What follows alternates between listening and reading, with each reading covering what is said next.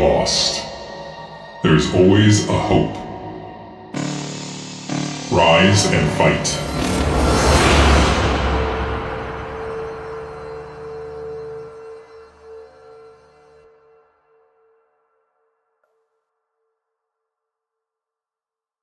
Yeah, sure. MadiNho, good to go. Yeah, I'm ready. I was just I'm ready. Sorry.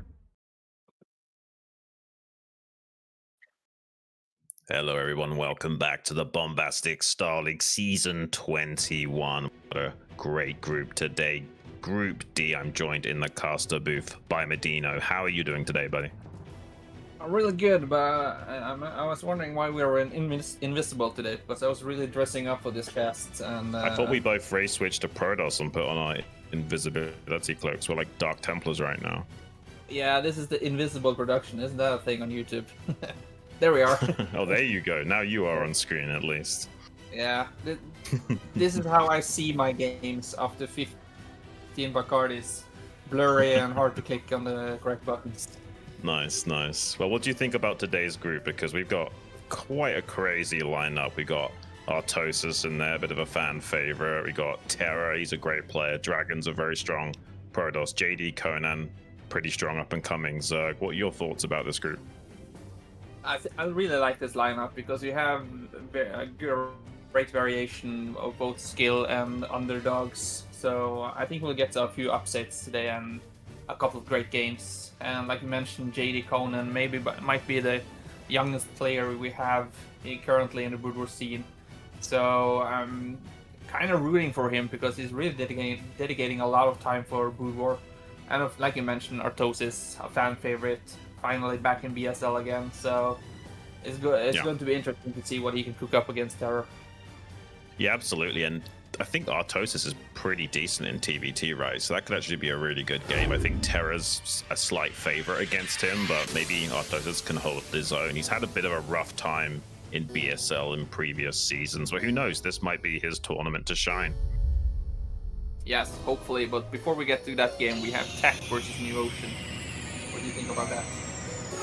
I don't know a lot about these two guys. I know you were favoring Tech a little bit over NewOcean. I'm not really that familiar with NewOcean at all. I just know that he's a German Protoss, and that's about it.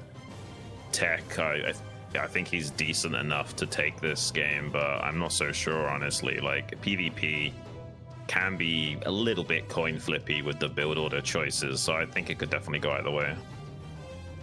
Yeah, I haven't checked the forecast for Chile today, so if there isn't any earthquake down with Tech today, I think we will see him take a pretty convincing win. But I would never rule out NewOcean. Like you said, he could cook up some interesting builds. I think he's going to need that to surprise Tech for this matchup in the best of one. Right, and there will be some best of ones, yeah. So it's so hard to call those matches. Like, pretty much anyone can beat anyone. It's kind of like boxing. Everyone's kind of got that puncher's chance no matter what. It's only going to be in those best of 3 series where I'm going to be a little bit more sure about who's actually going to take it. Yeah, and the interesting thing is that NewOcean, he has favorite matchup as PvP, and they both have the favorite Korean Protoss as best. So it will be interesting to see if both of them try to copy some of his builds in PvP build and see what they can do. I think Best is actually one of the best pro gamers to watch, but both players are ready, so we're going to jump straight into it. Tech versus NewOcean on Polestar.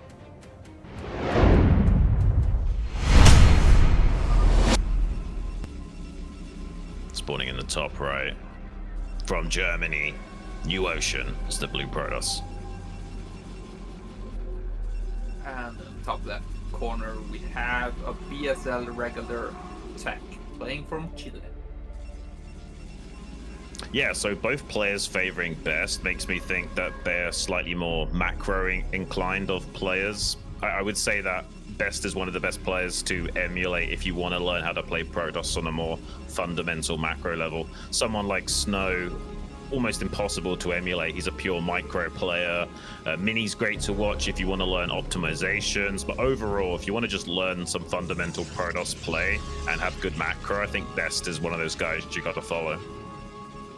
It's kind of hard to imagine how good best macro is unless you have played against him. And I have been so unlucky that I faced him a couple of times. Oh yeah, how did that go?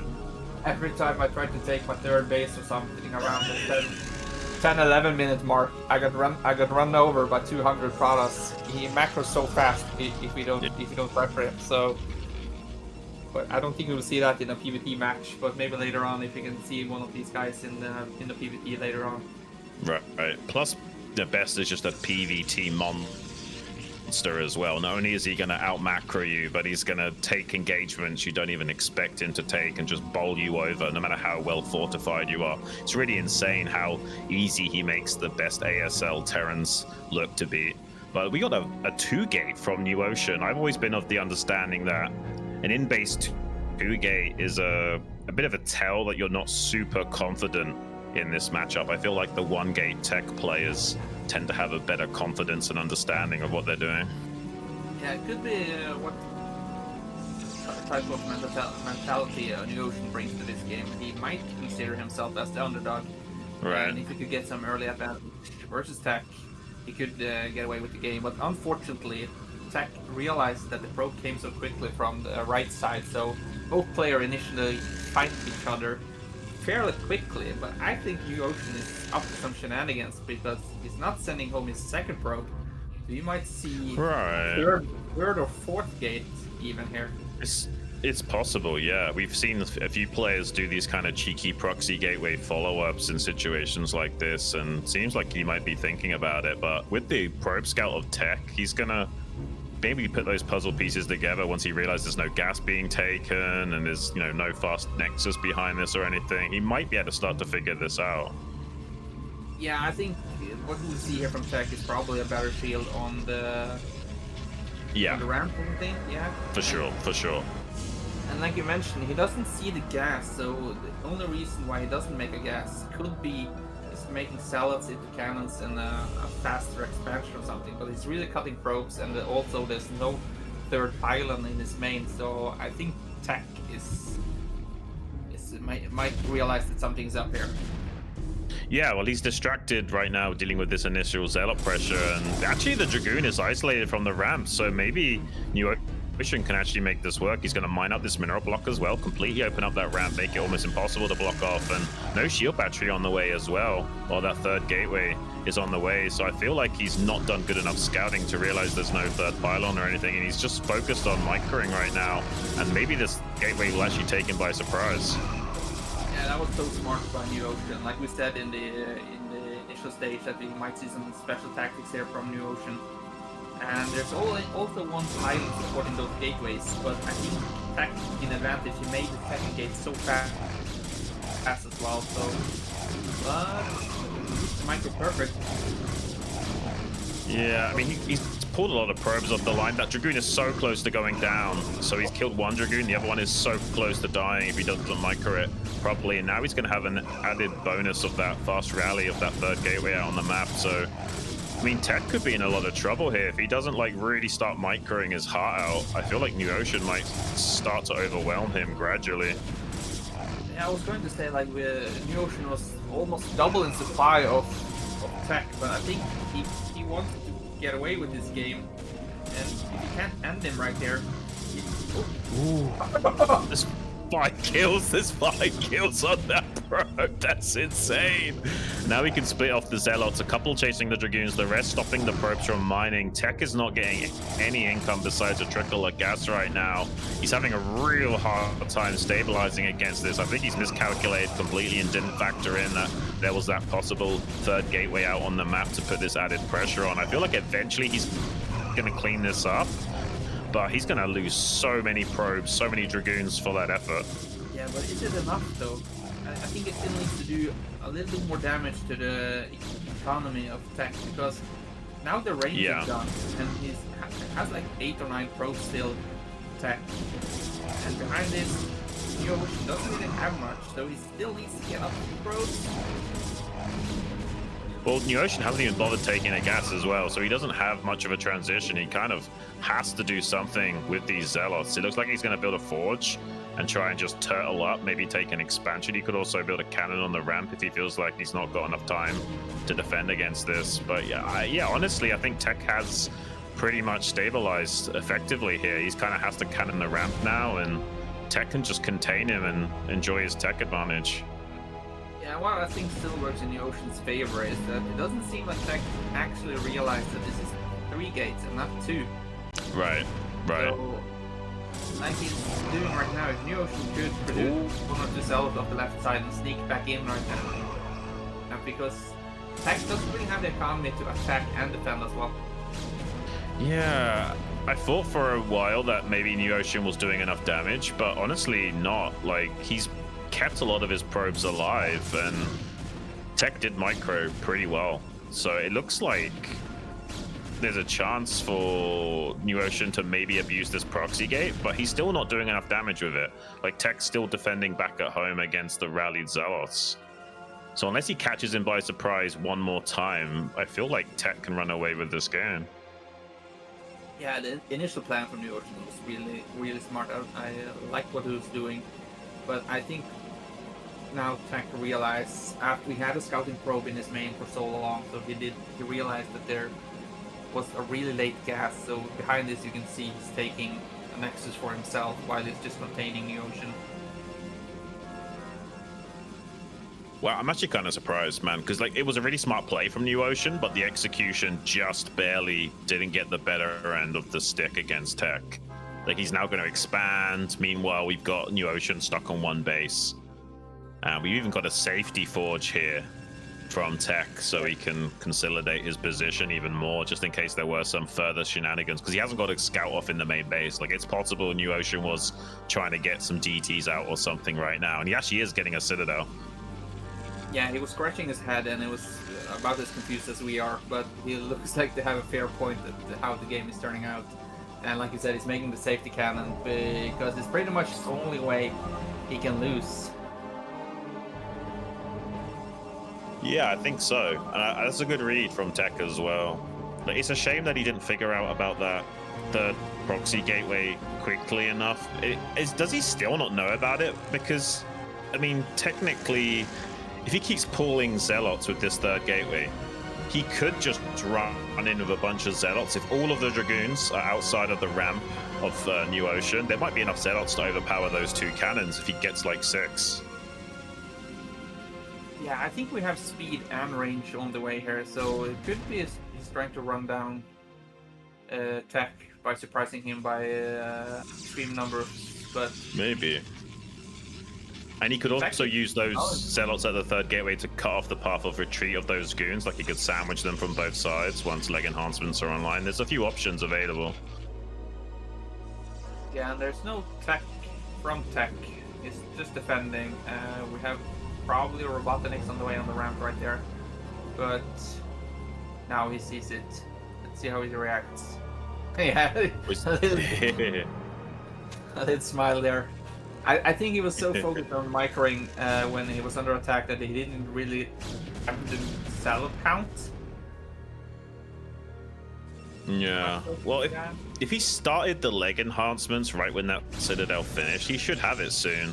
He hasn't got it right this second, but it might be finishing up within the next 20-30 seconds. And he's going to try and catch some of these Dragoons on the exit. Catches one of them. It's not terrible. He's got a couple of his own Dragoons as well, but now that Tech knows about this tactic of his, he can just fall back, make a bunch of cannons. There is a small window where maybe NewOcean can overwhelm this, but I think there's just barely enough cannons to hold the line. Yeah, this is turning into the PvC where you have a lot of cannons versus the Hydra bus, and with the probes there, I think it's just barely enough for Tech here to hold this. That's rough. I mean, with that many cannons, the DTs or anything of a follow-up is also going to fall flat on his face as well. So I don't even know how NewOcean is going to translate this into a win. He can't even, like, go DT drop or something. He won't have the resources to do that anytime soon. So he's just going to be out-macroed by Tech slowly but surely, and Tech's even going to get Reavers out soon. Yeah, I think we're looking at something somewhat of a miracle here from NewOcean. He's going to channel his inner Moses or something and actually create a NewOcean and split the sea here. because it's not looking very bright right now. I think that's the level of miracle that's required to win this game for sure. It's looking pretty dire. He's finally going to start thinking about taking his Nexus and the natural, but it's so late compared to Tech. He's got these probes off the line as well, so making sure there's absolutely zero chance of anything being done from Tech, like picking up a cannon or two and start to chip away at the defenses. The fun thing is you actually up to 10 in supply, and with the Dragoons you can two-shot the cannons, and if you have 10 Dragoons firing at the same time, you can actually one-shot them, but it's kind of small to get in there with all the Dragoons. And you can see, well, it could jump on the pylon. Oh, there's a second pylon. He's making extra cannons as well. I think this is going to be almost impossible to break with the Reaver there as well. Yeah, I think as soon as he sees the Reaver, this should be a GG. It's just too hard for NewOcean here. You can see he's smiling as well. He knew he had almost had it. Oh, he's gonna maybe get the Reaver. It's so close. Does actually kill it, but at what cost? He's lost every single Dragoon pretty much, and look how late his expansion is relative to Tech's. It's kind of insane. He's basically got a hope and a prayer now at somehow turning this game around. Maybe he could double expand. Is that an option here for NewOcean to take a quick double Nexus? Because there hasn't been a lot of infantry produced by Tech just yet. I think it'll do too much surface to protect actually when DM Tech has the Reavers, so probably. Tech doesn't really have to leave his base, he can just harass NewOcean. Right. Yeah, I don't think there's any like good answer here from NewOcean, but maybe taking a gamble might pay off. I don't know. It looks pretty bleak though. I'm just looking at. I wonder. I was looking through the VODs from yesterday, and it's going to be interesting to see if NewOcean also types something like "good lag" and then just GG's out if he loses the game. So you get some pretty good-mannered people. There were a certain Polish player that did that yesterday. I kind of like that when people wish their opponents luck and they're not too salty about it. Looks like Tech has a window to try and, unpower this gateway at this proxy location, but there are some infantry available to NewOcean to challenge this. They're pretty evenly matched with 2 extra Dragoons showing up for both sides. So with some micro, you can keep that online. Yeah, NewOcean actually he caught up well. Like he was in front in the beginning of the game, but I feel like he caught up pretty decent there. But Tech has had his expansion up for some quite time now, so I think it's just a matter of seconds before he runs away with the game. I mean, the one thing going for NewOcean was that there were so many cannons that were made, but he also sacrificed a lot of Dragoons attacking into those cannons, which kind of gave a lot of compensation to Tech as well.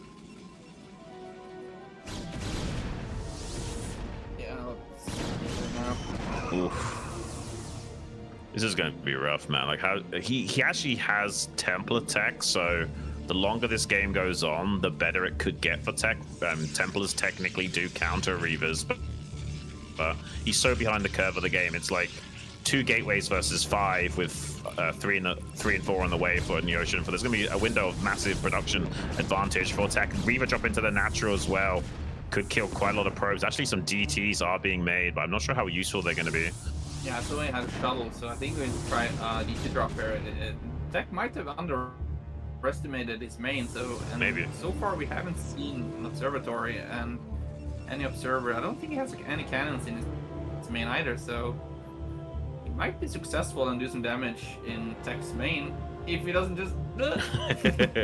Yeah, I did wonder if DT drop would be a good avenue to go for, but I knew it would take him a long time to get it. But like you say, it seems like Tech hasn't respected it at all. Maybe these DTs can do a lot of heavy lifting. I mean, Tech sees it and responds to it, so he's not gonna lose too many probes to this. But he could kill the observatory as well.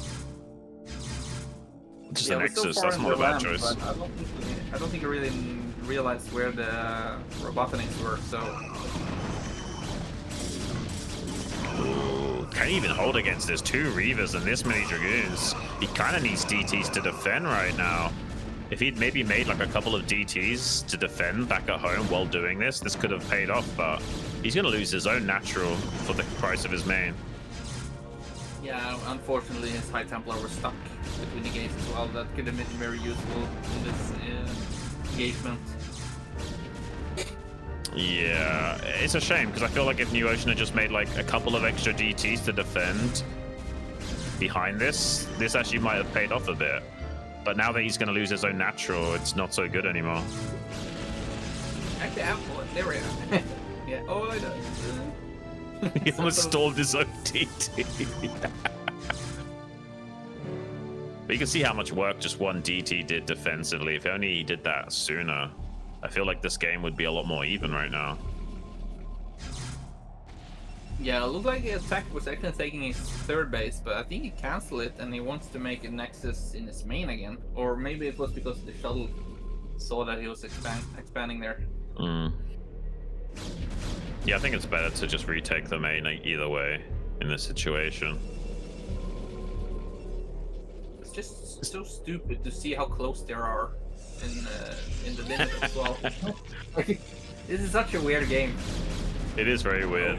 Oh my gosh, it's even weirder that a Templar just ran into cannons, man. What is even that Templar doing there? I think if NewOcean could get a good storm in the natural, because that's where all the attacks are, that could be one of the miracles he needs to get back in this game, but... Well, Storm is technically superior to Reavers, so there is definitely a way of NewOcean making this work. It's just going to be a little bit awkward, and he still is technically behind, but he's in a more favorable position than he was previously in this game. It was a lot more one-sided a few minutes ago, and now he's actually kind of got a playable game state after killing the Nexus in the main. Yeah, but I think without Reavers of his own, it's probably just a matter of seconds right now, because DM Tech is coming here with a big wave of Dragoons and his Reavers. I like that safety cannon in his natural expansion. It's going to make it a little bit harder for Tech to abuse this pocket with his speed shuttle. I'm not sure what the shuttle of NewOcean is doing all the way down there. Is he just trying to go for a drop in the natural right now and just try and hide it from everything? He's got some DTs to defend, but there is an observer in the air. Maybe if he could storm the observer, that would be really mega brain, but I'm not sure he actually knows exactly where that observer is. Some really good storms here, but they just have enough units to defend this, and the Reaver micro from DM Tech is good as well. And oh, look at that safety cannon from Tech as well. It's going to make this storm drop a little bit harder to pay off since the shuttle's going to die. He only kills a few probes. This is definitely going more Tech's way now. 26 supply for NewOcean. Wow. Yeah, it was such a quick pull there as well, but DM Tech is really paying attention in his base as well as he's attacking. So yeah, I think it's just regrouping right now, NewOcean. So, but yeah, he made it really interesting. And like I mentioned, I believe Tech was going into this game as a strong favorite, but NewOcean definitely had a chance to take it away. Right, yeah, best of one, anything could have happened, and it seems like he almost made it work for him in this game. He had a few chances to turn the game around. Yeah, good luck next round. GG, well played from NewOcean. Got that good mana text like you were expecting. And we're already on our way in this group, and that was a pretty fun little PvP to watch. There's definitely some weird stuff that happened there. Yeah, that's a good game to start off. A great warm up for the players and us as well, and to really give us a little bit of a bite to what to come today. Yeah. So what order are we doing this in? Are we doing the Artosis game next as Terra? Yeah. Okay. That's going to be really cool, man. Like, RT is a pretty good TVT player, and Terra's honestly a really fun foreigner Terran to watch as well. I actually don't know how to call this. Like, my brain is telling me that this is going to be a Terra victory, but my heart is also telling me that RT can fight pretty well in this matchup. Yeah, TerrOr is a bit of a fan of a little bit of TC TVT play, so yeah, RT needs to be alert of that. We saw there were some qualifier tournament. I think it was Artosis versus TerrOr versus was it Wolfix or Tarzan? I don't remember. It was doing proxy starports in the 6 o'clock location on this map, I believe it was. So TerrOr definitely have a big bag of tricks that he can pull up at any time. Yeah, he's probably one of the cheesiest Terrans on the foreigner scene, actually. I can't think of anyone that mixes it up like he does and creates those spicy plays. Artie's going to have to definitely be on his toes, doing his best job to scout that out and not doing too many greedy build orders as a result. Yeah, Artosis is kind of like the theory craft. He knows a lot about Broodwar, and his macro can be really good at sometimes, but he could, on cost of that, delay his third base a lot, and Yeah. I think his decision making could be his downfall. And I think maybe TerrOr is a little bit quicker on the trigger and reading the game slightly better than Artosis. But like I mentioned, I'm cheering for the underdog, and I hope Artosis really can surprise us and do well. If someone deserves it, it's definitely him. So. Yeah, he's been a part of the scene for a long time. And TerrOr has been my nemesis player for so many years, so it's about time someone takes him down. Yeah, I think Terror is an apt name for him. He's been terrorizing a lot of players on the ladder and tournaments alike. But yeah, Dan Artosis has been around a long time, and despite what you guys might think of him from watching his stream sessions and his so-called adventures on ladder, he's not a bad tournament player. And you can see the statistics there. Versus Terran is his best matchup, like I was talking about. He's actually pretty okay in TVT, but so is Terra. So this is going to be a really fun one to watch. And I agree with you. I think Artosis' biggest weaknesses are his unit control and his decision making. He does have good macro. He does have good understanding of the game, but Terra could run rings around him if he catches him by surprise, even slightly. Yeah, I'm a bit surprised here that favorite Korean Terran is Sharp and Scan and not some Norwegian guy.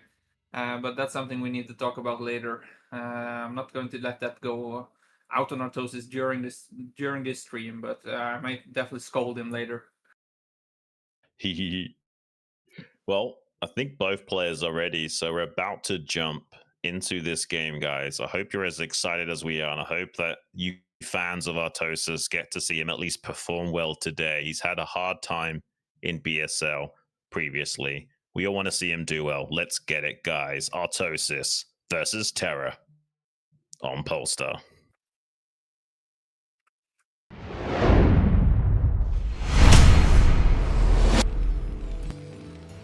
Spawning in the top right, the man, the myth, the legend himself. It's Artie, the red Terran. And in the bottom right corner, we have, with a fresh cut, TerrOr looking sharp as ever. This is a nice little macro map for Artosis as well, so maybe it'll be a big enough situation where he can kind of keep the majority of the range of shenanigans at bay from Terra. Knowing Terra, he's always got any kind of craziness you can think of. He even sometimes will do like a 6 racks. It's insane what he will be willing to pull out in a tournament setting. You really do have to have the full range of play on your radar.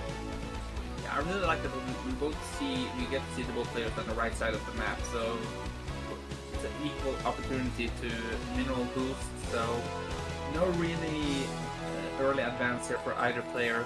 You can see a similar opening, pretty much identical timing here. Only Terra is working double time of Artosis, really clicking those buttons with 600 APM, so it's really at work today.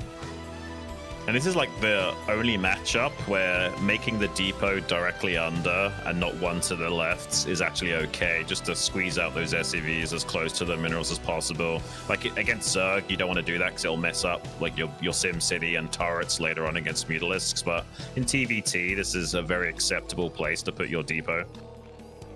Yeah, TVT and TVP, so you can also use it as your Sim City. You can see a forward rack here from TerrOr, so he is looking to take the initial aggression here.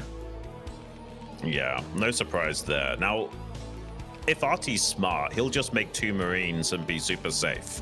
Like, you can be greedy, make 1 Marine and just lift your barracks to scout. I don't think Artosis will do that. I think he's well aware of the kind of guy he's up against. I imagine he'll play super safe.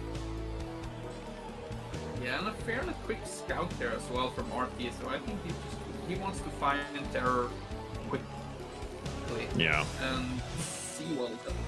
Yeah, and because of the slightly more forward racks from Terra, there's a slight gas advantage for Artosis, so his factory timing's going to be a little bit more crisp, but it's not a huge deal. We have a 228 timing here from RT, so it's really fast, and a 229 Yeah. from Terra, so both players are really on it. If you get your factory down before the 230 mark, you're in really good shape. Yeah, if you're doing good mineral boosting and what have you, 229 is pretty good benchmark to hit. You can sometimes hit a little bit cleaner than that with the 228.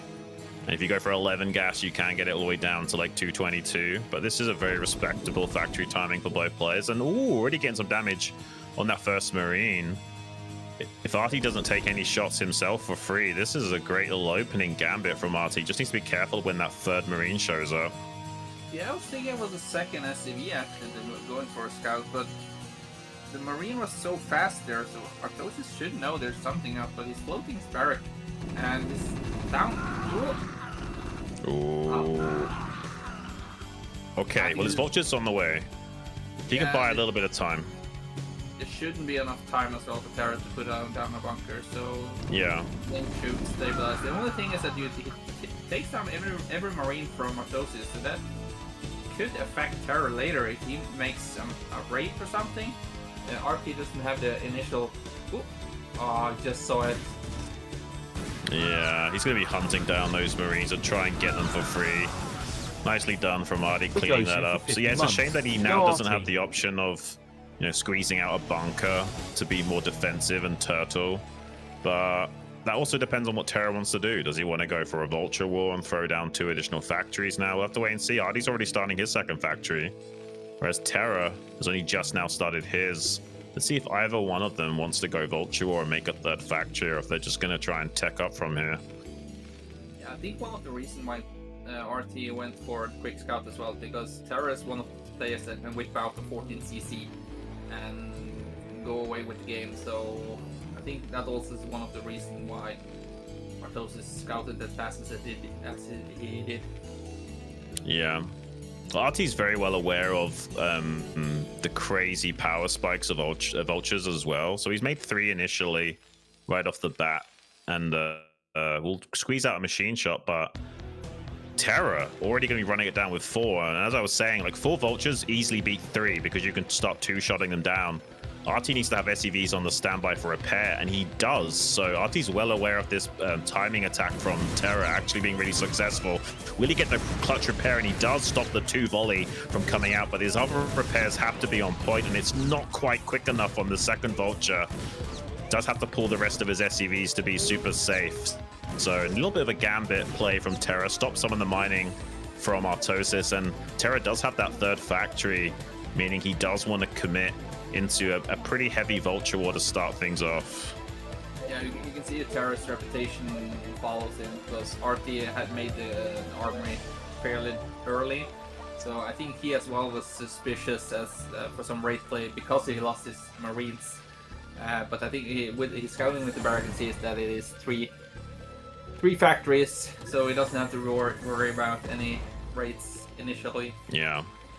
So Artosis is going to compensate. He's going to make a Goliath that can soak up a lot of fragmentation grenades. It's actually pretty good against vultures in small numbers, and also going to make a supply depot to kind of choke up his natural, make it harder for those vultures to get optimal surface area to fire, as well as squeeze into the gaps. If he kills this, barracks is also going to be huge. It'll shut down Terra making any more additional factories for some time.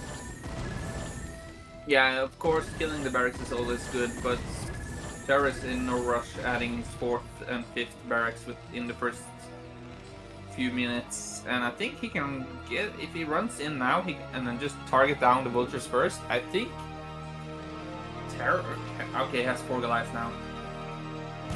Yeah, but RT's actually trying to move out a little bit. This could be a mistake if he gets his units caught. Terra could try and pick off these vultures on the periphery and then bully the Goliaths one at a time. Artie needs to make sure he keeps all his armies together and lay down these mines safely. Basically, he has to like support his own units very carefully now, because if he gets his vultures caught out of position when he's laying mines or something, Terra can then overwhelm him and lay down his own mines on top of the Goliaths. Yeah, I barely missed. It looks like TerrOr, he has his second gas up and he has siege tanks on the way, but he lost his barracks, so he doesn't really have the vision that RT has, because he's at home his barracks, so he's no danger of losing it. But now we see some mines from TerrOr as well, and he's locking down the left side of the map. Yeah, this is nice from Artie. These mines are going to buy a little bit of time before Terra can get into a contained position. And Artie has a production advantage since he didn't lose his barracks. He went straight up into 5 factories. He hasn't taken his own natural gas, actually. So there is a gas advantage available to Terra. So he will have to predominantly rely on these mines, buying a bit of extra time before all of his production finally kicks in and he can outmuscle him with his vultures on the ground. But yeah, I think Artie's done a good job of navigating this early game. He's disrupted a lot of Terra's plans, at least for the time being. Yeah, definitely. And sometimes you can do like, you saw Artosis, he didn't really have the quick third factory and he didn't have the vulture numbers. But because Terra lost his barracks and couldn't add more factories, Artosis can really run away with the vulture count right now. He's just losing, and you can see is slightly an advantage, and Terra needs to bring his siege tanks to help this battle.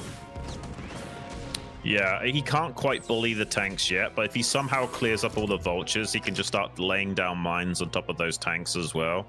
Seems like Terra's done a good enough job of escorting those tanks into a contained position towards the center of the board, but if he doesn't protect these tanks well enough, maybe RT can start to bully them. He's going for a run-by potential right now. There's only 1 tank, 1 vulture. Second tank just now arriving. He's going to just lay down a couple mines and run around. I was looking at the minimap. I was thinking, like, if Artosis goes right now, he could kill a lot of SCVs with Terror. He didn't have that many units back at home, but every second matters. So Terror just managed to squeeze out just enough units. Yeah. And RT was honestly quite optimized because he was being pretty vulture heavy. That 1 gas actually made total sense, and he's now got that second gas and will now increase his production of tanks and what have you. So there's technically a tank advantage for Terra, but an overall supply lead for RT because of how optimized he's been with these factories in the early to mid game. So there is a chance for RT to outmuscle Terra and start to break out now. Yeah, something has happened in the middle. We need to see it. It looks like Artosis is going in for a sandwich here. And like we mentioned it before the game was starting, that his macro is very well. And I like this decision from Artosis that he's just pouncing on these things. Yeah, this is a great timing for Artosis. It shows he has got great understanding of the current state of the game and knows that he's ahead in his army supply at that particular moment. But if he lets Terra reinforce that position for much longer, it'd be very cost inefficient to break out. This is amazing timing, and now he's containing Terra with some great mine connections to boot. Artie suddenly flipping the script on Terra, now going to start harassing the SCVs with some vultures as well. Could lose a lot of those SCVs if he doesn't pull them. Well, we can just confirm that Artosis is a stream sniper, because we were talking about his decision making and that it was lacking. But every decision he's made so far in this game has been perfect. So yeah, it's been pretty good, honestly. And yeah, he's getting mines on top of these tanks as well. That's a massive connection. Both of those tanks are super low. Is Artie going to do this right here and now? Terra's starting to fall apart a little bit. Artosis hasn't quite hammered in the nails of the coffin just yet, but he's already got the lid shut a little bit. Yeah, Terra has 2 siege tanks in the middle of the map. He relocated them a little bit, and of course that is a little bit scary for Artosis, because I don't really think he knows how many units are there, and there should be enough here for Terra to break out with this, but this was a good move from Artosis. Yeah, the problem is he needs to identify that Terra's expanding behind this. I don't think he knows about this 3rd command center, and there is a chance he can just overwhelm. Yeah, he's going to go for it. He should do. He should try and exploit these tanks while he still can before Terra reinforces. If you let Terra just set up here, you're in a world of hurt. So this is a great play from Artie. Right now, Terra's relatively even with him, but Artie has a tiny tempo advantage, so he can bring his own tanks down to this high ground ridge and keep Terra kind of out of the center of the board a little bit. But I don't even think he's aware of that third expansion from Terra, so he might miscalculate his game state from this point onwards. Yeah, I think you're right. He doesn't know about that command center, and Terra already transferred SCVs there, so if Artosis doesn't really realize the shape of the game right now, yeah. And also he knows about the starport, so now he kind of needs to worry about drop as well, and that you don't really want to worry about that, and suddenly you have 4 Goliaths. But yeah, he's making raids of his own. The science facility is in good timing, so if Artosis can get set up in a good position here and get the +2 upgrade, but it's still 0-0 for Artosis, but he will be able to get +2 going right away, and his third base, like we talked about, around the 12-minute mark is on time. Yeah, and that +2 weapons attack upgrade is probably one of the most important things in TVT. It allows you to 2-shot tanks instead of 3. It's such an important power spike. If you have it and your opponent doesn't, it's crazy. But if you don't have it and your opponent does, you could just start being out-traded into oblivion. I actually think Terra's slightly ahead of the upgrade curve. I don't know if he's got his own science facility, so maybe Artie, I don't think I see it. So maybe Artie can actually catch up in the upgrades. We do see those dropships being made, like you were saying. And I think mid-game TVT has become increasingly drop-centric over the previous year or two. So I won't be surprised at all if both players end up making drops. Yeah, I'm pretty sure I saw a stream where Artosis flamed the other Terran for making drop play, and dropping was the stupidest thing you could do. And a few games later, everything he was doing was drops. So it's pure. Maybe he's just being entertaining for the stream, but unironically drops are like one of the strongest things in TVT, and the best counter to drops is unironically drops. So usually the way you beat a player in TVT is you outmaneuver him, you bait him into dropping onto one of your positions, and then you counter drop on top of his army, outtrade him, and then you've still got enough drop potential to go for counter attacks of your own. So yeah, unironically drops one of the best things you can go for. Yeah, and as soon as we started talking about the drops, we saw he had some raids in his main and a Goliath and a siege being set up, so he has some defense back at home, and if he's paying attention to the minimap, he should see, yeah. Quick he's hiding the Goliath. At least hiding the Goliath. Okay, well, I think these 2 dropships will get something out here, but honestly, ooh, look at the range of that undrop because of the depots. It doesn't matter though. Artie's response to this has been pretty on point. He's even going to start cleaning up. Oh wow, he's going to kill the other dropship to boot, man. This is really good play from Artie. Look at the Goliath. It was just sitting there, firing at the dropship. Hiding under the doodad.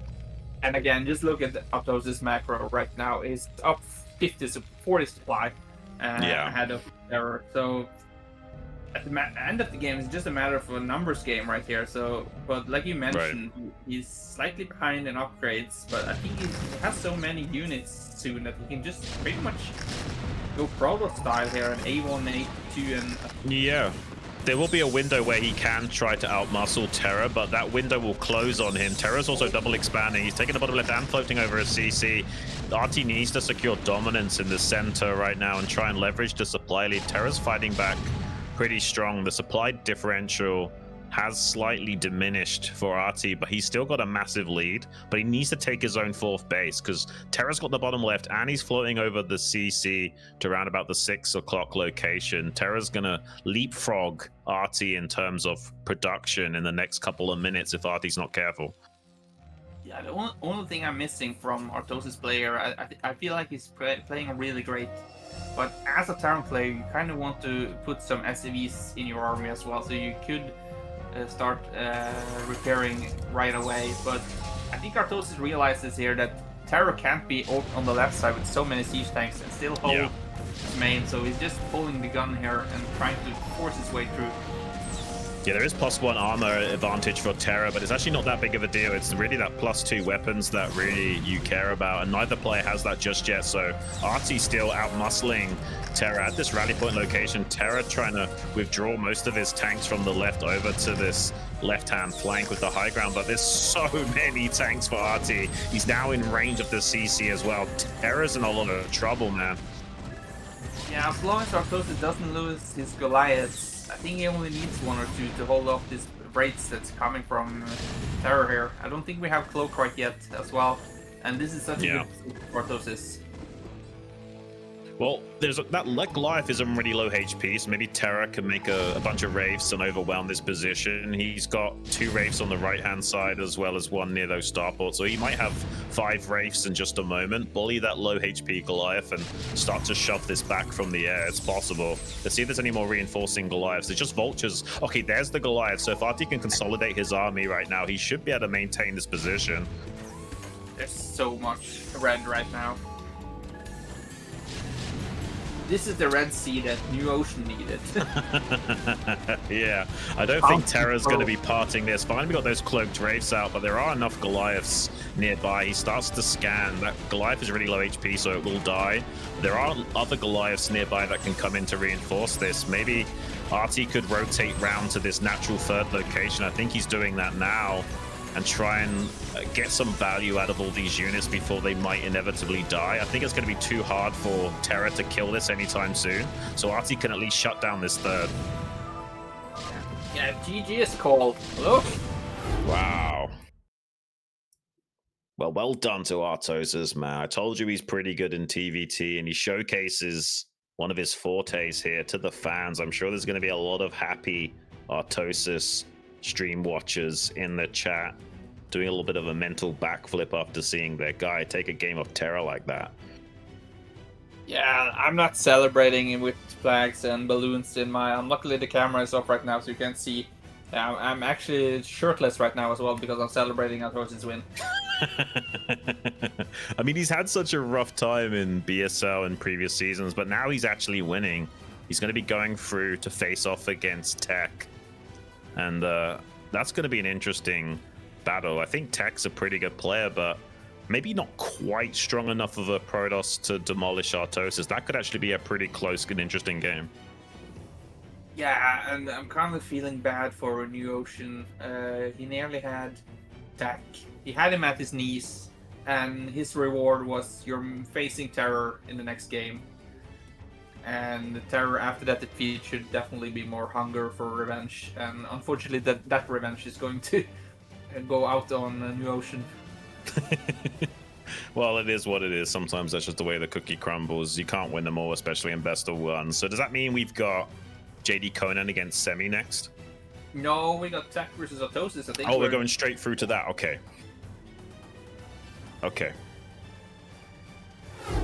And this was favorite matchup. So, and Tech is also a strong macro player. He could whip out carriers and arbiter build. Yeah. So.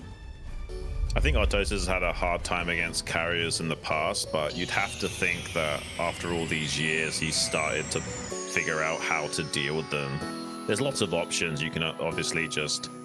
I think he also knows now how to expand his Terran better. Like, he understands that you want to get those 7 factories before you try and take anything like a 4th base. So he should have a decent amount of production to deal with carriers. I'm sure he also has the option of going like something like Cloaked Wraiths with Scan to kill the observers as well. There's lots of ways and tools in the Terran's arsenal to deal with that. But a lot of Terran players seem to still struggle despite technically knowing what to do.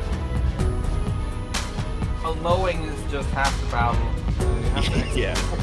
You have to execute it as well, and you have to hit it perfectly. When I'm watching other players play against carriers, I'm wondering how they kill the carrier so fast, but somehow my Goliath just takes like 40 shots to kill it. Yeah. You kind of got to like know when to just hold position to lead interceptors and when you can pounce on the carrier based on the geometry of the map as well, like where the carriers are positioned. Obviously in an open field you want to chase down those carriers and go for direct kills, but if they've got a cliff to micro with and you're not in a great spot, you kind of have to just hold position interceptors most of the time. I was just quickly looking at the chat here after the game ended, and most of the chat are not rooting for Artosis, they're rooting for Scan. They think Scan is playing for it. Trust me, if Scan was playing for Artosis right now, these games wouldn't even be close. I think Zero has to launch an investigation right here, because as you can see, his favorite Korean Terran is Sharp, and for some reason Scan is typed with capital letters and 5 or 4 exclamation marks. So. Well, he's quite good friends with Scan, so I'm not surprised there. He's helped him out a lot and done some, duo streams with him, playing live, showing him how to play Terran, getting those valuable coaching sessions and what have you. The clues are there. You don't really have to be quite a Sherlock to understand that something is up there. And of all the players here, Artosis is the only one that's been coached by Scan, and you can see that reflected in his play today. Yeah, for sure. And Scan is a very solid Terran as well. Like, he's not one of those complete Terrans that's like the very best of all the ASL Terrans, but he's definitely on that short list. He's just barely not a complete enough Terran to kind of step out of the shadows of some of those other guys, but he's definitely like first in line to take over from one of those guys if any of them tried to retire or something. You guys have to tell me if the players are ready, because the chat is too small for my tiny little screen right now to see. So if the players are ready, I think we can just jump into it. I think there's a little bit of delay.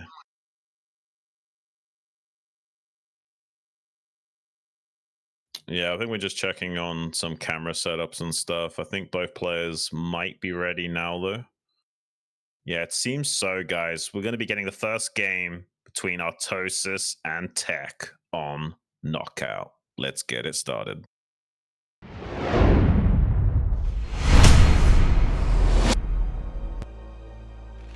And spawning in the top left, the man himself as the blue Terran, Artie. And in the bottom right corner, we have DM Tech, right before he's going to cross-spawn Nexus first. In a previous BSL, when I was casting Artosis, he saw the Nexus first. He took both hands off the keyboard and mouse and gave a sarcastic thumbs up to the camera. Like, yeah, well done, Mr. Protoss. You managed to go 12 Nexus against me. He doesn't like playing against that build. And I don't know a Terran player that does. I guess it depends on what 12 Nexus we're talking about. If it's like a safe 12 Nexus, they make 2 gateways, they cut probes, it's not that bad. I mean, as long as you maintain good SCV production, you're not that far behind economically. It's only if they do the greedy variations of 12 Nexus where it actually does start to become a real problem. Well, we see a forward pylon here from Tech, so it's definitely going to be some early pressure here from Tech. Probably a Salad or 2 into Dragoons and a Nexus. Yeah, I think this is Zealot Goon or Zealot Goon kind of style here from him with that gateway in the natural. Seems to indicate that. But cross map will actually help RT out with this opening from Tech, because that's a longer rush distance to worry about. So those Zealots won't necessarily have the same level of potency. Now we've got the Sim City already set up for RT, so we've got some good micro. I think RT's going to be fine. Yeah, and Artosis finally got his camera on, so we can identify that he is currently behind a computer. We're still investigating who's playing, but we have Artosis behind the camera. Think I see someone next to him. I just have to check my Snapchat map to see where Scan is located right now, but yeah. Maybe this is just Artosis confirming that it is actually him playing. He's playing so good today, he doesn't want any doubters in the chat. Or maybe he streamed sniping and heard us talk about it. It was like, okay, I gotta prove to these guys it's actually me. Probably. Okay, let's see. He has a flawless factory time. It looks like he's going to have a great timing this well as well. It's not too shady because the probe was there and kind of disturbing him a little bit, forcing the SCV to go a little bit further on in his base. Yeah, he's cross scouting right now, and that's going to benefit for tech. Yeah. And also that factory, it's a couple of seconds delayed because of dealing with the probe, and now it's also slightly far away from the Sim City. Maybe Tech can bully the SEV from building it for a couple of seconds. I don't think he's going to delay it completely, but there might be a world in which Tech can slow down this factory now. Yeah, a quick reaction there with the Marine from Artosis, so I think he might run away. Yeah, good micro right there. Okay, I mean, this is pretty good from Artie. Just losing a few seconds on that factory is not a big deal. He just needs to make sure there's no way there's seconds out. Yeah, leaving the SCV on the ramp is the move here. And he did shave off a lot of shields and a bit of hull HP from that first Zealot. So as long as he can hold this ramp even remotely good, he should be fine. With the 4th Marine there, there's almost nothing 2 Zealots can do, but a 3rd could definitely change things. Yeah, and we are seeing a piling here at the 9 o'clock position. I was thinking like it might be some proxy DTs or robos. Oh, but it's proxy TT. He's making a Citadel.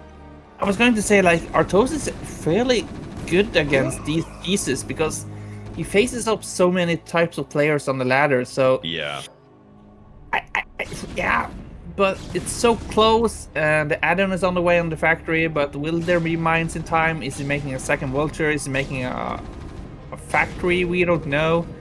Ooh. Great block here. I love that body block with the SCV, slowing down that Dragoon, getting extra damage on it. He is going to make a proxy gateway along with that TT tech, so we can try and slip that in.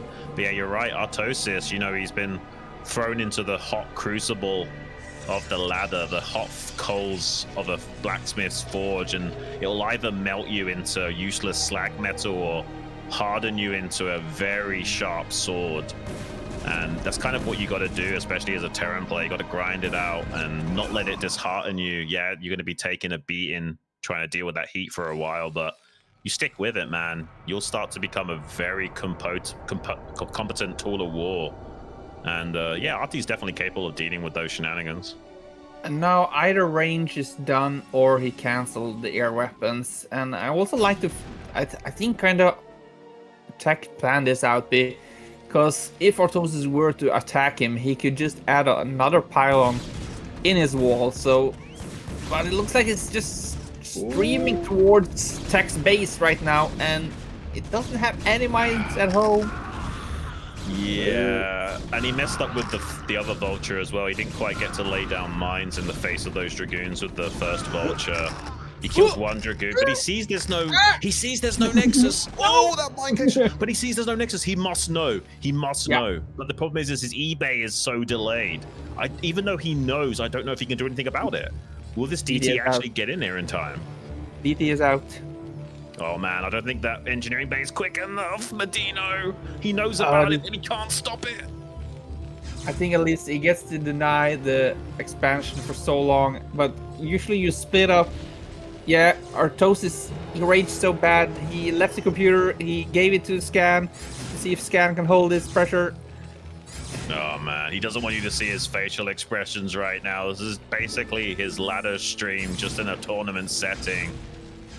God, man, it's so unfortunate. He came so close to identifying this and having a chance of holding it, but the eBay was just too late, man. Like, it was a slightly greedy eBay, and he went a bit too all in with his vultures on the offensive, and now he's not doing much at home to stop this. He's even getting this turret denied. He's got one set up in his main, but the DT is actually going to get the vulture. Oh my god! Yeah, DTs are so strong against vultures. They only take 2 hits. And this is, I've seen Best do this, Tech's favorite player, and just constantly make DTs and just rally them away. Yeah, this is pain. He even was like swiping mines as they were popping up. Like, it's crazy how much value these DTs are getting right now. He'll eventually kill one of the DTs here, but not before taking so much lost mining, so much damage. Although one thing to be said is that Oh, he's not lifted the CC. He's No. actually gonna lose the CC. There is a counterattack with a tank and vulture. He's only just now started. Maybe once Artosis sees that the Nexus is only just now starting, that might give him a little bit more mojo in this game. But the problem is he lost that CC. If he'd only lifted that CC, he'd actually be in an okay position. But now I'm not so sure. Well, as the the stream favorite right here, most likely we get to see Artosis play more today. Yeah, I think so. He's definitely, I don't think, winning this game. With the CC kind of needs to live, and even with the CC living, it's not an easy game, but it's at least playable. So, you know, we're going to see some tactical mines being laid to clean up these units. Eventually, he will stabilize a little bit here, but it's not optimal. Depends how much Tech was cutting probes behind this the entire time. But you can see it's only double in supply right now, and RT is just making probes, so Tech really just need to get his robo up and get some observers out. And like you said, if he only lifted that command center, this could be an entirely different game. Yeah, I definitely think it would be a winnable game for RT with that CC. It's not over, but it's pretty rough. And I think he was making some probes behind that. I think he had about 33 probes or so not too long ago. And he's going to be making even more now. So yeah, this is going to be tough because RT, I think, barely has, like 20 SCVs. About 20. It's not good. Yeah, this might be the only correction that RT can do, but even if he gets to leave his base, one DT or maybe two DTs can still ruin his life because he doesn't have the detection outside his base. Yeah, I mean, I guess you can leapfrog turrets all the way down into your natural, but that's a waste of minerals. He's really strapped for cash. So it would be super optimal if he didn't have to do that. I don't know, man. This is going to be a rough one for RT. He definitely can do it, and also Tech could throw the game, but making the third this fast behind it, as long as he just slows down RT from securing this natural, I think Tech's got it. Yeah, with those two additional DTs, I think he just have enough to hold it because Artosis can't leave his base without scan, and scan is at least a few minutes away.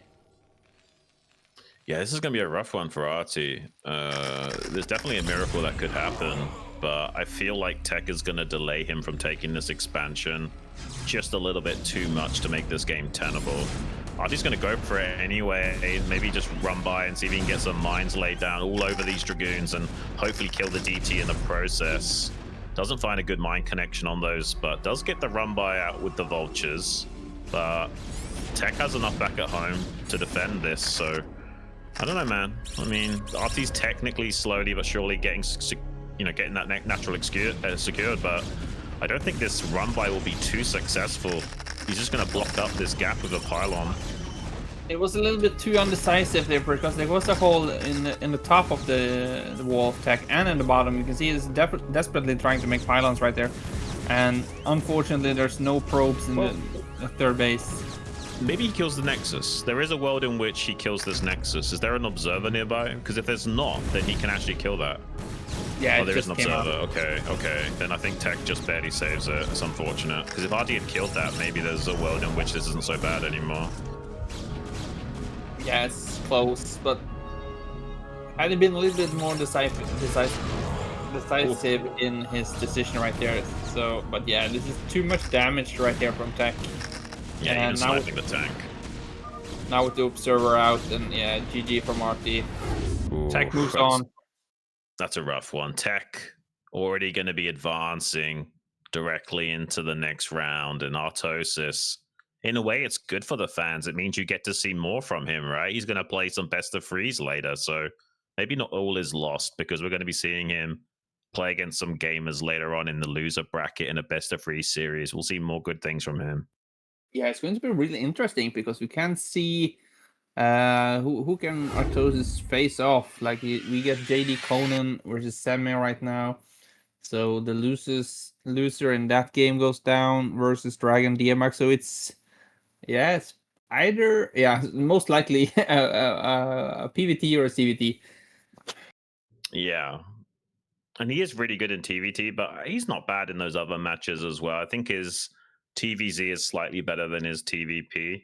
So maybe if he does face off against JDConan, that could be a super strong game. But I actually think that JDConan might be advancing, you know. I think even though he's such a young player, he's improved a crazy amount over the last couple of years. It's actually kind of insane how good he's gotten so quickly. I think that Dragon is a monster in on his own right, so maybe he could take him on in the winners match as well if he does beat out Dienmax. But what do you think about Semih? Because Semih's a bit of a dark horse in how he plays the game and his skill level. If I remember correctly, isn't Semih currently the Gosu League champion? Yeah, he's pretty good. He's pretty good. And he also has a bit of a unique approach to the game. I feel like unless you've seen a lot of his replays and you don't quite know how he plays, I feel like he can surprise a lot of people. Yeah, I like to see Semih back. We used to be in a clan together for a long, long way back, and I think Kyle, as his name is, took Kyle, yeah. it took some time off from Broodwar, and I don't think he has been back in like last year or last 2 years or something. He's been back fully for Broodwar and well committed and playing. And as he showcased last season of Gosu League, that he can make his way all to the top, and he definitely deserves to be in the Pro League right here. So I think he has a fighting chance. But JDConan is really strong. I think especially CVP. So yeah. I mean, I feel like I want to root for Semih a little bit. I've had a bit of a history with him. He's a pretty chill guy.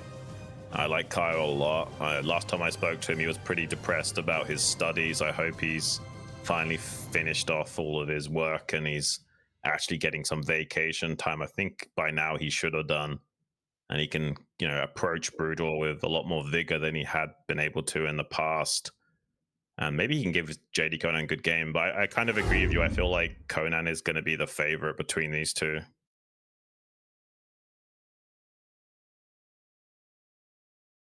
ah, yeah, okay. We have NewOcean versus TerrOr first, guys, in best of 1 right now. Yes. The best of Best of three. 3. Okay, let's see if NewOcean has cooked up some new tactics in his lab right now.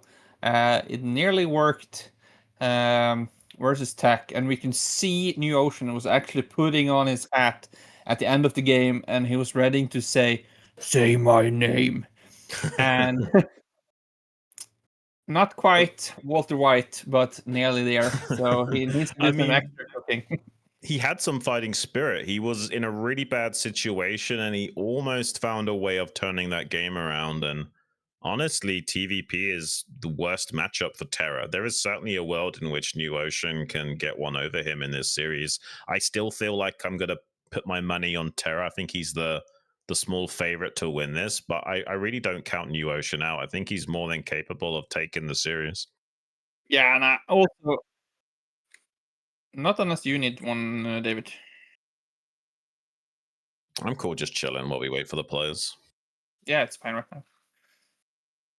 Yeah, I want to like give a big shout out for NewOcean because he kind of showcase what you can do, how far you can reach with a great commitment.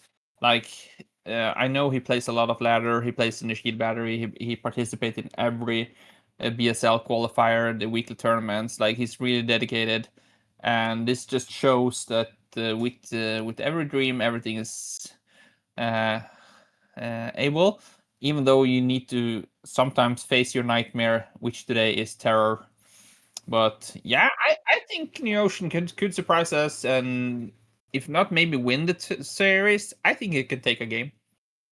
Yeah, I'm really curious how these two line up. I feel like this actually might be one of the more interesting best of threes of the evening. It certainly could go that way. I don't know enough about NewOcean to say for sure, but I'm willing to be pleasantly surprised. Both players are ready, though. So we're going into game number 1, NewOcean versus Terra on Knockout. Let's get it.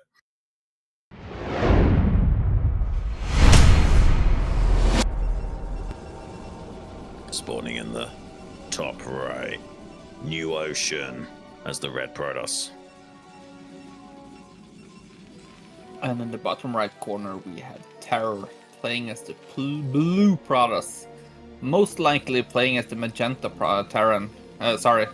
Terran, because he has stolen that color from Bonnet, and I think next to orange, magenta might be the strongest color to play Broodwar. It's kind of funny how people think there's some kind of like color meta and like what color is best to use, and I think magenta honestly is like one of the best colors in the game. I think it's the most striking. I think it looks better on Terran and Zerg, but I kind of like it on all three. Well, we shouldn't talk too highly about it, because in case Blizzard hears us, they're going to make 5 new nuances of the color magenta instead of 2x2 ladder. Nah, you kidding me? You think any of those Blizzard interns are gonna move any muscle to support this game? You've got wishful thinking.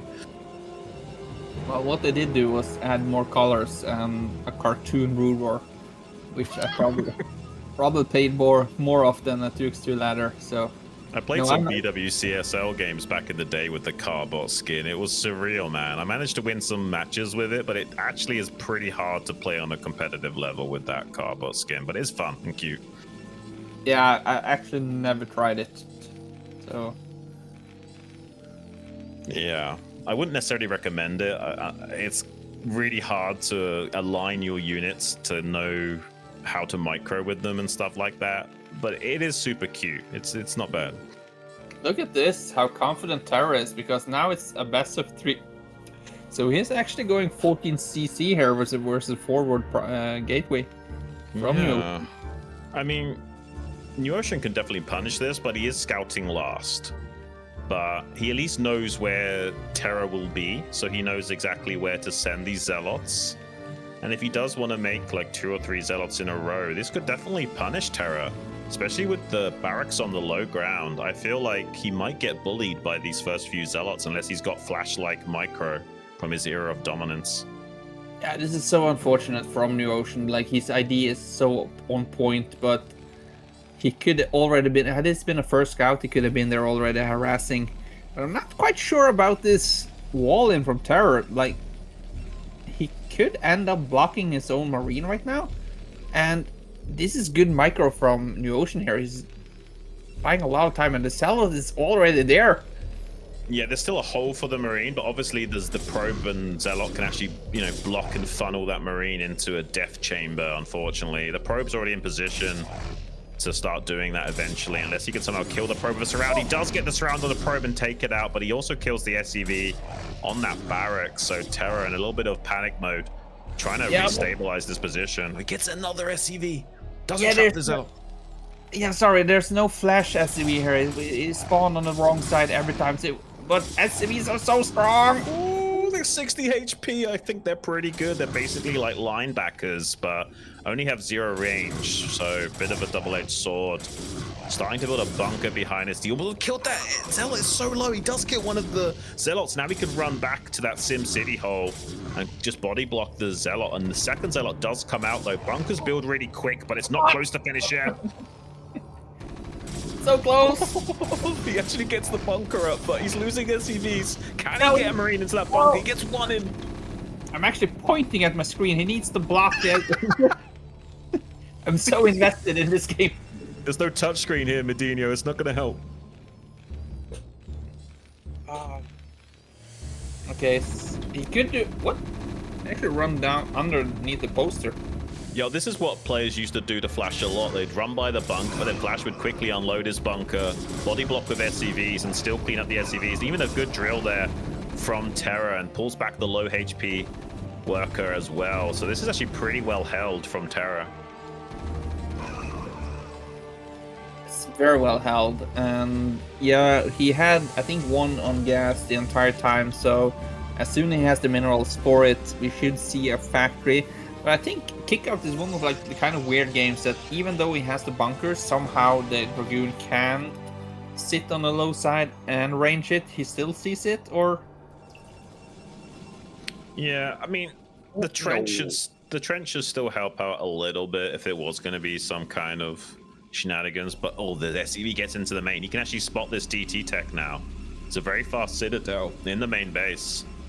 I think he was just barely in range of it with the SCV. But I could be mistaken. He might have just by like one hex not seen the Citadel, but now he will see it. Is this where you cancel it? You show that you cancel. You show it and then you cancel it after the SCV dies. Well, a few seconds later, obviously. Yeah, there's the cancel. That's the play. That's exactly. And then you rebuild it. No, you don't rebuild it, MadiNho. Yeah, but that's 200 IQ move. You show that you cancel the Citadel and then you remake it. Yeah, you can do that. If you show the cancel, I guess you can remake it. But he didn't show the cancel, so he's not going to remake that. Like I believe I should be like a Protoss coach or something. I just change race and start coaching Protoss. I have so many great ideas. With 8 plays like that, MadiNho, you'd be a very good Protoss coach, I would imagine. But as you can see, the trench will make it a little bit tricky for those Dragoons. They will, I think, sometimes miss their shots. So also that can be a double-edged sword, though, right? If they miss a lot of their shots, the SCVs will stop repairing once it hits full HP. And if you don't tell them to repair again, that can sometimes help out. Yeah, he floated back. Okay, now he's what? Somehow it looked like he stopped seeing the bunker. Oh, he's got the one Dragoon on the back end of that trench to maintain vision. So it can't shoot, but it can provide vision for the others. But as you can see, it will fully repair and then have to be triggered to repair again. So you kind of want to, like, you know, hotkey those SCVs and keep double tapping the hotkey to make sure that their bunker's constantly being repaired. Oh, look at NewOcean. Is this a 4th base?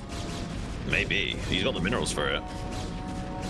Is this like the equivalent of the 973 of Zerg, where you make the 4th hatchery as your 4th base? That would be so insane. Well, it's not as strong, but maybe he can get away with it here.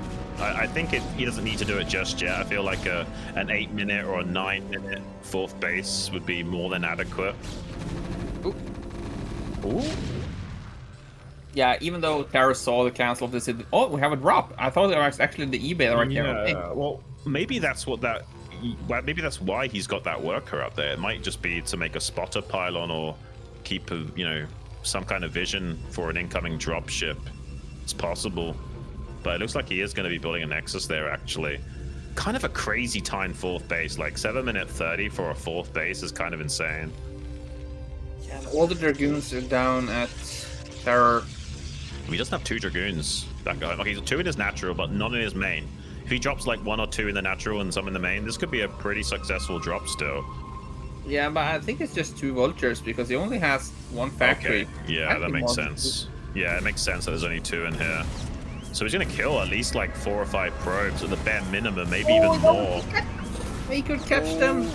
There's such a good wall here actually for NewOcean. He only needed a pylon there and he could totally block those.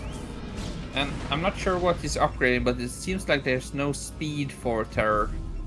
And yeah, it's a shame because I feel like he could have killed a lot more probes there. He's going to swing by back to the natural, get a couple more. It's not terrible, and the Dragoons are kind of bugged out on the ramp at the workup drill. So actually he's going to kill a lot of probes. NewOcean is not responding to this vulture quickly enough.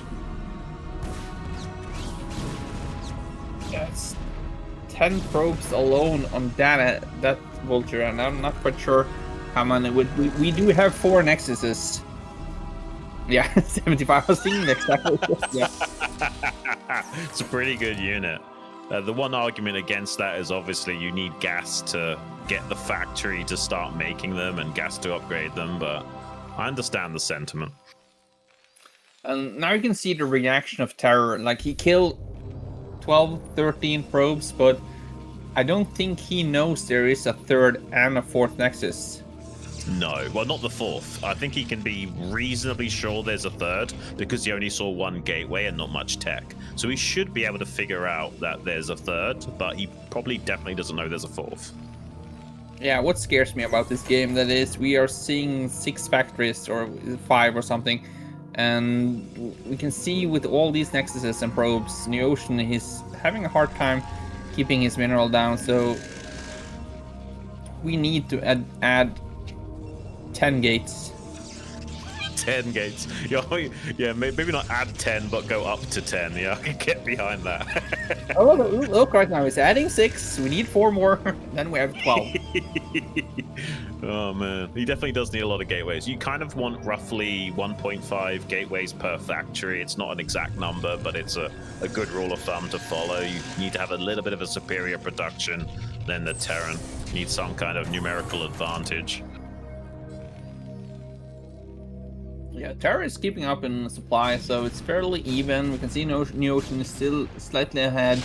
He has some annoying Dragoons sitting outside his base, and as soon as this gates comes online, I think NewOcean just gonna explode, and Terror just kind of needs to sit and wait for his third base. But there's no static defense here from NewOcean. Like, as soon as you see there is drop outside, you kind of want to put like a cannon here and there in your main and your natural, so you don't get this harassment. Yeah. Well, he's so spread right now. He's not even thinking about static D to deal with vulture run-bys, which is a shame because he's actually losing a lot of probes for it. Luckily, there's a pylon wall up here. He's going to build some cannons at this 12 o'clock. And now, Terra definitely knows that there's a 4th base up there. So that's some good intel that's been ascertained from him. And he's now going to start to push, knowing that the Protoss has been a little bit greedy now. There's a strong possibility that there's not enough army supply to slow down this push, and there certainly isn't any Reavers to slow down the push either. No, and we haven't seen any observers yet, and we are going to need a shuttle. We need a self bomb. There's a lot of gates right now, and I think this is Terra's window. You can see he's pulling all its units, he's pulling SCVs. But yeah, we need to be ready right now as NewOcean. I mean, there's almost as many tanks as there is Dragoons, and he's got Marines to tank and a bunch of Vultures. There is certainly a window in which Terra could just steamroll over NewOcean. He has to be very tentative about how he leapfrogs his tanks forward, especially once he gets to this bridge area. NewOcean already in flanking position, but if he's careful with how he positions these tanks, it's actually very doable for him. He's going to try and get the arc set up now and try and pounce on this formation, but there's not a lot of Zealots to deal with this, and their leg enhancements just kicked in, but there's more than enough Vultures to screen for these tanks. I feel like Terra is in a very commanding position right now. Yeah, somehow we don't have the numbers right now as Protoss, and you can see the facial expression of NewOcean that he is kind of actually questioning. I think he was kind of caught by surprise how many units Terra actually had, but we have to remember that the initial damage NewOcean did is nearly 8 minutes ago, so Terra had 8 minutes to recovery, and 8 minutes is quite a long time to repurge the units. Well, the Protoss game theory usually is that once your leg enhancements kick in, you can shut down these kinds of pushes, but if you take this fast of a 4th base and you delay your gateways this much, it's not really something that translates. It's kind of all relative, right? If he doesn't have the numerical superiority, it doesn't matter if you have the leg enhancements. He just gets squashed like a bug by Terra. Definitely a bit of a mistake, I think, from NewOcean being that greedy and delaying his gateways for that long. Yeah, I think maybe the 4th base were a little bit greedy, and that could have gone into maybe a 4th or 5th gate as well and get the observer faster. He didn't quite have the units that he needed to contain Terra for that matter of time, but I was going to say before the game started, I played NewOceans a lot of times on ladder, and sometimes he does massive damage to me early on. He might have the lead mid-game, late game, but there's something about the decision making, and like you might see the APM is not as high on NewOcean, but they definitely have the right IDs. He knows what he's doing, but the execution is not quite there yet. Yeah, I think we have that with a lot of players, especially if they're not at a really high foreigner level. I think being able to freestyle on the fly and kind of cut your way through the jungle and walk paths that most players haven't really got well thought out and navigated. It's so tricky, but there are some of these guys that are really good at freestyling, but not many of them. I think Terror is one of those exceptions where he might not necessarily have the best execution always, and he might be a bit of a cheesy player, I feel like Terra's one of those guys that's really comfortable going off the road and doing weird things. Both players are ready. Jumping into game number 2 now. NewOcean versus Terra on Polestar.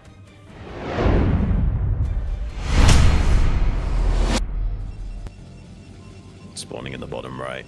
The red Protoss. Currently 1-0 down. Can he turn it around? NewOcean.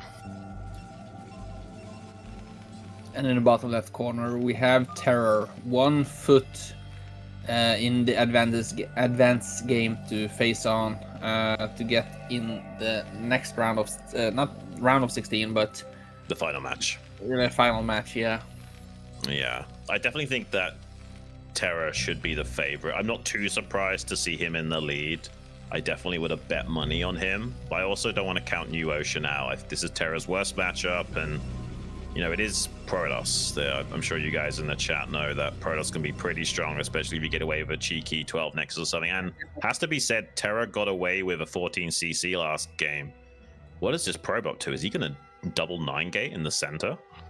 no, it's going to be a 9 Nexus in the middle to get those minerals. I guess he could do that. It'd be some kind of weird StarCraft 2 build, but yeah, it's going to be probably 9-9. Or it could just be one single gateway as well and go into a faster tech behind it. Could be both. Yeah, and I think as the underdog, this is might be the game playing that you kind of need to do. We remember some certain other British Protoss Quark doing the same type of builds, and as Terror, I would think the same as he is thinking right now. He got away with 14 CC. He's up 1-0. He's most probably the favorite player. So we can see he's doing 14 CC again, because I don't think he's worried to go to the third game either.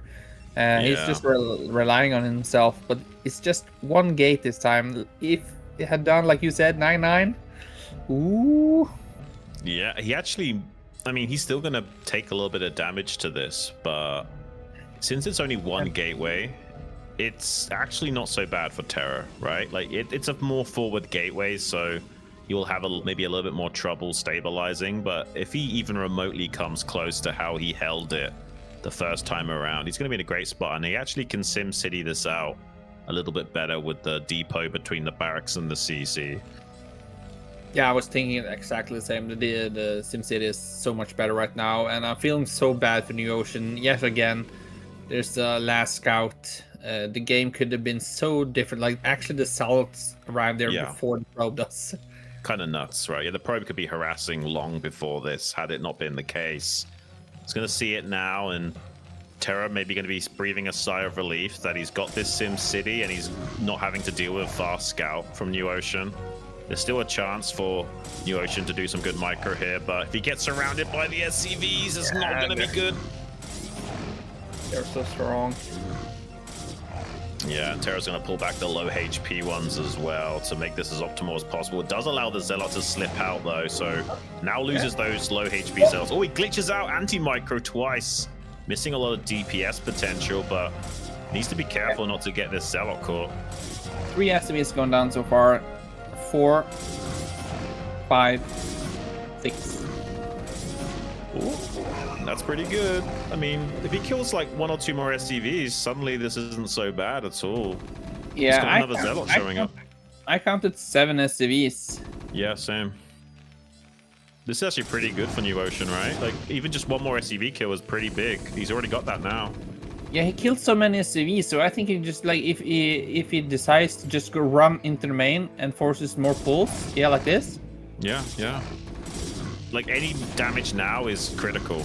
So there's a chance that he's killed a lot more in this game than last time, that it doesn't matter. And the Zealot can actually just run by this bunker since there's not that many Marines inside of it. Suddenly NewOcean might be in a pretty good spot, MadiNho. Yeah, this is what I was thinking about what's going to happen in the next game, but you can see, yeah, I really like this from NewOcean. This time he's doing so much damage. We can see Terra is doing the same thing he did last game. He's putting 1 on gas so he can recover, but what do we have? We have 12 SCVs maybe in total? Yep. 13? Oh, 13, but 1 on gas, yeah.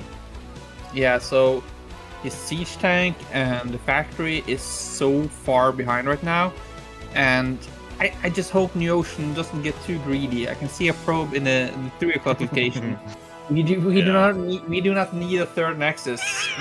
We need a third gate. I think he just put. No, okay, he didn't. I thought for a second he was going to build a gateway in his main, but he didn't. Oh man, he's going to take the nexus. I guess the third nexus isn't too bad, but let's not do anything crazy and get a fourth nexus like last time. Let's just make gateways now. NewOcean is teaching us a whole new way in playing Protoss, and like you said, as long as we doesn't make the fourth nexus, just pump out more gates.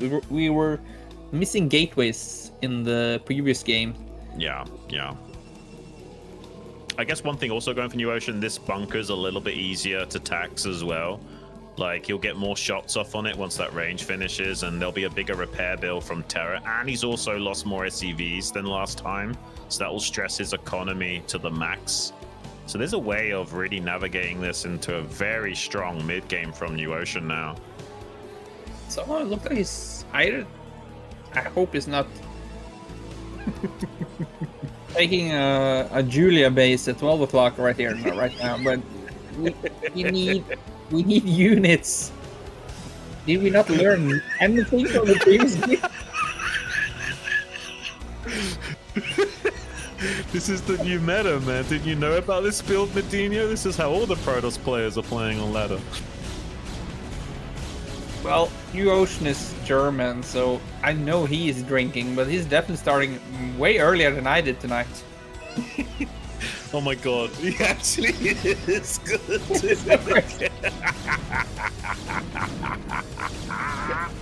Can you imagine facing Bonnet with this type of Protoss play? What? Oh my gosh. I don't even know what we're looking at right now. It's crazy. Oh man, we're doing some kind of scout build maybe. Well, I am so close to getting my girlfriend to come to see this game, just to confirm what I'm actually seeing. I'm not going crazy. Oh, I'm definitely right there with you, MadiNho. This is pretty nuts. Hopefully he does that on the gateways quickly enough this game. If he doesn't wall off the 12 o'clock with pylons, he'll have more minerals available to make additional gateways and stuff. Like, one of the reasons he lost that game was he invested so much in like walling off that 12 o'clock base and, you know, building cannons there as well. Like, every mineral you invest in the defenses of that expansion really does set you back. So if he doesn't have to make too much up there to defend it, then maybe it's okay.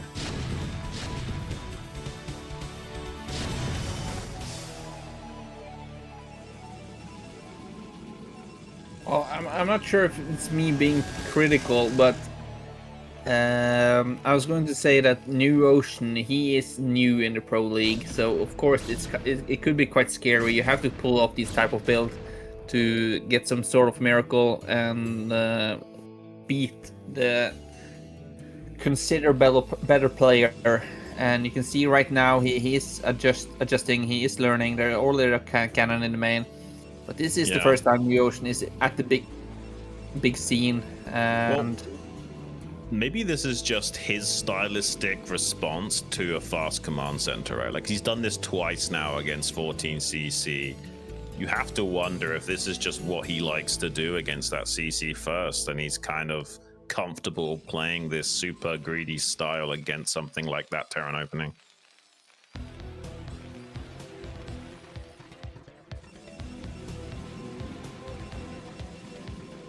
Sorry, I just had to respond for it next there. Yeah, it could be. You can see it's nearly double in supply already. And he's being really cautious. We can see Terror is following up with the same procedure that they did last game. 5 factories. No. Again, he probably suspicious about the third base. I don't think he knows about the fourth base.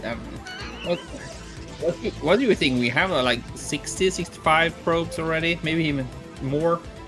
About 60 odd, yeah. He's not like super saturated the bases, but when you've got this many minerals to mine from, you don't even need them that well saturated, to be honest. It's okay to have slightly undersaturation with slightly less probes overall, but yeah, he's got a lot of probes, but it does seem like his gateway timing is slightly better than last game. Maybe that will help out. And he did kill more SCVs, so there's a chance he can still stop this.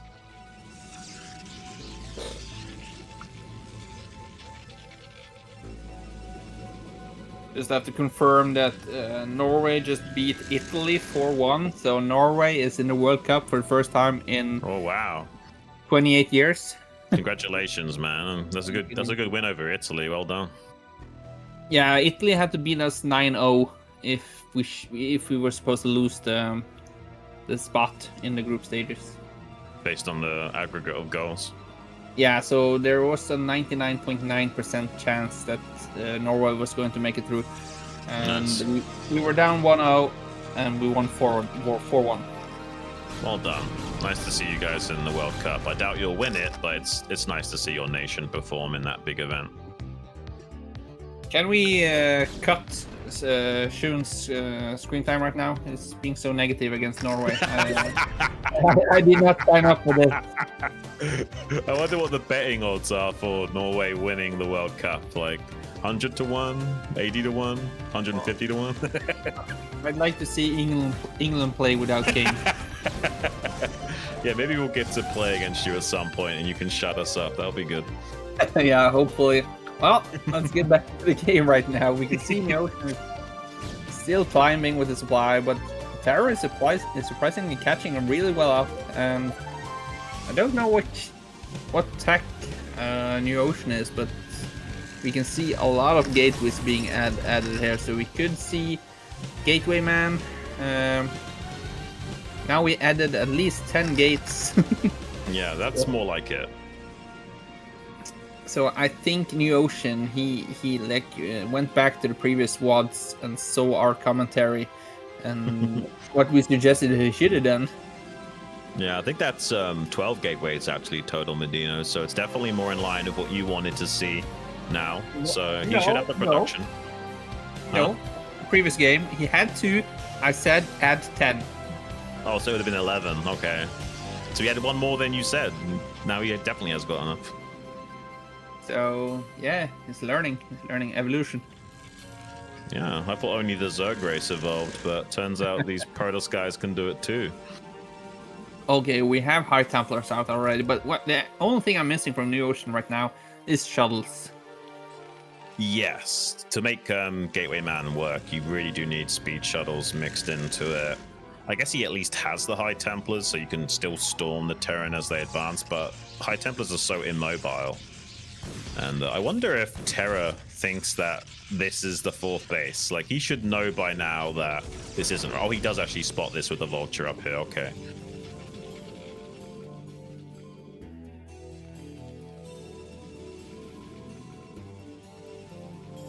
I think NewOcean can actually smash this game, by the way, MadiNho. Like, he's in a way better spot than that last game. Yeah, and for some reason, TerrOr is reading this game with very caution.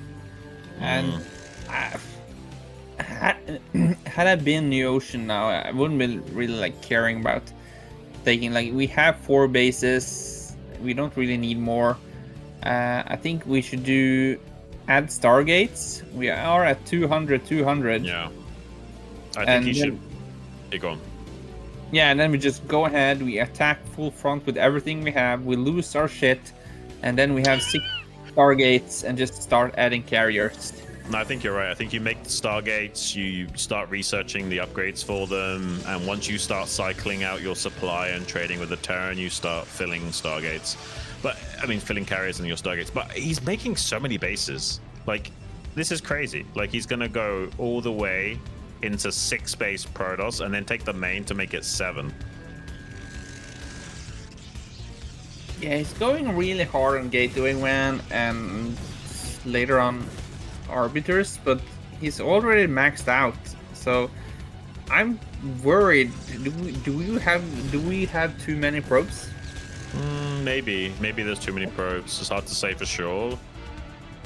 As long as he stops the Terran taking a 4th base, it doesn't matter though, maybe I would say. Because, I mean, there's only like, what, like 4 or 5 minutes on the clock for Terra to secure a 4th. As long as he enforces an engagement when that happens, this could still be okay. And he's got enough gateways now that it maybe doesn't matter. He's going to have, what, like 16 at least total gateways. And then maybe some Arbiter support as well. Yeah, and quick on the probes right here. There's no real spot for Terror to drop. Of course, yeah, maybe. Oh, I mean, there is natural armor on those tanks, so it takes a long time for the particle beams to chew through the tanks, but he got one of them pretty low. Okay, we have... Triple Arbiter. Whoa, okay. Okay, is this Ghost of Dark playing? It's going to be interesting, man. I mean, he can't even make the Arbiters yet because he's still maxed on supply. He has to go for like some Storm Drops or Zealot Bombs or something sometime soon. Yeah, I think like as NewOcean, he's such in a great position that he doesn't really need to take more bases. He could spend his minerals making like cannons on the left side, just being annoying to Terror if he tries to take 4th base or 5th base. But what 4th base do you take as Terror? Do you take 6 o'clock so you can attack and defend at the same time, or do you try and cut the map in half vertically? I almost feel like taking the 6 o'clock might be better here. yeah, most likely it depends which direction Terror decides to attack, really. Because on the right side, yeah, he has all his productions, but in the north side, he has all the fresh bases where his economy comes from. So I guess it depends on if he wants to kill him or not, right? Like if he wants to be aggressive, maybe the 6. If he wants to turtle, maybe go northward and take all those bases gradually. yeah, I think the thing will be like scan top right. He saw the gates being made, so if he scans there and sees there's only 4, I would probably try to attack towards his main base and force him to make even more gates, because all the tech buildings are in the bottom right corner. I kind of like that plan. I like expanding to 6 and just attacking straight into the natural and main. I feel like that's a superior play, and it seems like Terror agrees he's going to be doing that. Yeah, and I'm not too sure about NewOcean, man. He's such in a great position, but now we have 200 Terran with 2-1 upgrades. Yeah, and 2-1 for NewOcean as well. This is pretty good for Terror if he can make this work. And look at that, he could actually snipe the Stargates from this 3rd base. Yeah, and the Protoss army is not that big. It's very spread out. We don't see any shuttles. It's a huge economy for NewOcean. But I worry we have too many probes. I think you're right. I think there's like 80 probes or something crazy right now. There's not a lot of tanks here, and unfortunately the turrets are stopping him making a complete wall with depots. He has got units cycling over to defend that, but there is a world in which he gets these High Templars close enough to storm the SCV line and units coming up the ramp as well. This could be good for NewOcean. Yeah, definitely, but this is where we attack with a small amount of our army, and we should repurge our army with carriers. And we don't have that tech right now, because now we just make more ground units. Well, carriers have a higher expected value potential, but arbiters give you a more consistent value potential in situations like this, so it's not bad if you want to be a bit more lazy with your army control, and the arbiters can give you raw value pretty easy. He's starting to get a few of them out now, but he lost 2 of those Stargates, so he's not going to be able to make too many more. No, 2 more Stargates in the north, but there's going to be some time before we can make new carriers or new arbiters. And the stasis with the energy, I don't know, you start with 50 and take at least like 90 seconds or a minute, yeah, to get to 100. Yeah, it's a whole minute for 100 from 50. This is a pretty big army. Oh, another EMP on the ground infantry of NewOcean as well. If Terror just goes, I don't think there's enough storm to stop him. I feel like he can just crush this natural and main base right now. Yeah, the army of Terror is very siege tank heavy. Not that many Goliaths or Vultures, but somehow I feel it's just it's enough for Terror. The army of NewOcean is too spread out. Yeah, there's not enough Storm as well to chew through all those clumped up units. There's a counterattack of Zealots going over to the natural third of Terra. That could be a little bit annoying. He's got some Vultures from the rally going to deal with that. But yeah, not a lot of utility besides maybe a couple of stasises to slow down this advance. Terra's actually going for the wing condition of containing the Protoss and then splitting our forces to start playing whack-a-mole with these Protoss expansions. It's definitely a viable way of approaching the game. But there's not even any probes at this natural third in the top right quadrant. I guess it still works. Go on. He knows he can contain the bottom right corner because there wasn't that many gateways in the north. So he could spread off a chunk of his units. I think he just kind of calculated how many units he needs to travel north. And it seems like he's trying to deny the 3 o'clock, the third expansion in the north. But there's a lot of units up here, but... Yeah, I mean, Templars from the high ground are really good, but there's not loads of units. So I feel like Terra's still going to make a lot of progress. There's a drop at 6 o'clock, though. A recall, sorry, at the 6 o'clock. He banked up a lot of energy. And he's also distracting. That's a fake recall into the main base to draw the army of Terra to defend against something that's not even going to happen. So he's going to kill that CC at 6 o'clock because there's no reinforcements. But he does have to abandon this natural expansion in the top right and lost his natural third in the top right as well. Yeah, I don't think this game is over. That was a good move for NewOcean. We're actually kind of gas starved, so we can't make new arbiters in the top right corner. Yeah. We can't mine gas at 3 o'clock right now because of the tanks pressuring. He's got some units to clean that up, though. He could try and get rid of these siege tanks and go back to mining gas there, but he's not finding that play just yet. He's more distracted elsewhere. Finally starting to deal with those tanks now. Yeah, it seems like we just had enough to clear out right here, and that recall in the 6 o'clock position, excuse me, was so great because we are so soon down to just one mining base now. It's Terror. Oh, he's going to recall here as well. Not the most massive of recalls, but I think there's just barely enough Terran units to kill all of this, but he is storming all of those SCVs. Terra's losing so many SCVs in this game. Yeah, I have to admit, I kind of wrote NewOcean off, but because of his early economical advantage, it seems like he's kind of clawing his way back, and that's a huge storm right there on 3 tank. One more storm. Oh, the money storms. Really well done from NewOcean to fight back from a precarious situation. Terra going to try and reconsolidate his siege at this 3 o'clock base. He's dried up the units there, could maybe quickly knock out that base before NewOcean can re-establish himself. I'm looking at the gas count, and the NewOcean only has 1 gas income. He's not mining in the top right main, look. No, 2 at the time. He's not mining in the main in the top right. In the top right, he's not mining gas. No, and this is something I've seen previously in high-level Protoss as well, that they take a lot of bases, and all of a sudden, they have no gas. Yeah. But it's almost like too many spinning plates. You start to like slack in terms of your optimizations and where you allocate your attention, and suddenly a lot of your plates end up crashing on the ground as a result. Sometimes it's just too much to handle. Like even a high-level player struggles to keep up with it all.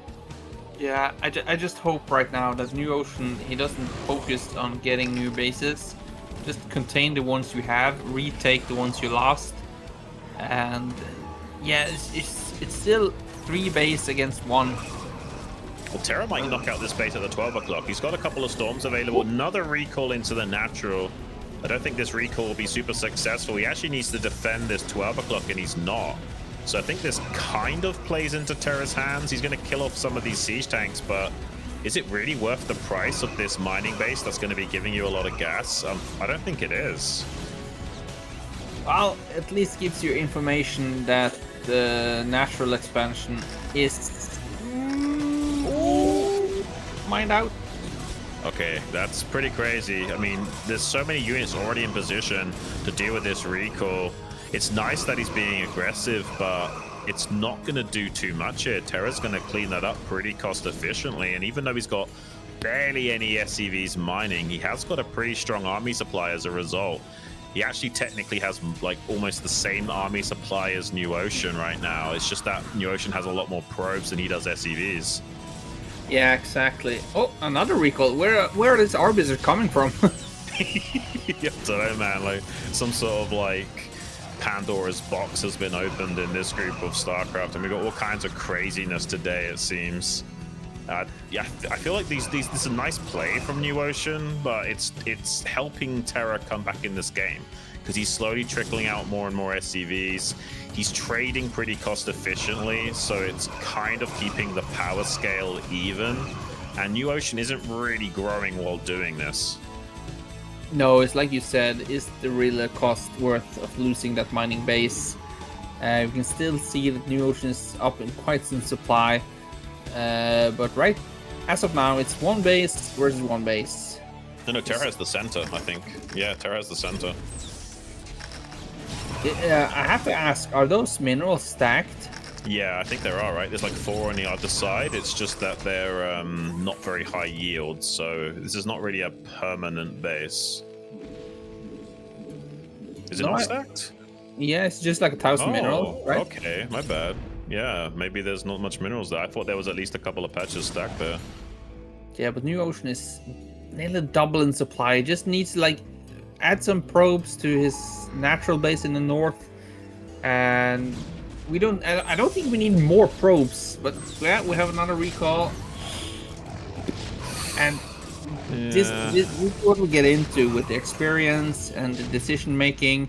Of course, you are a bit nervous, and we can see NewOcean has a lot of units in his main base that is not out on the map. I think he worries a little bit that there might be some minefields here and there, but we don't see that many observers either. No. I mean, if Terra claws his way back into this game and gets 9 o'clock or something, suddenly the game is flipped on its head, and I guess the base in the center won't give him too much here. It's going to help trickle in some extra minerals to spend that gas. And maybe Terra doesn't even need to expand, you know? Like, he might have a strong enough standing army that he will turn these bad trades of NewOcean into a victory slowly but surely, because he hasn't really lost any units. Like, every time we've had a recall, he clears it up without losing hardly anything. Yeah, I agree.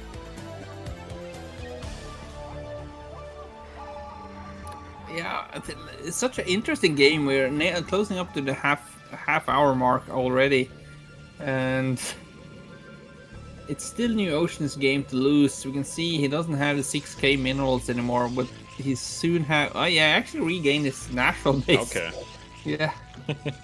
Well, if he manages to saturate that, I would say he should be able to win this, but who knows? Maybe his army is too spread apart. Terra's going for a consolidated push. He has 3 science vessels, so that's a lot of EMP and D-Matrix that he has available to him as well.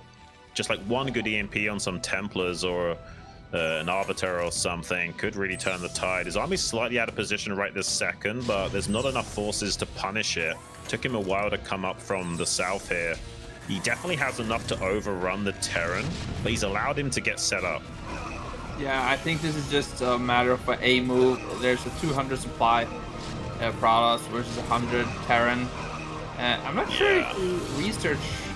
This is some great storms here, defensive matrix, but yeah, I think it's just too much Protoss right now. Yeah, just barely too much. There was 2 tanks that weren't in that fight as well, making it a little bit harder. Actually, quite a lot of tanks that are in that fight. Why didn't he bring all those tanks from the center? He's got like 6 tanks in the center. Well, yeah, but I think you have to have at least a few there to protect them, because that's one of your final mining bases. Like 1 mineral patch? I'm not sure I agree. Yeah, I don't think I agree, MadiNho. I think he should have had those tanks with his army. Invest 1,200 minerals to save 1,000. Oh man, I mean, like, look at this. If he had just had all those tanks together, I feel like he would have been actually in a really good spot. It's still okay, but now I feel like NewOcean will start to strangle him out of this game and dry him up. Yeah, for the first time in the game, we can see that NewOcean actually have a healthy amount of gas as well. At one point earlier, he had more gas than he had minerals, actually. So yeah. But do we have stasis? Have you seen stasis? No, I haven't seen it once. I think he only made recall, at least until this time. Maybe he's recently researched it. Well, do you need more? Do you need more than recall? Well, you don't anymore, but he might have just forgot about researching stasis. It's definitely possible. Well, I'm definitely enjoying seeing a Protoss that is not greedy.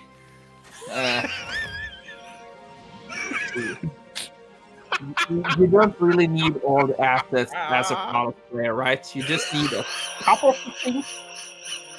One gateway for Nexus opening, by the way. Well, I'm not judging anyone. It's 2025. If he wants to go for Nexus, let him go for Nexus. You're a very woke StarCraft player, I admire. Yeah, I'm protecting everyone. If NewOcean identifies as a Zerg player, I'm supporting him. Oh, that's crazy. Okay, he's going to float the CC from the center to the 9. I think that's overdue. But he's pretty much dead. It's 200 supply to 60. Yeah, but he dried out the middle base, so now he needs to... That's the benefit of Terran. You can just relocate. Terran OP, man. Their buildings fly. Yeah. I wonder what Terra is thinking right now. I was going to say, like, Terra is such an interesting player. You can see he streams a lot. Like, every day he's streaming, but mostly like KCM and the Pro League games. And he's taking bets. He hasn't been streaming that much that he's been playing. But his knowledge is, so much. He knows so much about the game, and I think his mindset going into this third game is going to be out of this world. Like he recognized the force of Protoss, and he's not going to take any chances.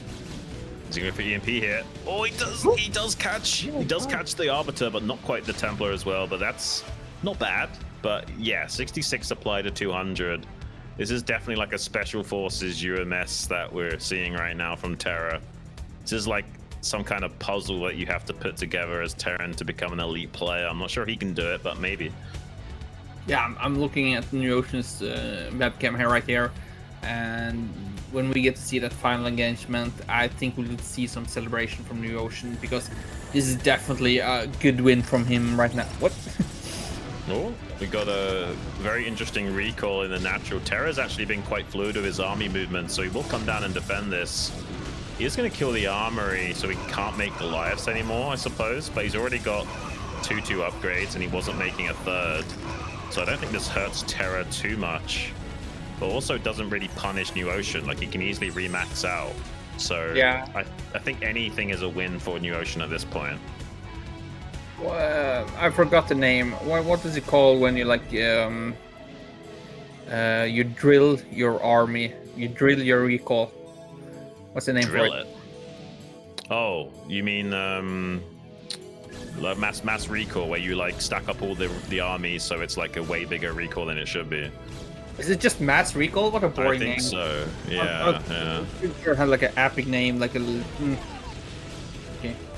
Yeah, stacked recall or something. I don't know what else you could call it. We need to study that one, because right now NewOcean has just been recalling 12 units at a time. I really like it when players recall on top of army. It's one of the most underused mechanics in PvT. There's a lot of times where recalling on the tank line is devastating for the Terran. Definitely. Look at it, we're just adding more gates. Like, NewOcean is relentless this game. He's taking every base. Yeah, but I think we're still a couple of minutes out. But I don't think NewOcean actually realized how good a position he is. Maybe. I mean, you've played against him a lot. Is he usually this passive when he plays against you? I don't think so, right? Well, that is the case. Like I mentioned, his decision making, he kind of lets you get back into the game. He can have massive macro like he did this game. Like, he can attack you with like 140, 150 supply versus 100 and do massive damage. But it's what comes after that as you can see here, his unit is streaming in a line. We haven't seen a shuttle right now, so it kind of looks like Terra is just playing defense matrix against a Protoss player. Yeah, even though that was a very poor engagement from NewOcean, it's still more than enough to cripple the siege tank line. So he's actually going to deal with this, and I think Terra might have to tap out soon. But he definitely could be a lot more efficient with how he's engaging. You know, like the units just coming in a conga line like that, it's not ideal at all. There's some wasted opportunities on energy on arbiters not being used and stuff like that. I feel like if he just cleaned up his overall unit control a tiny bit, he'd be able to more consistently close out these. Look at that tiny recall to the Terran. I think this is just like a bad manner recall. It's not even serious from NewOcean right now. Yeah, GG. And Yeah, look at that. cheer. Look at that celebration, man. The energy that's being released. Woo! There's some major testosterone on display there as he finally clinches out a tied up series right now. He could go all the way and win that game number 3. Yeah, we can saw TerrOr just staring into the camera, staring into the abyss. It was like, what happened? He was just as shocked as we were. And like I mentioned, you see the celebration of NewOcean, like definitely meant something for him, and it's so good to see. Yeah, I'm sure he respects TerrOr as a player as well. He knows how strong of a competitor he is. So being able to take games off of him in an important tournament setting, that's got to be a big confidence boost overall. Definitely. I'm just going to need a short break, run into the bathroom, and I'll be back. Okay, we'll take a quick 1-minute break, guys. Run to the bathroom, quickly grab some water, some fruit, whatever your choice of poison or lack thereof, and we'll be joining you right back here in a minute.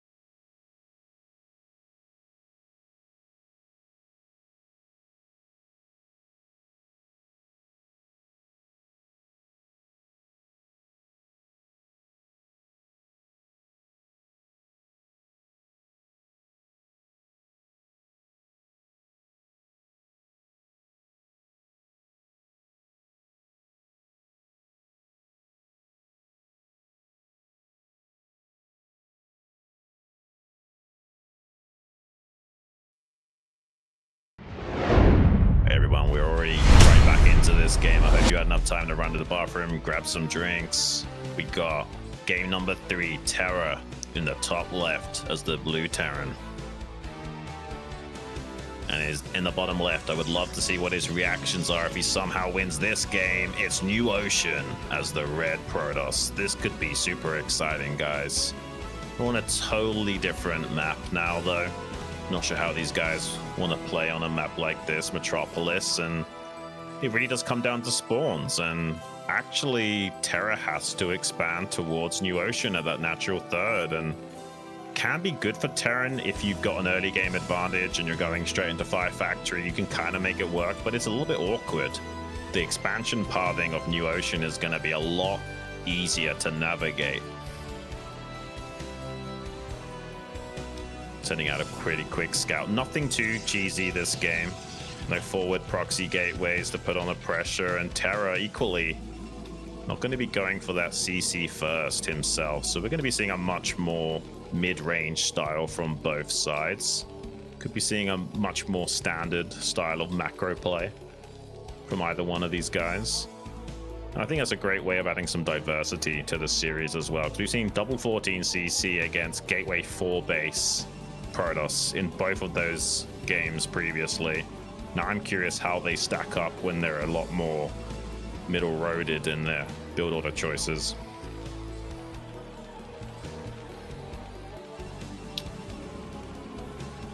Just a 1-gate tech play so far from NewOcean.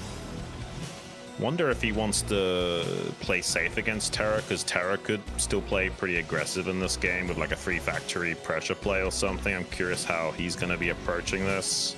I'm not too sure about NewOcean's style when he's not playing that kind of greedy catch-up build against CC first. So I have no idea what to expect from him.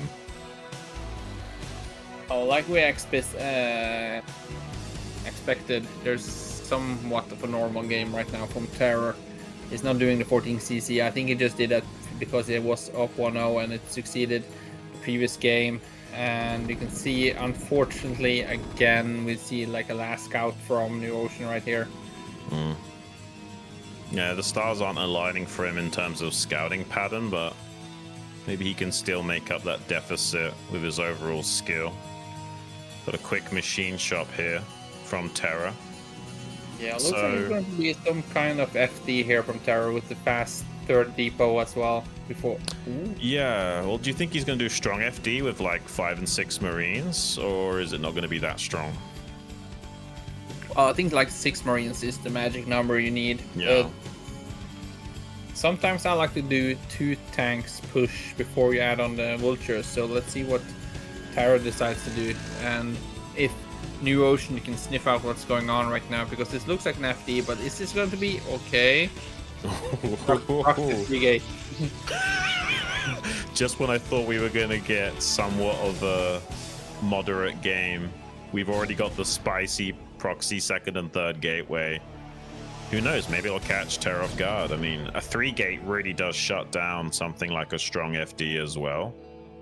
Although those Dragoons will be coming from a totally different angle than usual. Probe Scout sees the Marines, so he knows what he's up against. Starting to move out now already. Probe confirms that there's no CC as of yet, and he did see the siege tank. And range should be done soon, so with 3 or... yeah, it's probably done already. Yeah. I mean, I assume he would have started it now if he wasn't done, right? Like, surely it's done. Look at NewOcean's face right now. Did he forget range? Am I crazy? I'm not sure, but I feel like the gas is so high compared to he's supposed to be building range and dragoons, but... I think he's got range, right? It looks like he's got range. I don't understand Protoss economy. If you lose one range. Nexus, you make three new ones. Yeah, well, now Terra knows about these proxy gateways. That's a really big scout from him. He's pulling back right now. He needs to be all the way down. Ooh, that's a beautiful mine connection. He can't afford to take another mine hit like that, and he might. Oh, he loses the Dragoon, MadiNho. There's so many mines right now, and they're so well placed as well.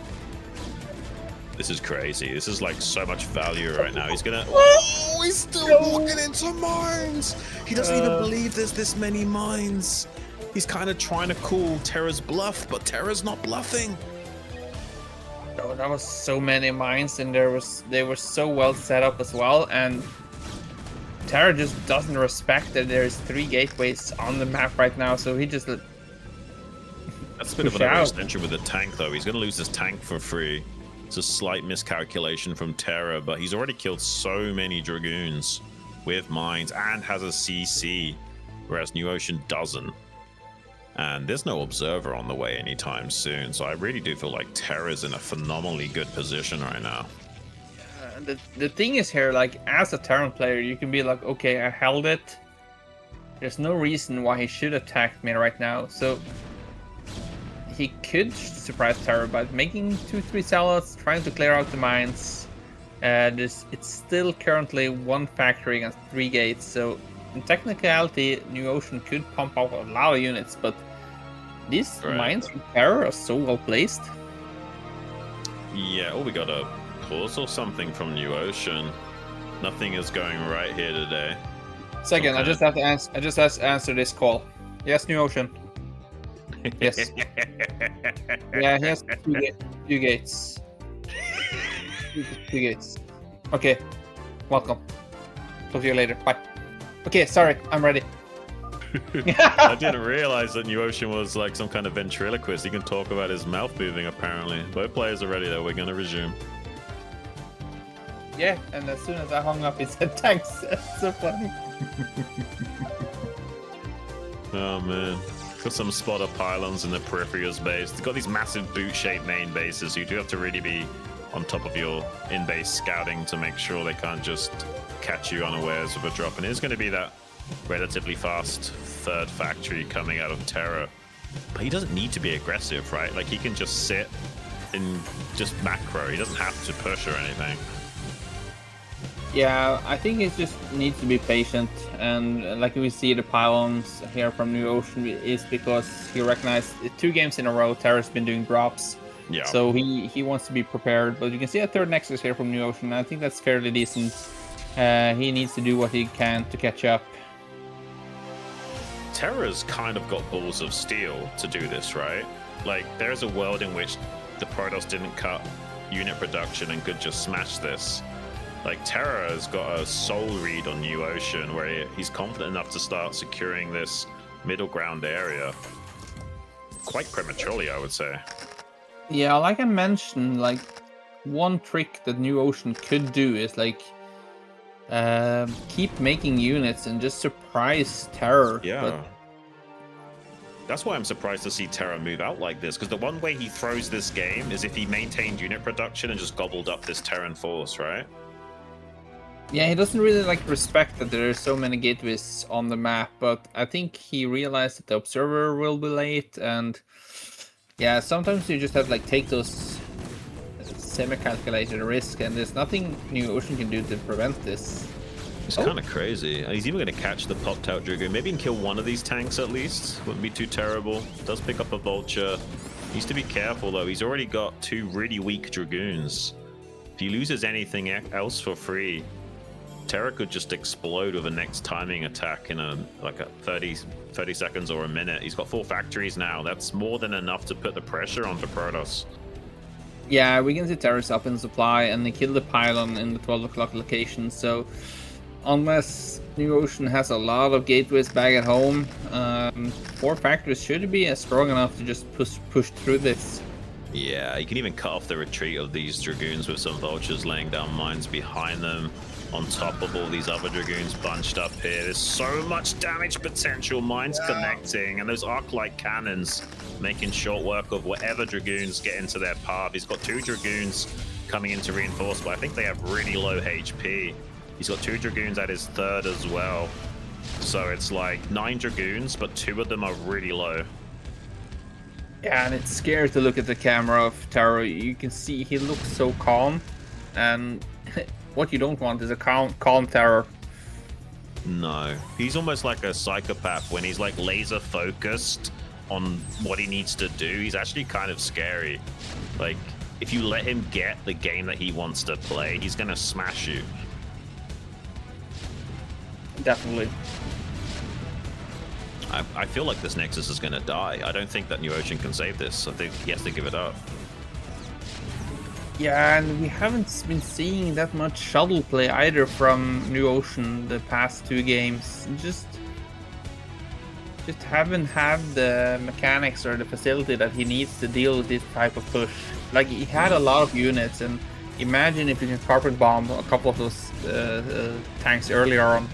Yeah. But he's simply just relying on his ground units. There's not much air support, and this setup from TerrOr is just so strong. And again, with the purple mines. The mines were so good. The placement of the mines has been like 400 IQ. The entirety of this game. It's kind of nutty what TerrOr is able to do. It feels like he's dialing in and playing super serious after that last game loss. GG, well played. Have a nice tournament. Second game was fun. Yeah, it was.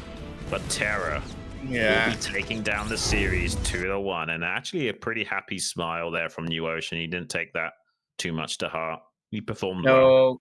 A cute little wave there from NewOcean. I hope we see him back next season. He definitely show, even though this was the best of 3, he took a game of TerrOr, which is a big win for any player, really. And yeah, I hope we'll see him again, keep grinding, and if not in Pro League, he definitely could do some serious damage in the Gosu League. So I don't think this is the last we've seen of NewOcean. I think it's just the beginning. And congratulations to TerrOr moving on. Unfortunately, we don't actually get to see TerrOr Artosis in a best of 3 rematch, but No. now it's time to see JD versus Semih. Yeah, one of those guys is going to be dropping down to that losers match. So Terran and Artosis is going to be waiting to see who they have to play against. I imagine both of them going to be tuning into the stream to watch the games as well, keeping an eye on their opponent and how well they're playing and getting some entertainment while they're waiting for their games. What do you think's going to happen? I kind of feel like JDConan's going to beat Semih, but I don't want to count Semih out. And I think DragOn is overall a better player, so he's more likely to go through as well. I remember it's been actually a few years ago since I last faced Dienmax. I don't know how active he is, to be honest. There's not that many of the South Americans that actually stream, or they stream on Facebook, but on Twitch, I don't see them that often. You have TerrOr, and you have, I don't know who else is there. JDConan, he streams on Twitch, but yeah, like we mentioned earlier, I give the edge here for JDConan just because the amount he plays, the amount of time he puts down, the practice he does, the analysis he do of replays, and yeah. And he's really strong against Protoss, it has to be said. Can't really count him out at all. But maybe DragOn will not have as easy of a time just for the fact that PvP is his weakest matchup. Maybe Dienmax can surprise us despite not being maybe a player that's practicing a lot. I mean, there's a lot of players in BSL that hardly practice at all. Like Wolfix is one of these guys. He won't even hardly play any practice games and still show up to compete. And they can sometimes still do well. Yeah, and if it doesn't work out for Semih, he can always fall back as a career as a model or something, because he is one good-looking Protoss. And so yeah, I think the future is set for Semih. If he doesn't succeed in Broodwar, there's always different paths for him. So I'm not worried, but deep inside me, I am slightly cheering for Semih as Deep well. inside you, eh? Yeah, he is inside me. Let's not elaborate on that one, but yeah. Good choice of words there. Yeah, but he is a big guy. Like, he could squash your head like a melon with his thighs. It's crazy. This guy works out. Very, very pretty chill dude overall, I would say. He's pretty cool. I like Semih. And JDConan, one of the youngest contenders we have, has improved a lot over the last 2 years, and he seems to take the game quite seriously. He probably practices a lot more than some of these other guys, and that might be a very relevant factor in his ability to perform. Yeah, like you can see, 1999.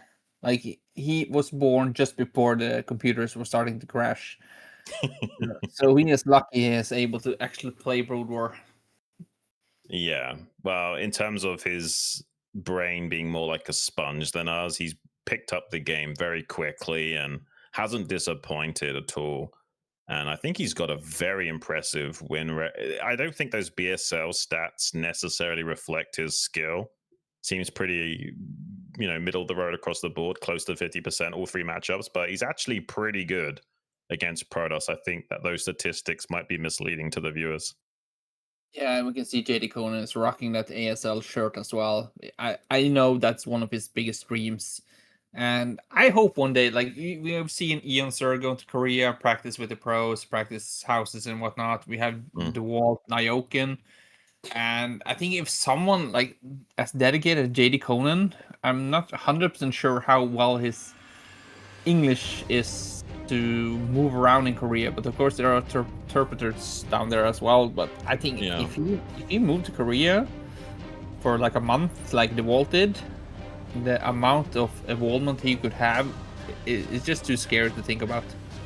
It'd be kind of cool. We need to get a couple of these guys down into Korea and go into boot camps for a month or so, like you say. And the amount of valuable information that you can garner in that pool of resources is exponential. Like if you really knuckle down and grind out those games and really try and soak it all in, you can improve so much as a player. I was really heartbroken when Nolly lost and came second place in Courage, but it seems like both players are ready. We'll be jumping in to our game, Semih versus JDConan on Polestar.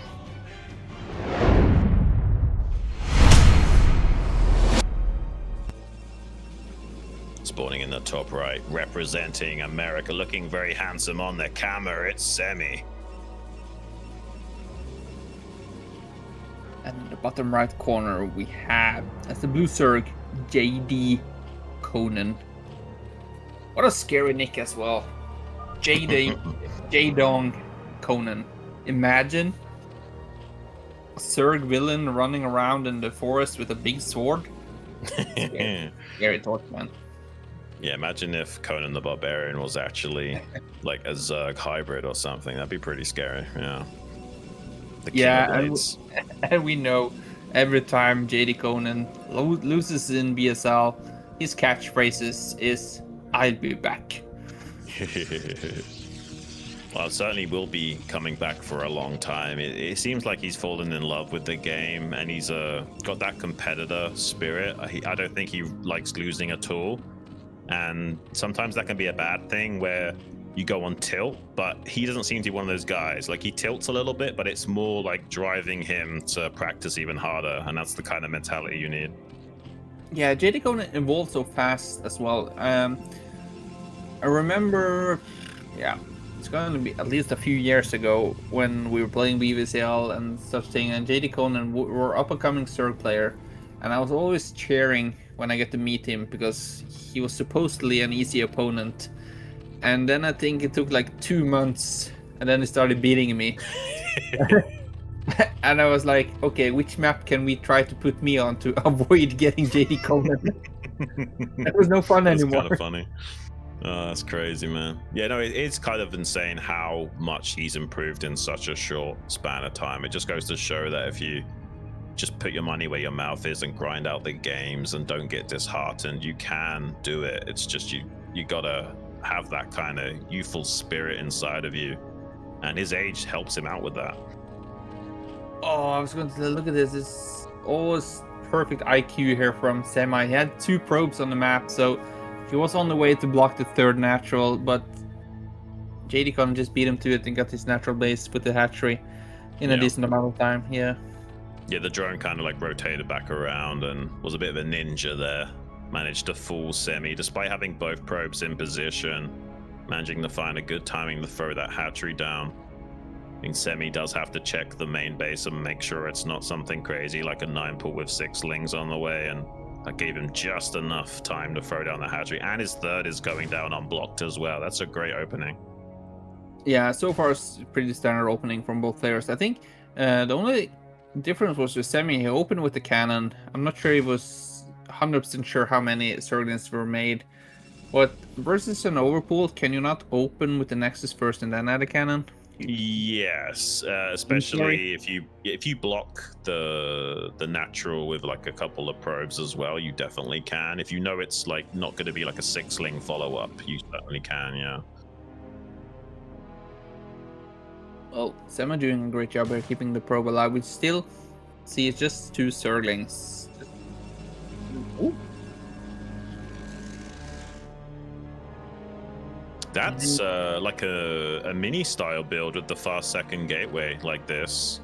He's going to be wanting to put on a lot of pressure. It might be not so much mini style in the sense that it's gasless though.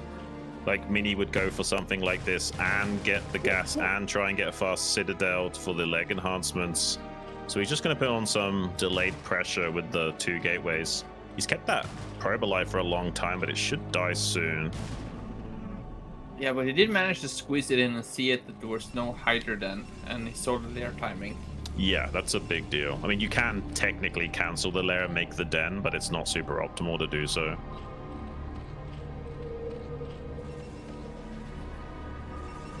I was going to say, I didn't really like the second gateway placement of Semih, because the Overlord would come in there and see the gate so fast, so I would probably put it on the right side. But somehow the Overlord comes in and barely misses it, so... Shows what you know, MadiNho. Yeah, I'm not a Protoss player. Hey, but the free zealot timing is going to be a little bit annoying. Like, he's got 8 lings, but 3 zealots can still win that easy with micro. This might force more lings out of JDConan now. Yeah, I was looking at JDConan's minerals, and I saw 100... It might be in either the Spire. I'm not sure about this speeding timing. I think he started late, or it was the Spire that he started. He definitely started a Spire, but I didn't see if he took the ling speed or not that early. But he's going to lose drones. I mean, this is a big deal for Semih. 1 down, 2. 2. 3. That's huge. And he's forcing Zerglings while this is all going on. This is a massive dent to the economy of JDConan. He's even forcing a Sunken. That's crazy. Yeah, I think, what do you do as pros behind this? Do you add 2 Stargates just to be sure? Because when you're putting this much damage on the Zerg as early, are you not like, kind of thinking it might be an Amuda all in, so you want to make... I think you can, but that can also be a way of throwing the game. Like, sometimes it's better to make 1 Stargate with some safety cannons rather than going double Stargate. I think it's better to make just the single Stargate and make cannons. But this is so many Zerglings. No. Let's kill third base. There's so many Zerglings right now. That would probably raise some suspicion right now. And the Spire is done, and I think we'll see some mutas right now. But we are supply blocked. Well, Semih's worried about a run by because there's only 1 cannon here, so he's having to turn all of his zealots around. But I don't think he needed to do this. I think he just needed to block with probes, wait for rally zealots, and go and kill the 3rd. But now that he's not done that, suddenly Conan will stabilize a little bit. Yeah, it's going to be that 2nd Stargate. I think we should have went for that 3rd base. Yeah, I think so. Either taking the trade against the Zerglings, at least cut down some of the Zerglings, because now we have like 20 Zerglings on the map. Yeah, I mean the double Stargate is fine. It's just that it's not necessary. I feel like just 1 Stargate and cannons is fine here, but you can play double Stargate. It's not like it's bad, but you have to be careful you don't throw the game. There's a lot of pro gamers that go double Stargate and end up losing for a reason. Yeah. Like, as a Zerg player right now, do you see this double Stargate? He confirmed this double Stargate. Should you just abandon Muta, go straight to double Hydra or something? Two Hydra dens, get the Lurker upgrade, or speed range as fast as possible? Yeah, I mean, you can make Carapace and try and fight it, but it's not recommended to do so. I would prefer not to make mutas here. Maybe some Scourge, but I don't think mutas are a good idea. I think it's better to tech up Evos, go into Lurker, and just defend that way. Looks like he's wanting to actually make spores against this. Well, you have to respect the Zealots there, right? Because if they charge in with the Zealots and loads of Sares in the air, and you've got a few Hydras to defend and that's it, you'll just get crushed. All your Overlords will still die. even if you do hold the Zealots with your Sim City. So yeah, I think a Spore is not necessarily crazy in these situations sometimes. Yeah, but still the speed lag and the +1 is some time away. So the problem is that if you don't make the Spore, they can just make like one DT, come in, kill all the overlords, and then the DT just tactically takes out all of your drones and denies mining and clears up everything. You kind of have to make the Spore to be safe in these situations. it looks like JDConan is trying for like a surprise. Like he has 1,000 in gas. He made a ton of Scourge. I think he's waiting for kind of Semih to commit an attack with the +1 carapace that kind of even out the +1 attack for the Corsairs. But I'm not sure if he has +1 Corsairs as well. I think he's just relying on the numbers. Well, he hasn't seen any Muta commitment yet, so he might be trying to skimp on that because it's a lot of gas investment, right? To pump Corsairs on 2. And you want to transition into Templar. Like, you got to cut somewhere. You either have to cut your Corsair count, and he actually does have +1 Carapace on those Scourge, so it'll be very easy to find some connections if he catches Semih with his pants down just once. Those Corsairs will not have as much damage potential as they usually would. You can see how patient JDConan is, and I really like his SimCities. Not sure about his Scourge engagement, but he might catch a few. Well, he's got Okay, the +1 on the Corsairs yeah. now. Yeah, okay. That's good for Semih. It means that all of this gas investment will not likely be wasted. These 2 Sunkens are so hard to break at the 3rd, though. There's not a great Sim City, but it should still be annoying enough that he won't want to come in here. Yeah, +1 is not done quite yet, so the Zealot doesn't make that much damage as they would. And yeah, I like this from JDConan. He's just being calm. He's taking a 4th base in the bottom left corner. He's getting his hives, Queen's Nest.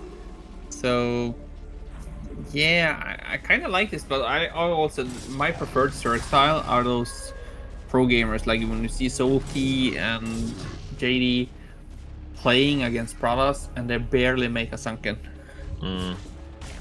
Well, you notice the borrow upgrade. He's actually going to borrow some Zerglings at these expansions and not only get good scouting information on the Protoss whereabouts, but be really annoying when Semih wants to take one of these bases. He's going to have to make a pylon and then a cannon before he can do that. Oh, he catches a few Corsairs. There's only 4 Corsairs remaining now. This is why I don't always like that double Stargate play, because it's so much gas investment, and if you don't get compensation, you can be in a little bit of a tricky situation. Yeah, it looks like JDConan is going into that type of hive play with the cracklings and just brute force, really. Okay, well, Semih's got some High Templars down to this 3rd base. If he just starts storming these drones, this is really cost-efficient potential. They can't really get out easily because of the Sim City as well. He eviscerates the entire mineral line. Morphs an Archon as well to keep the pain train going. Is he just going to start running it down on JDConan right now? He has not got much to respond to this besides a handful of Zerglings. I think Semih is going to kill this base at this rate. Yeah, look at the bank of Conan. I'm not sure what's going on right now, because this was the perfect timing here for Semih, and JDConan was not spending his gas. He was just making his Scourge and Lynx. So yeah, I don't think yeah.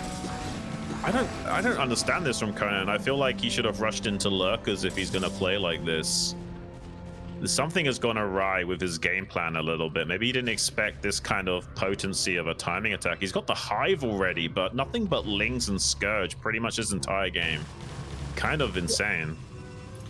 Yeah, I kind of feel like he didn't quite respect the strength of Semih right there, because I was about to say I'm not sure where Semih is spending his money, because our army was a little bit Dragoon light, and right now he finds the 4th base as well, so he's sending his entire army right down there, and I think that's the correct move.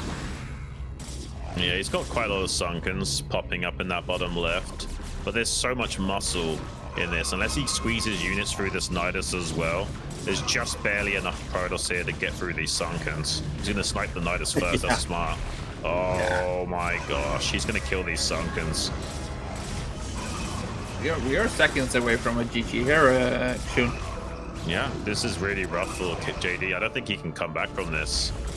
I'm just so surprised he stayed on pretty much predominantly Ling Scourge. I guess the miracle for Semih was that he cut Corsairs at 8. Like, he didn't overcommit to Corsairs and squeezed out enough of gateways to do a very strong timing attack. And he didn't really throw away his Zealots. Like, he retreated with, like, he had like 9 Zealots in the early game that went towards that timing attack later on, and it paid off in a big way.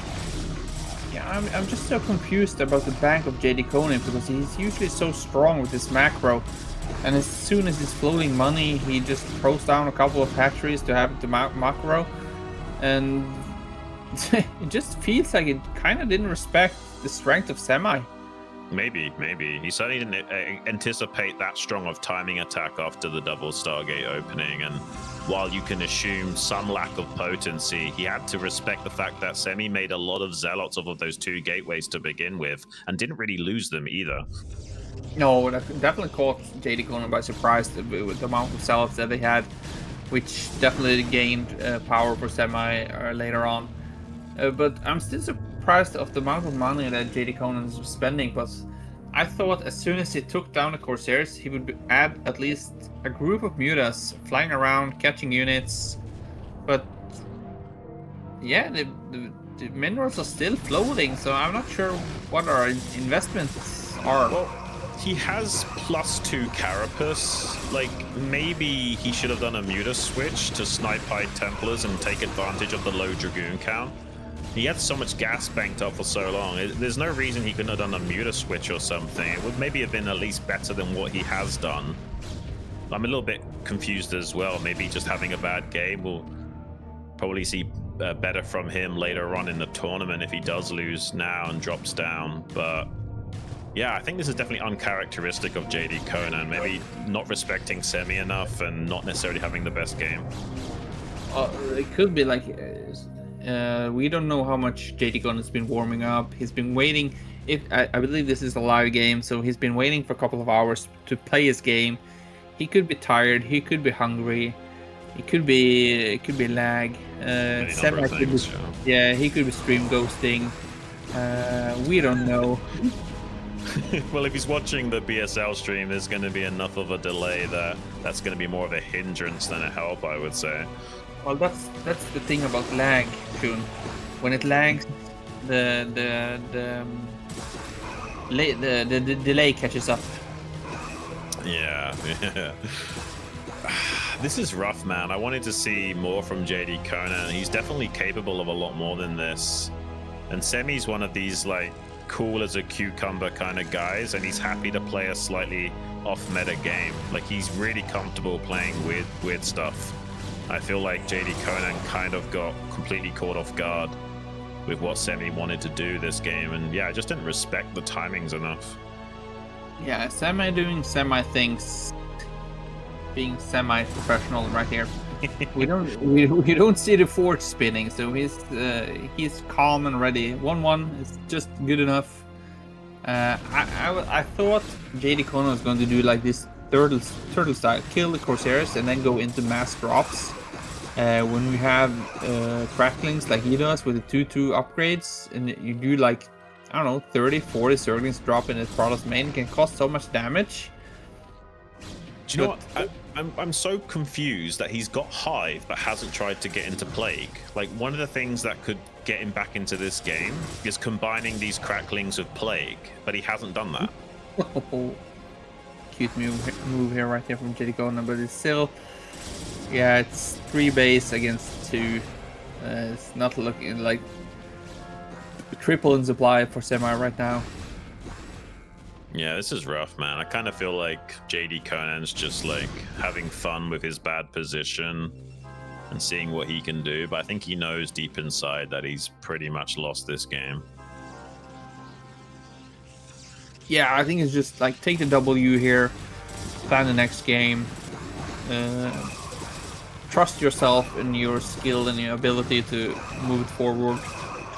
He's actually going to overwhelm this position at 12 temporarily, but the reinforcements of Semih will be enough to clean this up still regardless. There's some nice plays here from JDConan. It's just such a shame that he got caught by that timing so much. I feel like this would have been a really strong game from him had he got into the swing of his macro.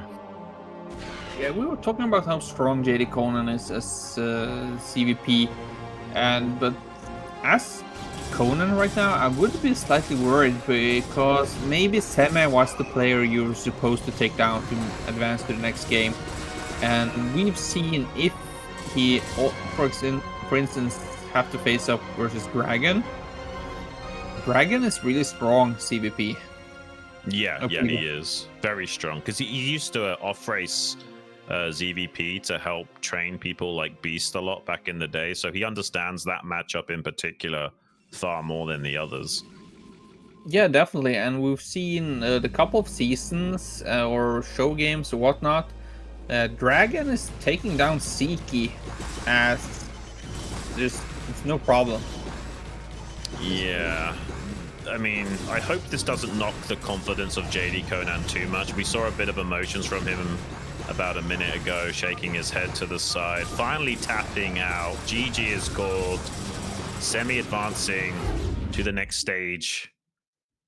And unfortunately, JDConan going to be knocked down.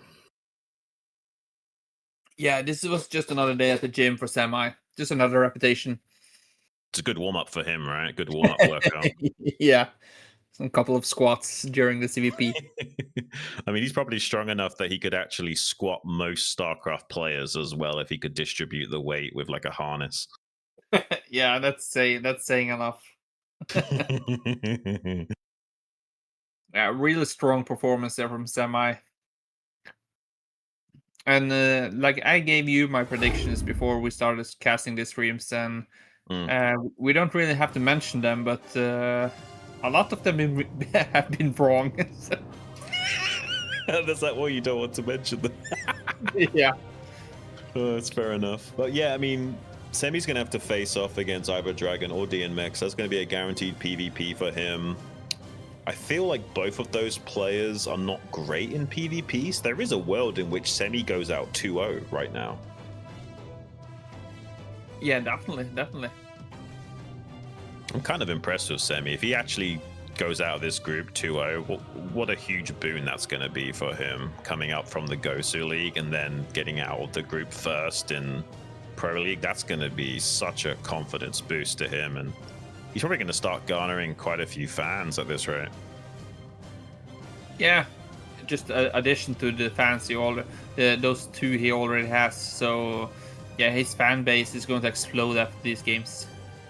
Yeah, man. And he's a very cool guy as well. Like, if you're going to be a fan of anyone, it might as well be Semih. Definitely should be showing him some love and support in the chat. Keep his fighting spirit going on strong. Go on. We were talking about it's been a couple of years since him being active in the Broodwar scene, and in his profile we could see he served 6 years in the Navy. Yeah, thank you for your service, despite me not being an American. And he had a rough time in school as well as in university. He's been doing physics, and he was not feeling good about it. He, I think, was pretty stressed out with his studies a few months ago.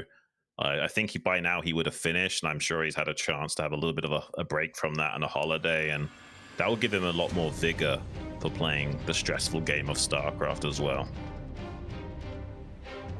Because Dienmax, he has his stream schedule in his profile here, and as we talked about, a lot of the South Americans, they like to stream on Facebook, but I actually think their Facebook is free, if I'm not wrong. Someone once told me that they have to like kind of pay for Twitch or pay for their internet, but they can actually stream for free on Facebook. That's available for everyone. Interesting. And that. Yeah, and that's why a lot of the South Americans choose to actually stream on Facebook. So you can see Dandy, he has like, I don't know, like 10,000 followers or something on Facebook because he mainly streams there. Yeah, well, what do you think about this next matchup? Because I can't decide between these two. Like, I know DragOn's a super strong player, but it is his worst matchup, and I think this could go either way. I can't make my mind up between these two. I think DragOn brings the experience, and Dienmax might bring the X factor that he needs to take this game. Yeah, maybe. He's certainly from a region of the world that is definitely a lot more spicier than some of these other guys. Definitely capable of a wide range of play, let's say, to put it as politically as possible. Oh, we can see both players has under 50% against Protoss. So, well, it is a best of one. So, I hope it's like in every mirror matchup. I hope we see something different. Like it's boring to see Reavers against Reavers. Of course, it's exciting to see the Reaver Micro Bonnet versus the Vault. But yeah, let's see what these two players bring as they are ready. Let's jump into it. It's Polestar, DragOn versus Dienmax.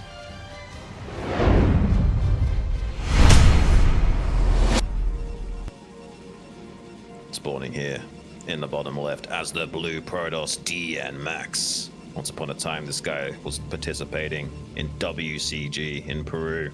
Let's see how he does here in the BSL.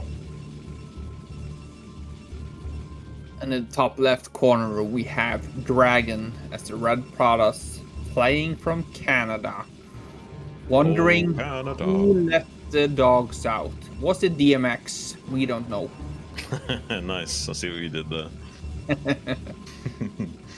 Yeah. For the audience that is younger than 25, DMX is a rapper. was a rapper. Yeah, I don't think JDConan's heard of that guy. So what's your predictions? Are we going to see one gate tech for both, or is Dienmax going to mix it up with a similar NewOcean-y style with that in-base 2-gate? I feel like the 1-gate tech is just superior overall. I think we'll see pretty much a mirror build here with the 1 salad opener. It is a best of 1, so you don't kind of want to take the unnecessary risks. Yeah, you have to go 1-gate tech with a Zealot. You can't not make the Zealot in case they are doing something like a 2-gate, right? And you can see DMX is already scouting in the middle of the of the map. He's thinking everything can happen in a best of 1, right? And both these players have a lot of ladder experience, and best of 1 is kinda like ladder. You can't take too much risks. Yeah.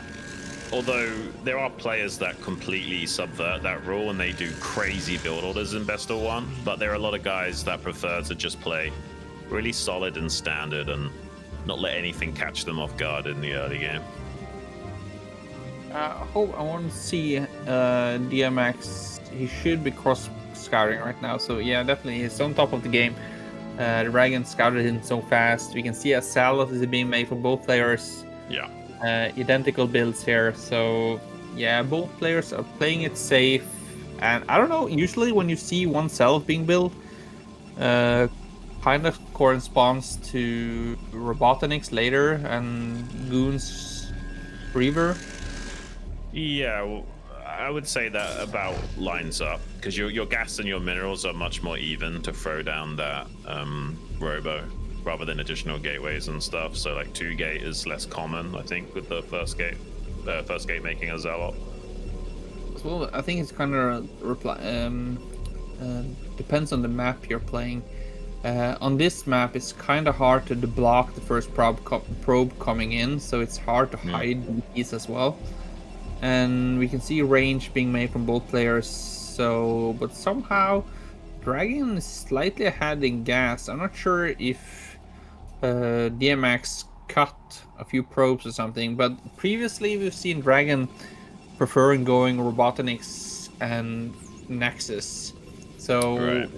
I think we'll see a fast expansion here from DragOn of 1-gate Nexus into probe. Yeah. And he's going to delay making the shuttle to afford that. So he's just going to slug out the Reaver to the low ground with that forward robo placement. And interestingly enough, Dienmax is actually going for that second gateway. So it's going to be a tech advantage for DragOn overall. Yeah, definitely. But with the second gate, I'm not sure how much you win if the Reavers are out in time. So they kinda...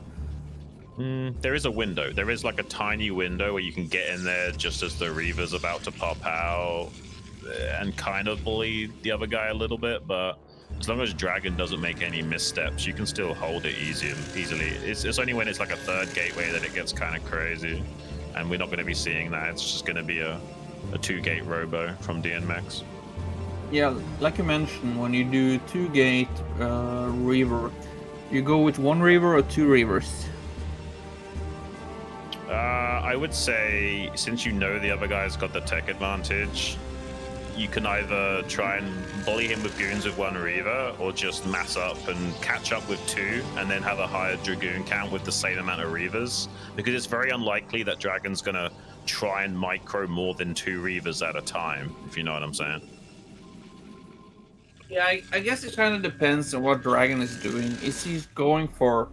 If you make 2 Reavers of your one Robotniks and the shuttle, will you be there faster than Dragon and his shuttles? Like, you can micro against his Reavers? I don't think so. And he's actually going into 2-gate obs before Reaver to cookie cutter against something like a DT drop or what have you. And that's going to give another advantage to Dragon here. And because Dragon's not scouting with the Observer, he can actually snipe the Observer of Dienmax when it finally comes in. How come they are so even in supply when Dragon is supposed to be two supply ahead every time he makes a unit? Yeah, well, that's the 2 gateways making quite a lot of units here. From Dienmax is making him go ahead and supply right now. Yeah, there, yeah, the Reaver. Yeah, now it's starting to shoot ahead because the Reaver was making that's for supply.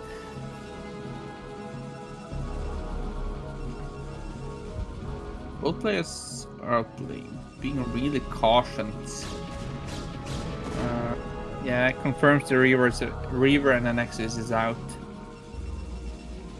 Yeah, and Dragon's expansion is ahead of Dienmax even starting his. Yeah, so I think overall this is definitely an advantage to Dragon. There are more forces on the board for Dienmax, but there's obviously defender's advantage, and since he went a safe opening with the 2-gate obs, he doesn't really have a timing window to punish Dragon, at least for now. No, this was the window I was thinking about. Like, somehow the Reaver is so slow from DMX, so now we have two Reavers from Dragon. So if DMX had a shuttle and a Reaver, he could jump on this because of the micro advantage with the shuttle. He would have had to not go obs to do that, and he did open with the obs. So and there's the ob snipe from DMX. Actually, I thought Dragon was gonna get that ob snipe by keeping his observer back, but actually DMX very proactively hunts that down and now has a massive vision advantage to work with, because Dragon has to squeeze out a shuttle before remaking that. Yeah, I like this from DMX. Like, I was thinking like he might even go in with the observer and thinking, why would Dragon make 2 observers? So he could go in right now and see everything. And yeah, he pretty much does. And he has the ramp advantage. Yeah, he has the ramp advantage. They robbed the 2 Reavers. He has to respect. He's gonna die on this shuttle. He doesn't kill it. Oh, he does manage to dud out that Scarab just barely. It takes 4 seconds for that to evaporate and not do anything. Has to concede the high ground. He made a big gamble trying to snipe that shuttle and was unsuccessful in doing so. Now has to concede the high ground completely, and Dragon trying to ram it down a little bit and get into his face. Yeah, it was only just right now it's 5 Dragoons versus 8, and the shuttle is so low, so Dragon needs to be really careful. But he could also trick DMX to jump on that shuttle. Yeah, I feel like DMX has not maintained his Dragoon production enough as well. Like, you can see Dragon's actually quite ahead in supply right now, and DMX has the 4 gateways, but he cut a lot of production time in this game. And the shuttle is actually on the way to the natural. Oh, no! There's a shuttle as well from DMX looking to get into maybe the natural. There are some Dragoons though to respond to that. But his own Dragoon's going to be in support of this natural. Dragon's Dragoon's way out of position. That could be a massive Scarab hit. Oh, it just glitches out enough. But he gets the Reaver regardless. Dragoon's so out of position that he's actually slightly falling apart to this. I actually thought he left his Reavers behind and was waiting to get a second shuttle to... Yeah, I mean, with good micro as well, like, DMX can maintain the pressure so heavily with the shuttle and Reaver still alive. There are 4 gateways production, but it's not going to be enough to catch up. He has to tap out, and it is going to be Dienmax going forward to face off against Semih. I'm stunned. That's crazy. I'm surprised that happened, honestly. And that took like such a turn of event in that game. Yeah. We've had such crazy PvPs today, haven't we? First Tech versus NewOcean, and now this. Like I didn't really like count on DMX. We haven't seen that much of him lately. He used to be a steady participant in the BSLs, but it's been a while since I've seen the DMX mix. To be fair, but maybe that's why he's been away. He's like secretly been preparing for BSL21. I mean, that's what the pros do, right? Like they say they've been like AFK for a few months, but really they're like, on a Smurf account practicing for a while. Yeah, 100%. Seems like that's the case because that was a pretty convincing turnaround from Dienmax. And I mean, there was a tech advantage for DragOn. There was the eco advantage. He had the defender's advantage, and he still got outmaneuvered by DMX. Kind of shocking, honestly. Yeah, he got such a fair trade as well in the first engagement there, but he got a little bit sloppy. I don't know why he forgot about his shuttle. Did he place his shuttle in some way? He forgot where it was and didn't quite find it again in the minimap. But happens. It's kind of unresponsible to leave a 600 valued piece of unit just sitting there alone. That's like telling your toddler to not walk into the fire pit. Yeah, I don't understand that. I mean, maybe he kept it there temporarily as a scout and he wanted to remake a fresh HP shuttle and use it as a sacrificial lamb, but I'm not sure that was a good idea either.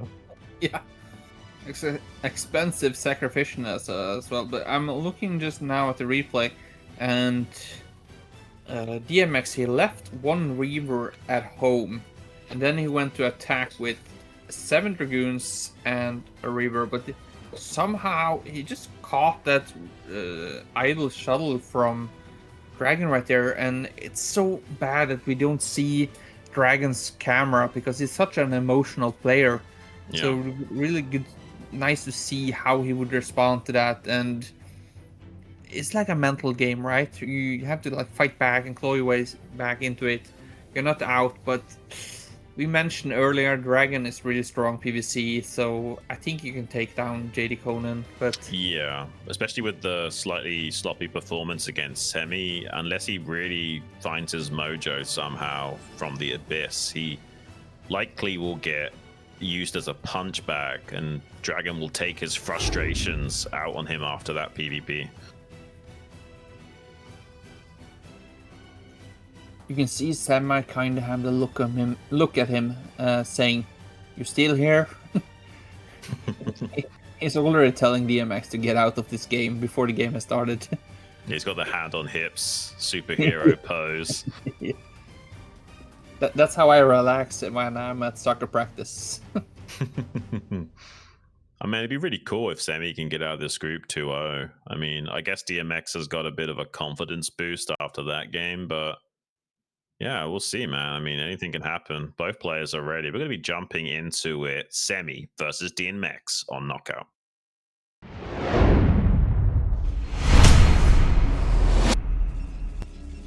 Spawning in the bottom left. The red Protoss representing America at Semih. In the bottom right corner, we have DMX representing Peru. He's going to try and let the dogs out. Let slip the dogs of war and try and get out of this group 2-0. Semih, though, he played so good against Conan. He looks like he's locked in today. He's playing so well. Yeah, he looks so calm and ready. Like, he seemed so unfazed with what everything was happening and what JDConan tried to throw against him. As we mentioned, this guy's definitely been to war before, so this is nothing new for him. Yeah, he definitely has the composure necessary to compete at a high level of StarCraft and not let anything phase him, and that's a big advantage to have. So many of these guys are emotional and can't control their anxiety in these situations. Yeah, the only thing I hope if Semih gets through is that we get a shaved head for the next stream. We need a jar head moving on, fully committed in his military outfit, and he's not a Marine. I don't know. He's in the army. Yeah, I'm not sure the military branches like each other too much. They tend to talk a lot of smack. I've not seen enough movies about the Navy. It's always the army, right? Yeah, I guess. Ooh, this is nice though. Identical openings here. Will we see the 21 Bonnet build? Yeah, it's kind of wild that they're both going double gate in base. This is super spicy from both sides. I would have expected one of them not to do this. The fact that they're both doing it is kind of wild. I wonder, it could be like a nice map for it. Like you do double gate, and if you make like a third pylon in your natural, in case the opponent is going dragoons, you could defend it with with cannons and take the nexus. Maybe, it's kind of hard to push in with dragoons and reavers because some of the shots will miss. Right. That definitely could be a factor here that's exploited because of that trench on the low ground. I like that addition, by the way. I love that the map makers just keep innovating and experimenting with new ideas like this. And even though it's a macro map, you've got just a little bit of spiciness to add to the flavor profile, and I'm all about it. Yeah, imagine if Semih would be the first player moving up from the Go-To League into the Pro League and then win Pro League. We are watching history in the making here, guys. Ooh, nice catch on the scouting pro. I mean, I would be super happy for him. Yeah, for sure. That would be so cool. It's almost like going on a royal road, right? Well, looks like it's going to be a 21 here from Semih. He's not making more zealots, but Dienmax, he made additional two zealots here, and he's sneaking around, and you don't really need more than 2 zealots on the ramp to hold against this.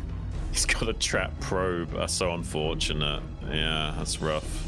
He's going to be losing out a little bit of money. It's like 50 minerals a minute. It's not the end of the world, but it does stack up in a mirror matchup. Both players have circumnavigated one another, but semi-zealots haven't popped out to block the ramp yet. Probe is trying to drill to by a precious few seconds.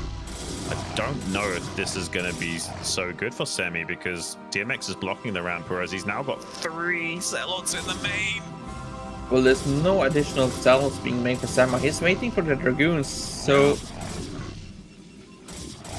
Man, this is crazy that he ran around like this and got away with murder. The fact that Semih just wanted to go straight into dragoons is now being so hard punished. We got those 2 dragoons now popping out, but the damage has been done. He's lost a couple of probes, he's denying mining, and Semih didn't get any compensation damage with his zealots. No, he's forced to pull back as well, and you can see Dienmax is chasing those units, and Dienmax, he's pretty much free to do whatever he wants behind this, because like the both players open 21-21, like you're supposed to go more dragoons than zealots, but I think Dienmax caught him by surprise. He didn't know where the zealots were. He snooked down in the south corner. And yeah, even though Semih has a lot of units, this is not looking great for Semih right now because he lost so many probes. I mean, that Peruvian freestyle type play is crazy. They can like see levels of StarCraft that haven't been revealed to you. They've played so many crazy games and know so many niche timings and tricks. They can really pull the wool over your eyes, and Semih definitely got duped by that maneuver and paid the price. Yeah, I think what's in favor of Semih right now is that he has the range and he had the numbers. Like you can see he's down in supply, but that's it, just in probe. He has the bigger army, and Dienmax mainly is based on zealots. but he sneaks in a probe right now, DMX, so he sees there's no Robo following up, there's no DTs, so yeah, DMX, he knows what he needs to do, and I like this 3-gate Robo. Yeah, well, Semih's going to try and expand and try and play catch up, but that could be punished by a 3-gate, right? He almost maybe even has to consider making a shield battery if he does go for running it down, but he's also going to go into Robo as well as those 3 gates, so DMX is going to tech as well as having a lot of opportunity to attack soon. Yeah, it's hard to play catch up right now. Halloween was over a few days ago, and you can't dress up as catch up. I think we're just gonna get spilt on the road, but what do we know? We are just here to cross T's and dot I's. Yeah, stir your tea, wipe your eyes. It's got 2 cannons warping into the natural, so won't need to make shield batteries. He's gone for cannons instead, and that's probably the safer option, just in case it was something like DTs as well. Yeah, I think this is like the case of PvT. Sometimes you just don't... Oh, we don't have the range. I was pretty sure we had a range advantage here from Semih, but no.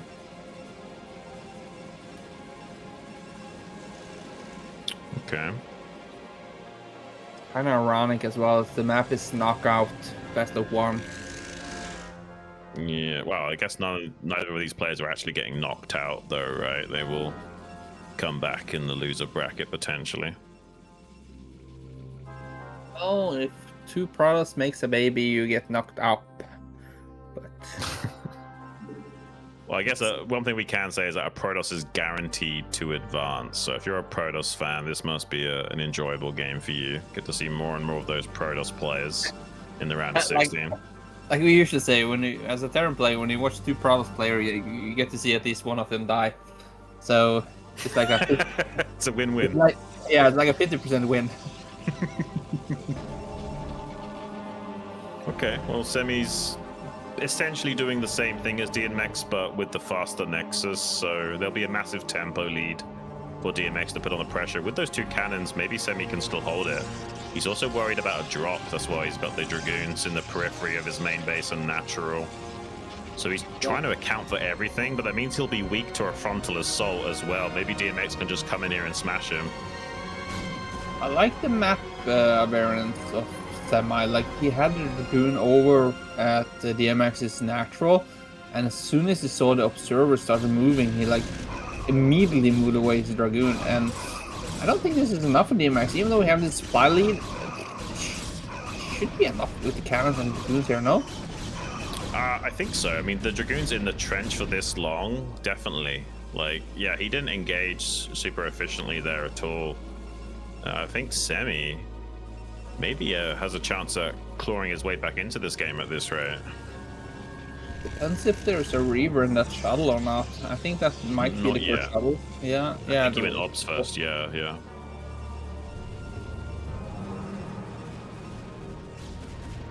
So it seems like Semih is playing catch up. He's catching up in supply. He's catching up in tech as well. €20. Long live BSL. He has his Nexus slightly faster than DMX, even though DMX is up 10 supply. I did like the one move that Semih did though, is making a cannon in his main, and then he recognized that he didn't really need it. So he canceled it, and that I think that was actually a big win for Semih, that he was able to squeeze out more Dragoons and additional gate. Yeah, he lost a little bit of optimization because of those Zealots and the lost mining time already. Every tiny optimization is a big win right now. Every little counts, quite literally. And he might just barely be able to turn this game around. I mean, with the trench there, oh, he actually kills the Observer for free. That's a big deal. There was a vision advantage for a long time for DMX, and now he doesn't have it anymore. Yeah, I think the thing is about this map, if DMX decides to pounce on Semih, some of the Reaver shots will miss, but Semih will have a defensive advantage, so I think he will hit most of his shots. But I wonder if DMX is bringing 1 or 2 Reavers. I think that might be. Oh, he's getting a couple of scarabs off before the shuttle arrives from Dienmax, so just needs to be careful not to lose the Reaver, and he'll be good. Oh, he connects with the Reaver! Oh! The shuttle! Oh! That's crazy. Yeah, the shuttle control is as important as the Reaver control. That's why Snow's so good. He controls the inertia of the shuttle, so it doesn't drift too far away with inertia from that Reaver, so we can keep doing hot pickups over and over again. So it's so important to keep that shuttle close to the Reaver no matter what. Did you see the video from Jinjin? He was explaining why Snow was struggling against other races. Struggling against Zergs. Yeah, because you can't abuse the Reavers, kind of thing. Yeah, like Yeah. nobody could match his Reaver control, but in PvC he can't really abuse the Reaver micro as he can in PvP and PvP. He has really good micro generally, like he's got great storm and like his overall army control is still good, but you're right, he doesn't have the same kind of like macro and optimizations that the other pros do, and that's why he struggles so much in PvZ. Somehow Dienmax has a fair amount of macro. He's keeping still slightly ahead of Semih. Yeah, and he can also chip away at those cannons if he's clever enough about it. He can actually take out those cannons gradually, unless Semih's really on top of his Reaver positioning and control. 6K.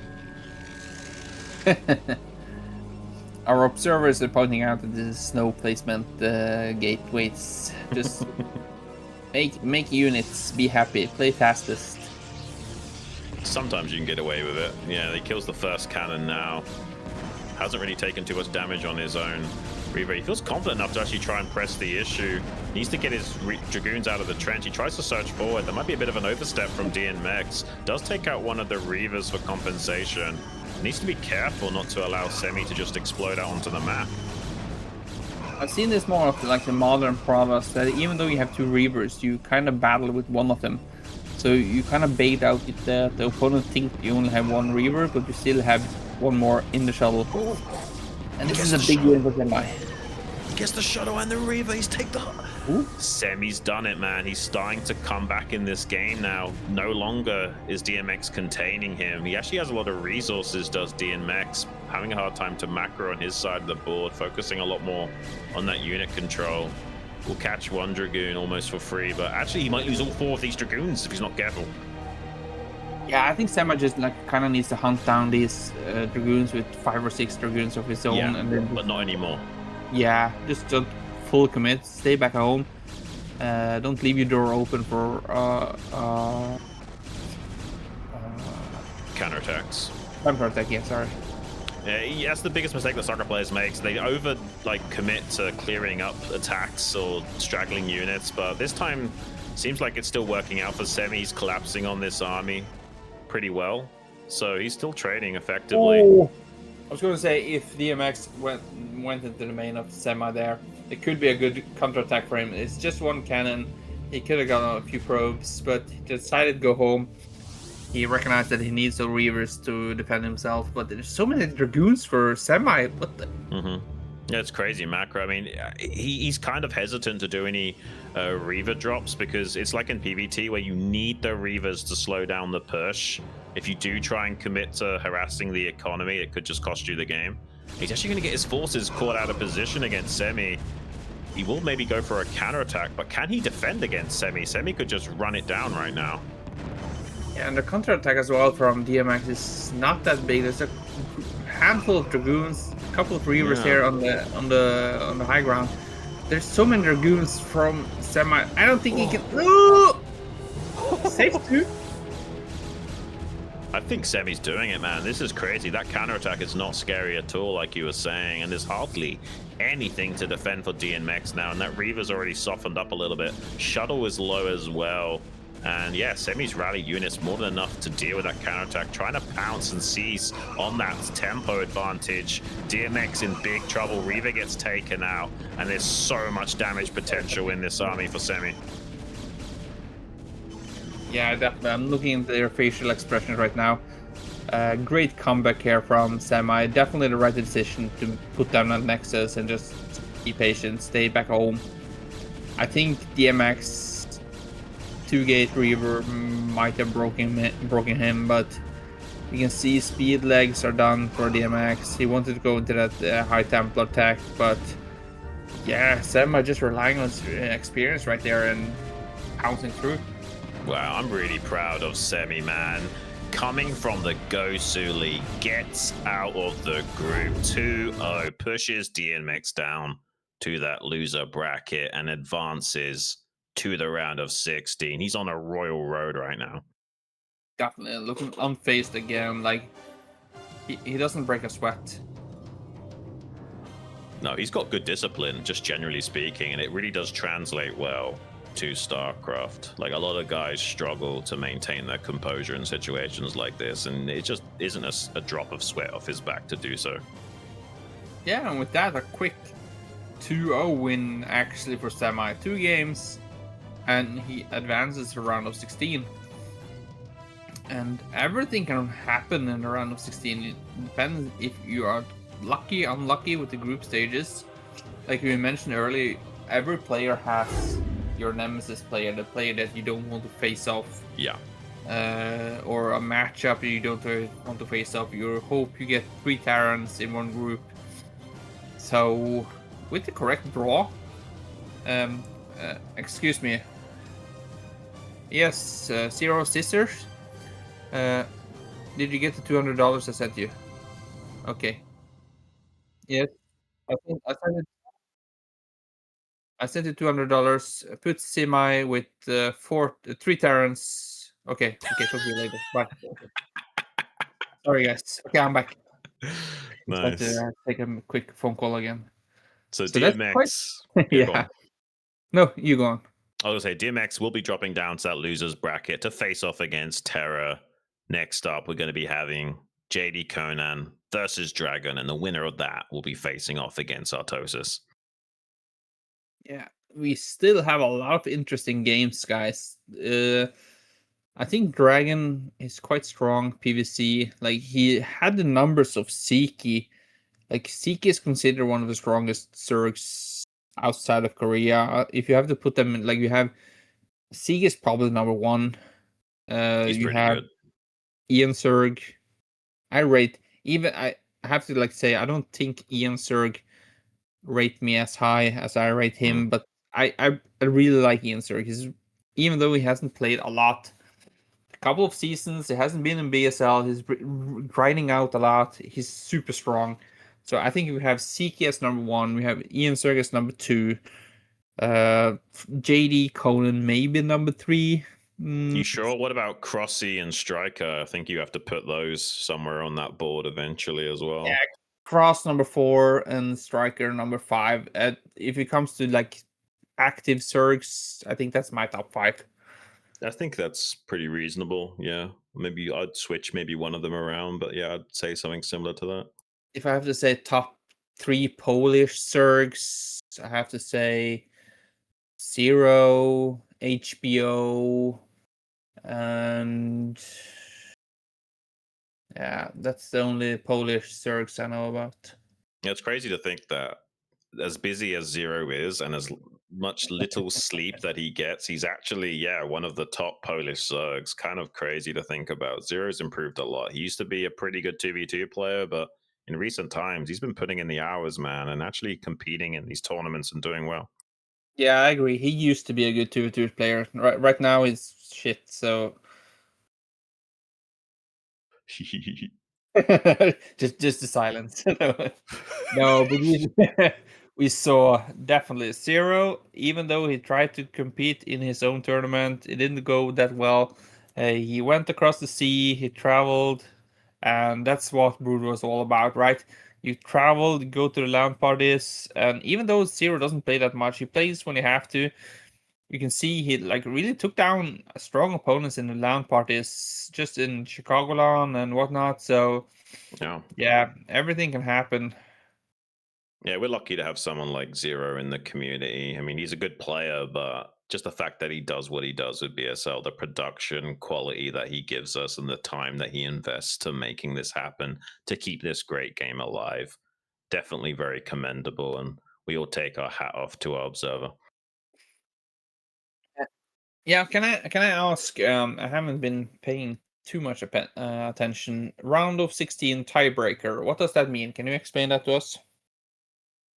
Yes. Isn't that? Oh, yeah, okay. Go on. You explain. You explain. Go on. So, guys, from those 4 groups, we will have 2 players from 3rd and 4th spot advancing to the tiebreaker. So today, after the group, out of the players Oya, Kyrie, Kamezek, HBO, Striker, Eternum, and today 3rd and 4th spot, we will draw the 4 players group. And from those 2 groups, top 2 will advance to the round of 16. It will be next week. So. Very nice, very nice. I like this format of the BSL. It kind of gives some variance that even though you might meet your nemesis in the first game, you still have the chance to make it through the round of 16. It's not over until it's over, right? It's not over until the it's like double elimination ASL kind of format. It's insane because it requires a lot of organizing and coordination between the players. So big shout out to Zero for managing to figure all that out, and also to all the players that are able to show up on time and keep it fluid. I think for BSL22 we need BSL sweaters like they have in the ASL. Just switch out the A with the B, and we have some some goosey I think idea. you'll have some very angry Koreans to deal with if you did something like that. I'll put my money into that. Definitely. I have so much BSL merch at home that my girlfriend just looking weird at me when I'm walking around with BSL outfit most of the week. Be really cool though to have some kind of similar merch that they do at the ASL. They rarely give out that merch. We've had a couple of giveaways of ASL jackets for the stream for ASL, but really not much. It's so hard to get your hands on it. Yeah, this might be a little bit X-rated, but I actually have BSL condoms as well. Nice. Big, slim, long. Big, slim, long. Okay. Yeah, BSL. Sounds like a bit of an oxymoron being big and slim, but okay. I love this. I lie. I lie most of the time.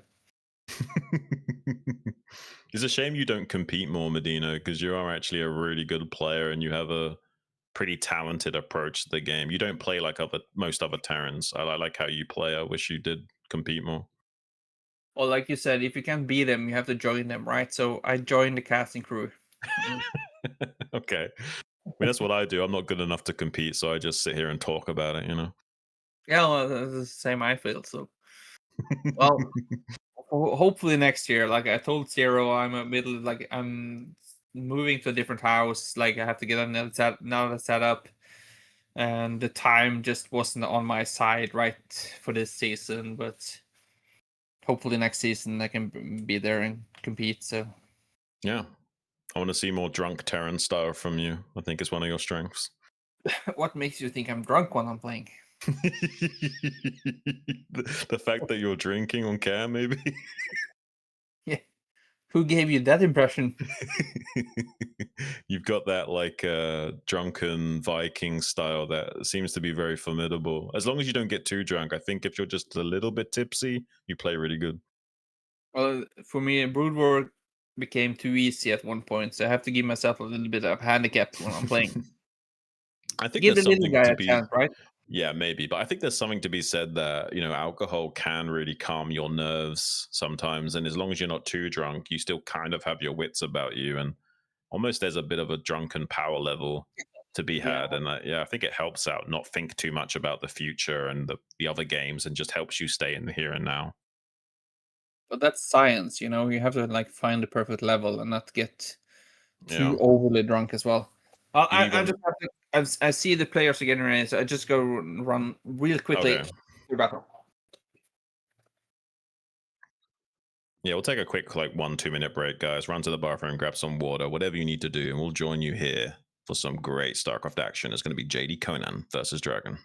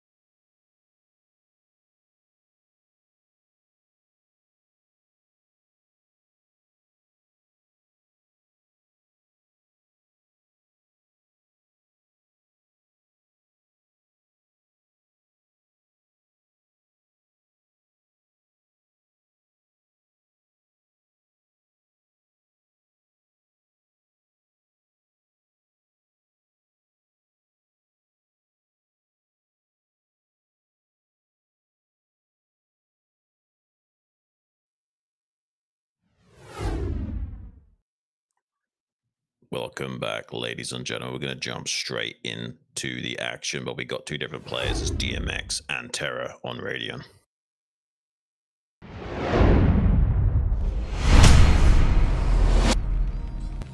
Spawning in the top right. The Terran himself from Peru? No. Oh, it is Peru. I second guessed myself there for a second. I was like, huh? I shouldn't have doubted myself.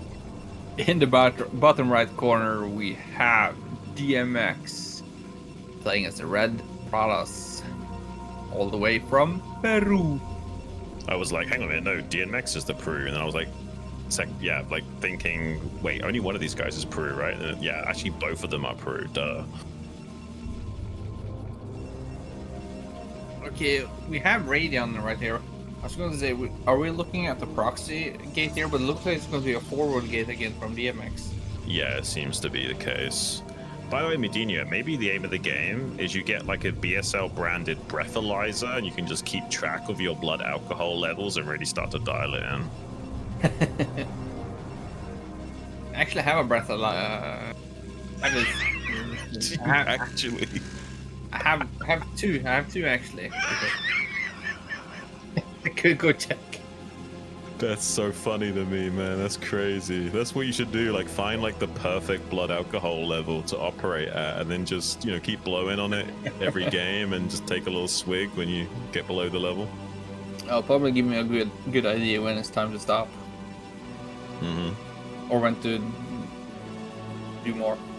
Yeah, exactly, man. Who knows? You might become the best Terran in the entire European Union if you start playing like that, man. Seriously, what though? But it is a problem. But I'm thinking I'm playing Broodwar for 25 years, so I have to be honest. It's kind of boring. So when I'm sitting in my living room having those 2-3 drinks, and the voices in my head are starting to tell me, "Go play Broodwar. Go play Broodwar." You have to listen, man. You have to listen. Okay. Well, maybe alcohol will be a good gateway for you to shake off that boredom and come and join us for some more great games. I've tried to teach that. I tried to teach that to Artosis in Russia when we met in 2019. So I actually introduced him to Long Island iced tea. Oh yeah? How did that go? Went well. Definitely loosened up after a couple of Long Islands, but I don't think he'd do it when he streams. He mostly drink soda, I think, and when what's his friend called? No Regret, the guy he has on the stream. Yeah, they do like whiskey or shots or something. I don't know. Yeah. Okay. They're not committed to the game. Well, we've got a very standard opening from TerrOr, just a 12 gas. I think that factory was 231, a little bit suboptimal, but good enough. And that gateway on the low ground not really being utilized to full effectiveness, it seems. No early damage here from DMX. The first outs are coming right now, but we can see there's 3 Marines all. Yeah, 3 Marines of micro easily deal with that Zealot, but there's sometimes the Terran players slip up in their micro and lose a Marine or 2. It's possible, but not going to happen here. I'm not sure if you saw the fact the barracks were blinking. Well, the Zealot was really close to the ramp, so maybe he didn't see it. I mean, Protoss buildings have a long view distance, but not the units comparatively. Yeah, and Terra is still mining gas, so this should be like a strong FD. Yeah. Oh, yeah. I didn't even realize. I didn't even realize as well, MadiNho. I was too busy distracted having a good time chilling with you, and he's going to go 2 factory with 2 machine shops. This is wild. I mean, DMX might not even read into this. Like, you kind of need to... I mean, 2 gates is good. You can still slap it down with 2 gates, but it requires a lot of micro. 3 gates guarantees slapping it down. We don't have that 3rd gateway. Yeah, I'm not sure why DMX went 2nd gate behind this. Like, he was thinking he's tricking TerrOr, and TerrOr is tricking him. Yeah, it's a double mind game right now. DMX hasn't even started a Nexus. He's doing a bit of an unorthodox 2 gateway build, but it's like 2 factories, so both players have opportunities, but overall this favors TerrOr if DMX doesn't know its second factory. I like this build from TerrOr. Most likely we'll see 3 tanks and then go into Speed Vulture with mines. But Yeah. against 2 gates with the right micro from DMX here, I don't think he should have that much problem. Ooh. Oh my gosh, that's so crazy. He's actually gonna eBay for that? That's wild to me. Yeah, but good. Causing so much damage to the, but we only see 1 tanks. He only gets 1 mine with the Vulture. It's not optimal. Is this the siege tank speed and mine from? I'm confused. Did Flash do this with the speed and the Vulture, and then they try to like run by behind it? But you kind of need like perfect control to make that work, and TerrOr already lost the first Vulture, only 1 mine, and he's gonna lose the tank. He's completely out of position. DMX suddenly in a very good spot here, cleaning up the Vultures on the exit as well. There are a couple of low HP triggers. Oh, mine connection's pretty good. Oh, the tank. Is that the longest mine connection you have seen? I've seen some pretty crazy mine connections. They have a really weird targeting system. Like on diagonal angles, it would hit in ways you wouldn't expect.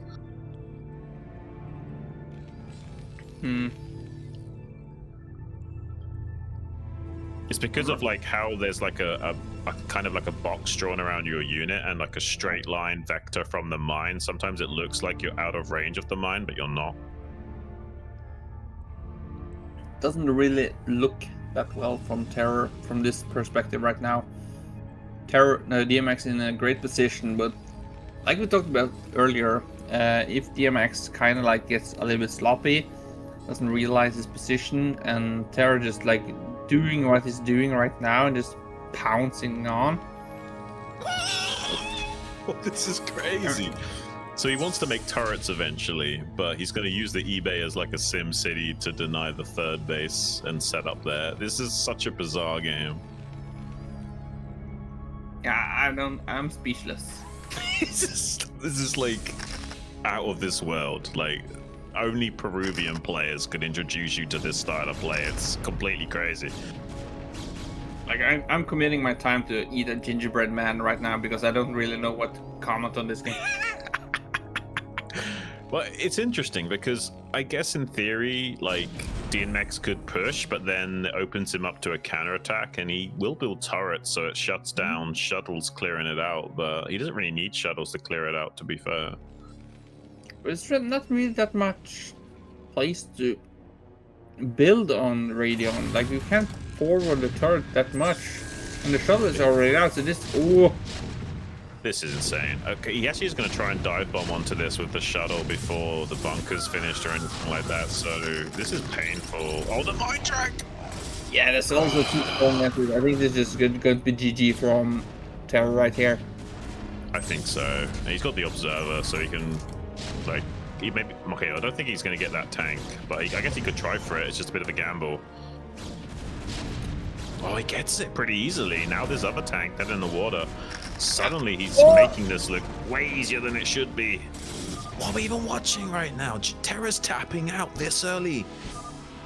Wow, I don't think he expected that from DMX at all. Kind of funny, to be honest with you.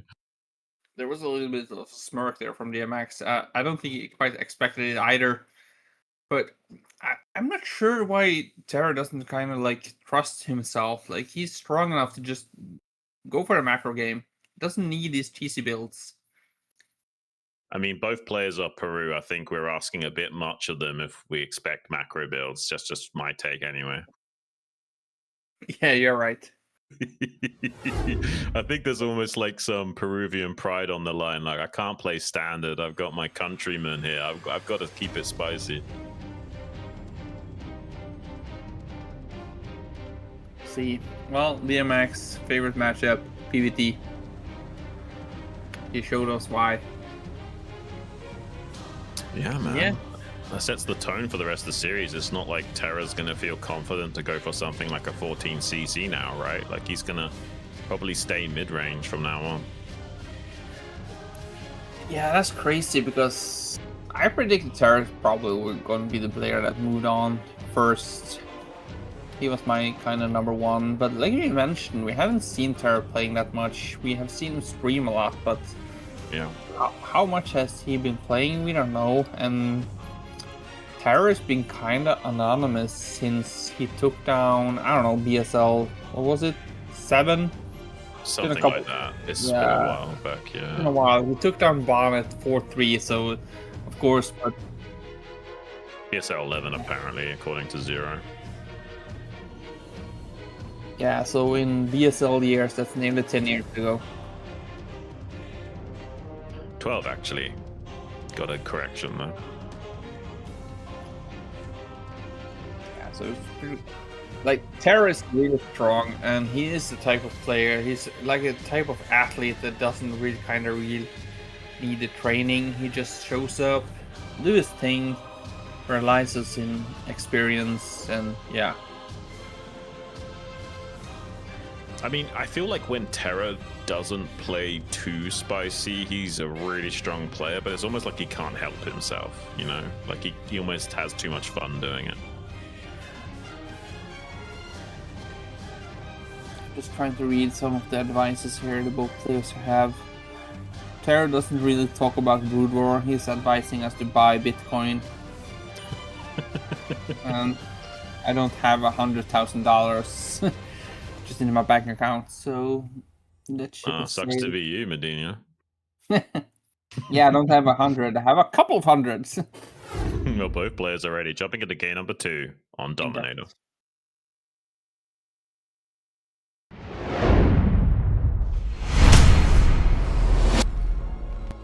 Spawning in the top left. Currently 1-0 down. Can he turn it around? The Terran in the blue trunks. Shadow Dienmax in the half of the map. 3 o'clock Middle position. half. Middle half. Okay, yeah, let's go with that. He's in the middle of the map. Technically, you're right. Yeah, in the middle of the map. He's on the Right equator. out Dienmax. 1 foot in advance to. Yeah, if Dienmax win now, he is in the decider top 16, right? Yes. Yeah, so TerrOr pretty much has a foot in the grave right now, and somehow camera of TerrOr is darker now than it was earlier versus TerrOr, so that might set the mood for him. Yeah. Might start his villain arc now and play super serious and eventually claw his way back from the dead, but he's on match point to be knocked out. He needs to take this super seriously. So I saw DMX taking a sip of his cup. I'm not sure if it's early morning in Peru right now, but hopefully with something stronger than coffee. I think we're looking at a 10-10 here from TerrOr. Yeah, it is. Okay, this is definitely different. How do you feel about this build? I feel like this is a bit of a gambit. I mean, if they scout you first, which he is, does this still feel good? I think you might do the 10-10 here because of the ramp advantage. Like, if you have the cell pressure and the Dragoon early, you kind of want to have that factory earlier. You want to have the factory timing at the 219 mark something, so you will have the siege tank faster. So if you were to be contained, you will definitely get to push out earlier. But like I mentioned earlier, I don't know why TerrOr just don't trust his skills. Like he has the power to take this to the macro game. Cough, Peruvian cough. There's that super fast factory. I mean, it's such a big economic investment to go for this. And he's kind of taken a coin flip whether or not he's scouted first, and he actually is. I don't know if this is super good. And it's still 50-50 for TerrOr where to go. Yeah, I mean, I guess he's scouting now, so it's not too bad, but still, I mean, a scout is actually painful when you're 10-10, right? Because that's like 50 minerals a minute you're not getting, and you're already stretched thin because you've already cut. It doesn't feel good.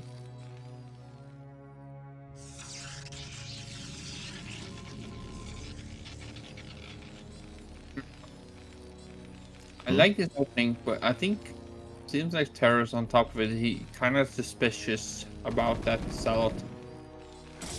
Quick reaction there. Oh, the SCV, the SCV.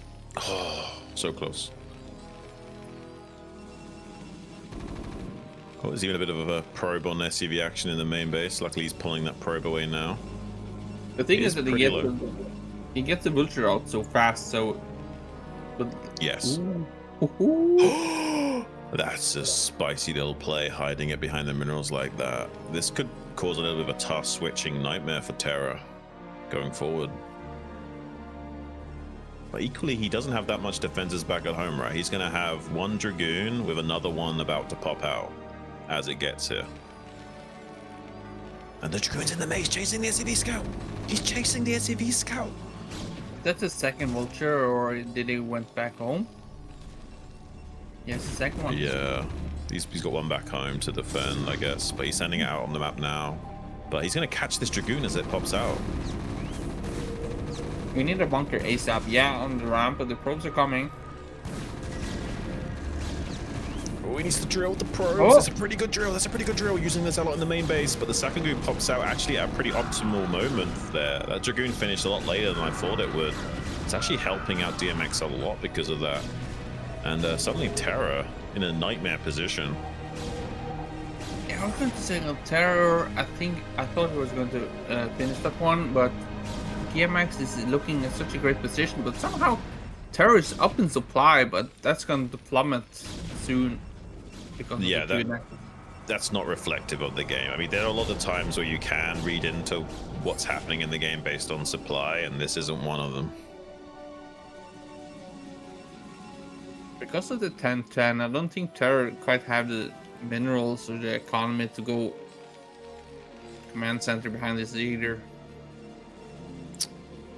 Does he have a fast enough mines to make this work? Like, I'm Very really well. worried for Terra, man. Like, this could... Okay, there's the mines. Okay, maybe he can somehow make this work. But he's kind of out of position to lay those mines now. The Dragoon's already starting to make their way out.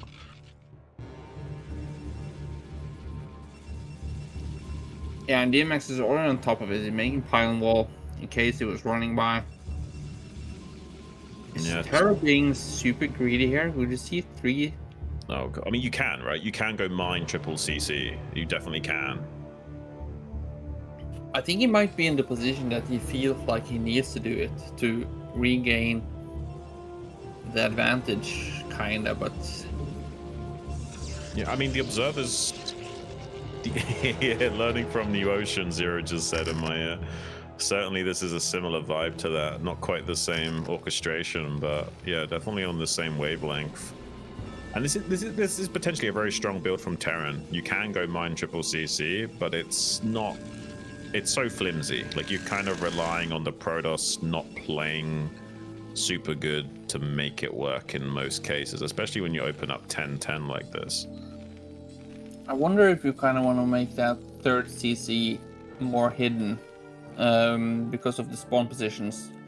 If you're super unlucky, a shuttle will go top and then to the left to go to the natural. Yeah, you're not wrong. But ooh, Citadel. Is he going to try like a DT drop or something? Arbiter build, maybe? It could be 2-base Arbiter. I think 2-base Arbiter would be more standard, and 2-base DT drop would be the more spicy variation. Certainly both are viable here. The thing is that like the observer will go cross spawn to try to clear out mines. So if he's lucky, he will just avoid seeing the SCV transfer and not see the 12 o'clock position. Okay. And he's not going to be dropping it. It's going to be the Arbiter play. But had this been reverse, he most likely would have gone 12 o'clock location to try to sneak into the natural base, and they would have spotted it right away. Man, I don't know what to make of this, because this kind of helps Terra, right? Because like the Arbiter timing takes a while to get off the ground, and by that time, these 3 bases might have kicked in. Yeah, we need additional factories though. We can start making them now. Like, you make like a 3rd and a 4th in a second here. and then 5th and a 6th a little bit later, and you should be okay. I think. Well, yeah, it depends. We're still just on 1 gas though, so if you need factories and still add the siege tanks, we need additional gas. So we need 2nd gas, like now, if we're supposed to like add 5 or 6 factories to get to like the mass. I guess if you cut upgrades completely, you can add on 1 factory at a time, but it doesn't feel good. It's probably better to just take the 2nd gas. He's doing that now. I once saw Shine going 10 factories, 9 minutes. Rebate. That sounds like the Chewbacca build from like back in the Longinus days. Yeah, I was watching it live and I was like, how can you afford this? No problem. Well, if you don't make upgrades, I guess you can do it, right? It's kind of funny thing with Terran. But so think about it, it's like, what, like 2 tanks a minute, and you got 300 gas a minute per gas, so yeah, if you don't make anything but a few tanks and occasionally add factories, gradually you can do it. It's just doesn't feel like you can. Dienmax confirms the 3rd base right now, and then let's see how he responds. He still does. He only has 2 gates right now. Arbiters are on way. 4th base on the way.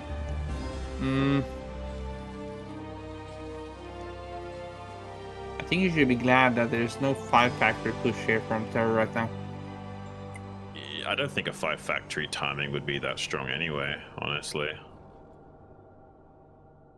Not with the early game the way it was. No, true.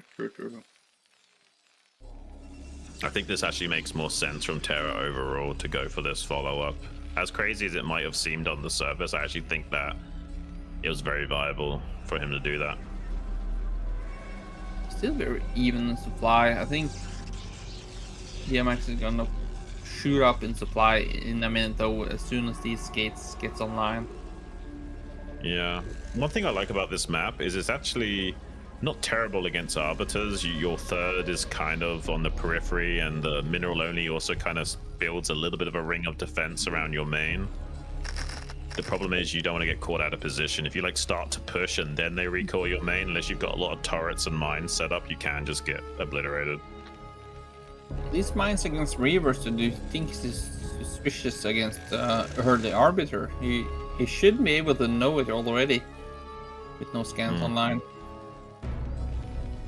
I guess with the pacing of the game, he can assume that it's something like that, because we've seen 0 pressure from Dienmax this entire time. Maybe that's the only thing that makes sense to TerrOr. Yeah, man. Do you think he's... Yeah, the Arbiter is hiding. Is this straight recall or with VC stasis? I would think recall, but I could be wrong, man. I mean, he's now getting scanned, so he has the confirmation on the Arbiter tech. I think recall makes more sense than stasis. Yeah, he scanned the main. He saw the Arbiter tech, but he doesn't really know if the first Arbiter is already out. But he is... Oh, he spots it. He knows the Arbiter's trajectory now, so he could maybe fortify the anti-recall defense. The Observer confirms the mines, and yeah, he's gonna fluid some units back into his main base and have a potential strong way of batting that down. It's still gonna be another like 30-40 seconds until the recall energy was ready either way. Yeah, quick reaction time here from TerrOr, and if Dienmax were to walk straight into this hell pit, I think his units will melt pretty fast. He sees some movement with his observers, so I think he should realize that, okay, this is not the moment to attack. Yeah, I think he's thinking about recalling the 3rd now, but I'm not sure if that Arbiter was spotted. But he's going to keep it in the dead zone and maybe think about hitting the 3rd. It's definitely viable.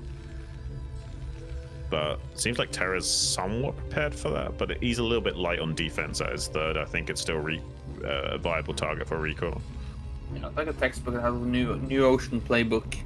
Have multiple Arbiters placed out. It's going on in the now. map. Yeah. You got the Arbiter at the 3rd base now. I think he's just now recalled.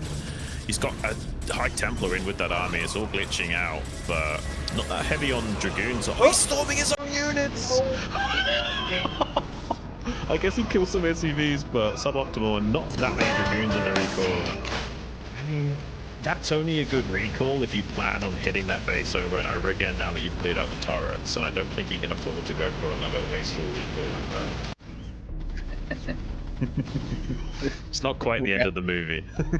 No, we had some Transformers ending at the movie there with the Linkin Park, the Michael Bay in the end, long run. But nah, some of the units unfortunately were stuck behind that turret, so we had like 5 or 6 units stuck behind the mineral line as well. So yeah. Not the best recall, to say the least. I guess he's taking a 5th base, but he hasn't saturated it yet. I actually think like Terra's gonna come back into this game. Like, he had such a semi-disastrous opening, but pulled it back with the triple expand behind mines, and because of the Arbiter tech, allows Terra to kind of sit back and macro up, and the first recall failing that spectacularly. Yeah, I don't know, man. I feel like Terra's back in this.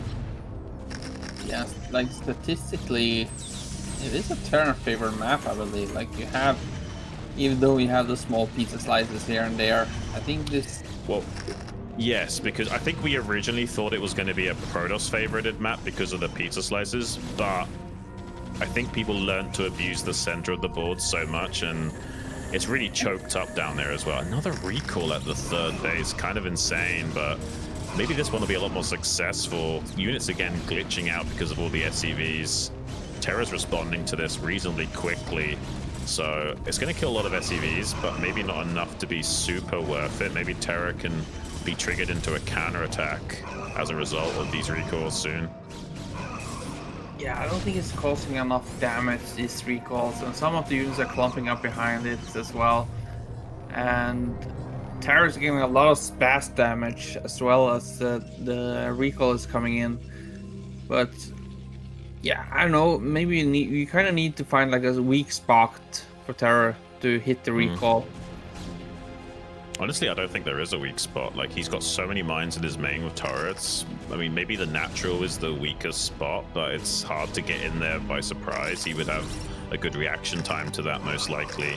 That's kind of why I like the setup for Terran here. You kind of have this ring of vision. The only thing you don't have vision of is the main. So as long as you've got that covered with mines, you're pretty much golden in your setup.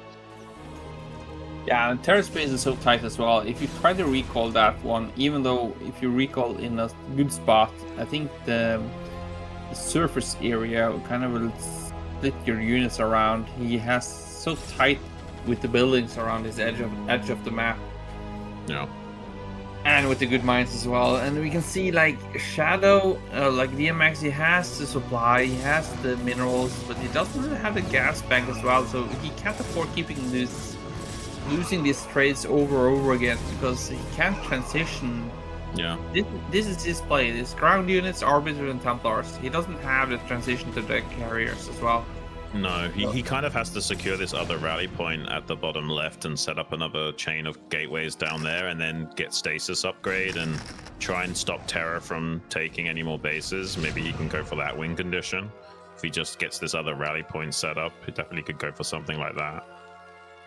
Yeah, what's going for DMX right now is that Terra's 2-1 upgrade is fairly late, so it's going to be a while until Terra really can push out. So all DMX can do at this moment is keep denying Terra for getting more bases. Yeah, that should definitely be the win condition right now for DMX, rather than suicide. Ooh, oh, look at the High Templars out of position. Terra doesn't notice those other 3 straggler High Templars, unfortunately. There's a big money stasis. Can he come into this mineral location? It seems like a lot of tanks in reserve. The High Templars just walking into death right now. I'm not sure he even noticed those Templars were coming from that route. But yeah, I mean, Terra should be able to bat this back pretty effectively, and that should trigger attack. I mean, he's almost maxed out. He just crushed a Protoss army.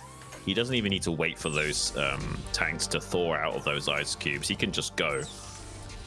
Yeah, that was just like a handful of the MX units as well. Like 2 groups of units, and it's maxed out. So again, like NewOcean, I'm worried. Do we have too many probes? Like, where are our army?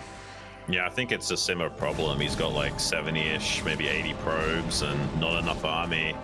And Terra just going to be running it down. And those tanks are all clumped up, but it doesn't matter if you haven't got a lot of Templars and Stasis to punish that. Some pretty good Storms, that's not bad. That's something to work with. But he's only blanketed those tanks. He's not finished them all off yet. Terra still could come in here and cause an absolute nightmare for DMX to try and deal with. There's not that many vultures to screen the zealots, so he's trying to flood in here. Preemptive D-Matrix to soak up some of that, though. Yeah, like you mentioned, that this will trigger an attack from Terror. It For sure. crushed a big army. And the thing about this map is that you get the edge of the map. You can take down a lot of the macro gates from Protoss as well. So this forces DMX to make a lot of new gates down in the south bottom corner. Yeah, and one of the features of this map is you can kind of lay siege to the gateway count of the Protoss at this mineral location. Vessel providing vision. That Nexus is probably going to die, but there is a lot of army here for DMX. A bit of lag helping out these players, macro and all cylinders. Yeah, good lag. Sometimes the lag helps the Protoss, sometimes it helps the Terran. It totally depends on the game state. In this situation, I feel like it helps DMX get an optimal engagement, so I think he can be thankful about that. And yeah, he's going to completely get on top of those tanks with not much trouble at all and start to thwart this pressure play from Terran. Honestly, that was kind of a miracle for him, because if that contain got reinforced anymore, I feel like DMX was in a lot of trouble. But now that he's cleared it out, he's got the rally point getting set up in the bottom left. Suddenly DMX could turn this around, but he's not out of the woods yet. Yeah, it seems like he's cleaning up this base, and he still has the economy to like refurbish his army, but we can see Terror is still up in supply, and this is the best. Yeah, this is the best cast you can see. We get every action in slow motion, so we get every detail. And oh, there we go. Suddenly we're not in a PowerPoint presentation anymore. We can actually see the game as it was intended to be played. And yeah, I mean, I don't think Terra has to continue attacking. He just needs to take this base in the top left, consolidate his forces, and then start attacking on this vertical axis towards this bottom left now. But needs to be careful. He's kind of overextending by doing this. He needs to get more of his forces consolidated down here first, and he's kind of jumping the gun a bit. Yeah, I like this from DMX. Like, I like what he's doing. He's taking a lot of bases and putting down cannons. And this is kind of like the snow style, right? You take a lot of bases, you add 1,000 cannons, and then you should leave like some DTs and some high Templars there just to defend. And because the Terran player, he only can split up a couple of units, he can't attack everywhere, so you don't need that much to defend that base. But as DMX as well, you don't need too many bases. He has the entire bottom of the map, but no follow-up really. Yeah, and Terra's gonna try and take this base in the top right, but it gets scouted immediately, so it'll probably be delayed for at least a little bit. 3 vessels with energy, though. There might be enough muscle here, with some D-Matrixes or maybe a good EMP on some High Templars. There's definitely a way of making this work for Terra if he sets up correctly. Yeah, like I mentioned before the game, I was wondering why Terra just don't take it to the macro game and trust himself. You can see how strong he is to just power through. It doesn't really need to rely on those cheesy games. Right. Well, DMX going on a counterattack at the mineral only. There are a decent amount of forces here from the rally point of Terra. I think he clears this up, but with some good mind drags, he can still obliterate some of those tanks. But how does he stop Terra knocking on his door down in this bottom left rally point that he's set up, and still has energy on 2 of those vessels as well? The High Templar's popped out, but it's going to be a good 20-30 seconds until it has enough energy to do anything. I feel like Terra's starting to do it, man. Yeah, it looks like Terror just slowly but surely taking down the game. He has the economy, he has the advantage. doesn't really seem like DMX have an answer to this game. I think it just kind of need to wrap his head around it and think about the next game. Yeah, it might be one of those games you want to watch the replay for a bit before you start the final game and just try and like calm yourself down, process it, let the game go, and then focus on the third game. I definitely think this is a watch though. You kind of need to assess what happened here and wrap your mind around it a little bit, like you say. Oh, recall on top of the army. Definitely, DMX had a foot in the gas. He was in the lead, especially with his opening. He defended well against the 10-10 from TerrOr. But and it was like the expansion of TerrOr was so late as well. But with the double expansion, he fought back, and after that, the DMX really didn't have an answer for what TerrOr was doing. So. Yeah, he's got a small counterattack that's going to try and hit this base in the top left pocket. So that's going to be annoying for Terra. He's going to have to cycle some units from his rally point to clean that up. But there's still enough sting in the army of Terra to be annoying down in this bottom left rally point of DMX while this is all going on. So I think slowly but surely Terra might be in an okay spot, but actually DMX has a pretty strong... Look, he stasis the ramp, and he's got a massive counterattack that's coming all the way over here to where this mineral only is. He could actually kill this tank and CC. Yeah, the supply is very close actually, and we can see that still there's a big bank for Terror, and even though DMX have a lot of bases, yeah, I'm not sure. This is tough to call because he technically has enough to overwhelm this CC and kill the units. And okay, there's just barely enough from Terra, it seems, wrapping around with a pincer. He slowed down the advance on that base in the bottom left. This is kind of a wild game because he's going to keep rallying units across to Terra, right, while he stasis the ramp. Yeah, it's so close to call because they're so even in supply and both players are attacking each other. And they're both pretty even on upgrades as well. It's like 2-2 for Terra, I think similar for DMX. This is a interesting game. I mean, Terra's slowly but surely making ground in that bottom left. There's only one gateway down there to trickle out some units to defend.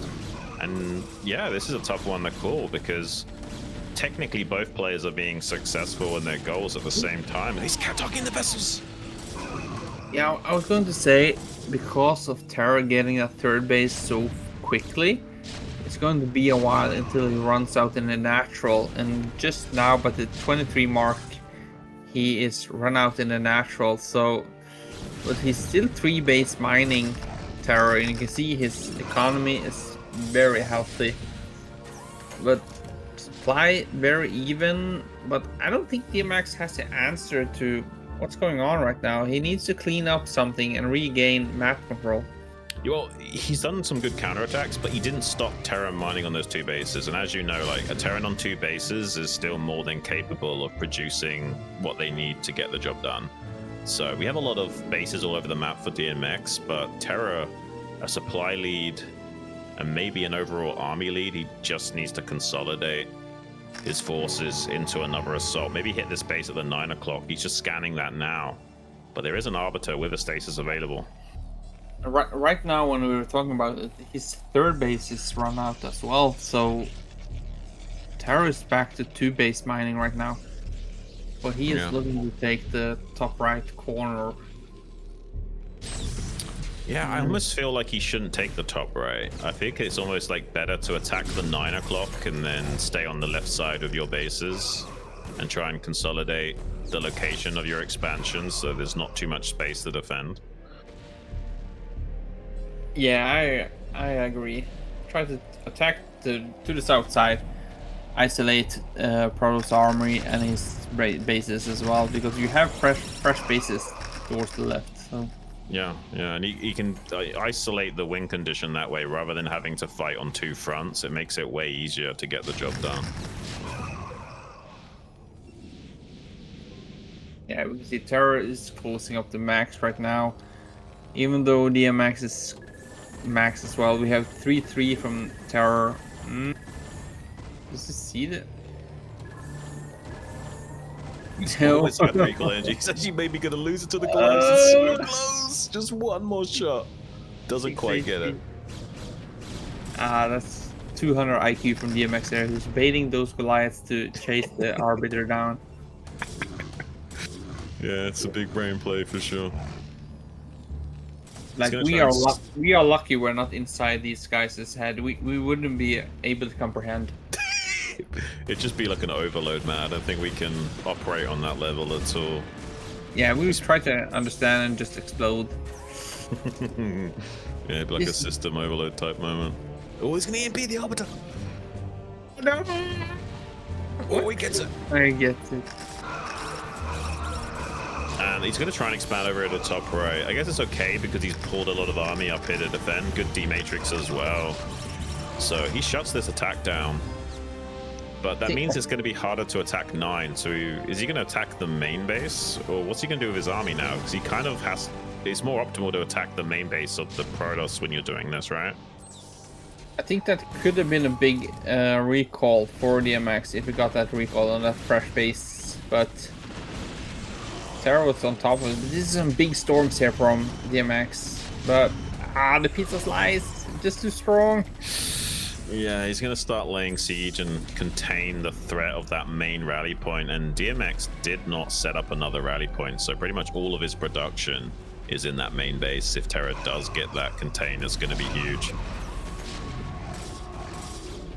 Well, we've said several times this game. I think we're looking at the beginning of the end. Yeah, that big brain play baiting the Goliaths means it dies without anything getting done there. I don't think he even wants to recall in this situation. He needs to somehow defend. I feel like this is a nice counterattack, but he has to not get contained at the same time because Terra's got this fresh base in the top right. He can almost sacrifice this base in the top left and still be okay, relatively. That's some big storm threat here from DMX. I think it was a big chunk of Terra's. Yeah, I'm so surprised Terra didn't just pull the SCVs from that base. That's 30 kills on the Archon from 2 storms. And That's the kinda supplier even, so that was like... This is a wild game, man. 1/6 of Terra's supply right there, and yeah. I don't know, it's still so hard to call right now. Yeah, it is. Like, technically Terran should have won this game, but it's such a crazy back and forth affair with so many counterattacks. It's not gone cleanly at all. Finally, he's getting a siege on that 9 o'clock base, but he's lost the full contain on the rally point, so DMX can still come out on the map. He's retaking that base in the natural on the bottom left quadrant as well. This game is nuts, man. I still feel like Terra should win this, but it's been quite close. Yeah, still up in supply at Terror, and a good counter here on the 9 o'clock, so he gets to kill that base. But as a product, what do you do with 3,300 gas? Because Archons, it's not that Not so great. good. TVP, you get 1 EMP on yourself, and Mass storm drop, I guess. yeah, maybe, but we don't have shuttle speed, and Terror seems kind of covered. Like, I'm not sure. Like DMX, yeah, he's making additional gates at the 6 o'clock base right now, but we don't really have the sources to make additional gates. I think we need to rely on the gates we have. Probably. But he hasn't much splash as well, if you noticed that. Like, he hasn't remade Templars, so Terra's army is going to be really strong. If he's just predominantly got Zed or Goon with a couple of Arbiters, like, he's going to try and recall this base in the top right pocket, but Terra can also counterattack and kill bottom left. Yeah, I think that's a good recall. We kind of have to split up ourselves, but like you said, there's a counterattack in the 6 o'clock position. We only had 1 cannon right there, so this is a base trade right now. I think it's costing DMX more than it's costing Terror. I think so. Yeah. This is almost a no-win situation for DMX, assuming Terra plays good. Because wherever he goes, Terra can go the other side of the map and punish, and the punish hurts DMX more than the initial attack from DMX will hurt Terra. Since he didn't kill that base in that top left pocket. No matter what, he's going to have a trickle of income from that mineral only for at least a couple more minutes. I guess it does mine out soon, that mineral only for Terra, but it's online just a little bit. Pretty good mine drag, but not good enough. Ooh. Okay. Yeah, I think he lost that one. I don't think he got a cancel on that one. No, he didn't. But that's the price, 1 for 2. Terror's killing 2 base and he lost 1, so I think that's a trade Terror will be pretty pleased about. Yeah, I think the 6 o'clock for Protoss will last about as much time as that pocket bait. Oh, it's already dried up actually. It's actually gone further faster than I thought. So because of the storm drops on those SEV, it means these expansions will last a lot longer than they would usually. So it actually kind of helps out Terra in terms of optimizing his production, his overall minerals. Yeah, and he revealed his arbiter on the left side corner, so it's gonna get EMP. Oh!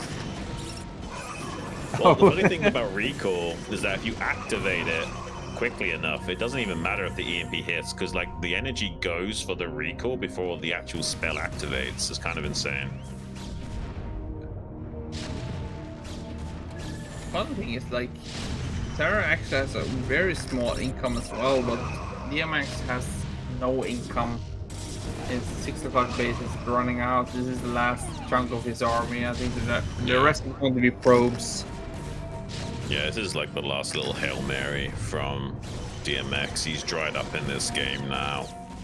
He can pretty much only make Templars, and that's not going to be enough to chew through the Terran metal here. Is the next map decided, or is it DMX's pick? Yeah, DMX pick, yeah. It would be really nice if you pick like that weird map, that island map. You mean Roaring Currents, the Screaming Sea? Yeah. Well, GG is cool. Let's see what map it's gonna be. We're all tied up in this series. That was a pretty crazy epic game. Yeah, 1-1 versus DMX and TerrOr. The winner of the next game moves it through to the round of 16 tiebreaker. So a lot of the on the line right here, and that's just half of the stream, guys. After the winner of this game, we have JDConan versus DragOn, the best of 3, and the winner of that one gets to face Artosis in a best of 3. If Artosis is still awake, we don't know. He should be. He's in America. He's a lot further behind us. By the way, unfortunately, Terra already banned Screaming Sea, so we won't be seeing that. That's boring. Terra always been boring. A boring player. Yeah, I mean, Snow even said it, right? Like he said, even though it's an unbalanced map for PvZ, he likes to have those kinds of spicy maps because it creates games that you wouldn't usually see, and I couldn't agree more. And I love that he's got that level of based mentality. I tried to have that last season on that weird map. What did we have in the last season? That weird Death Valley, I think. Yeah, Death Valley. So I tried to avoid banning that in hope to get to pick it, but all my opponents banned it. Yeah, Bonif did that really funny one base carrier build, right? In the PvP, was it DeWalt that he was playing against? Yeah, I think, yeah. He almost did it. If he only had like one more zealot or something, and he shut down the shuttle play into his main, that was elevatoring. He could have made that one base carrier work. It would have been so funny. Yeah, they're not really thinking about us viewers. They're just thinking about themselves. They're so selfish, MadiNho. Can you believe it? I know. Like, they don't consider us non-gamers. Like, us casters, we want new games. We want different things, but no. So, for the tiebreaker of DMX and Terror, we will have fighting spirit. No, I'm... What's it gonna be? It's going to be interesting. Wait, did he ask for Metropolis? Oh, you banned Metropolis. He's asking for a map that he banned. Well, didn't Terror banned Curring Roamings? Curring Warrants, yeah, he definitely banned Curring Warrants.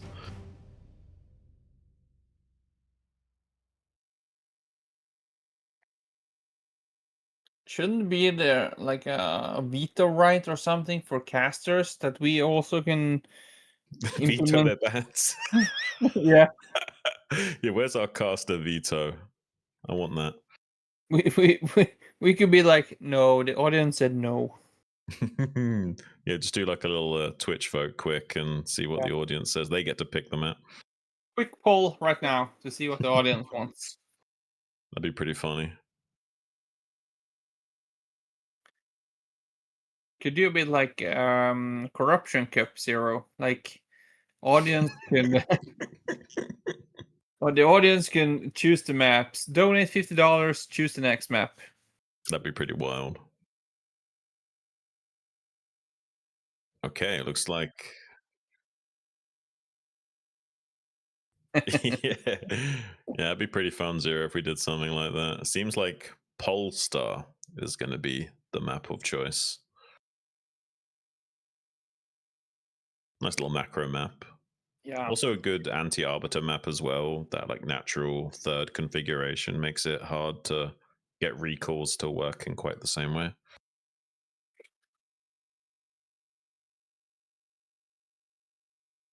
I hope we get to see a 12 Nexus from DMX. We haven't quite seen that. So many Protoss in the group and no 12 Nexus. Yeah. It's been kind of wild, honestly. The only thing crazy was that gateway into 4 base. But both players ready, jumping right into it. The decider match, DMX TerrOr on Polestar. Yeah, NewOcean needs second chance. Spawning in the bottom right, the red Protoss DMX from Peru.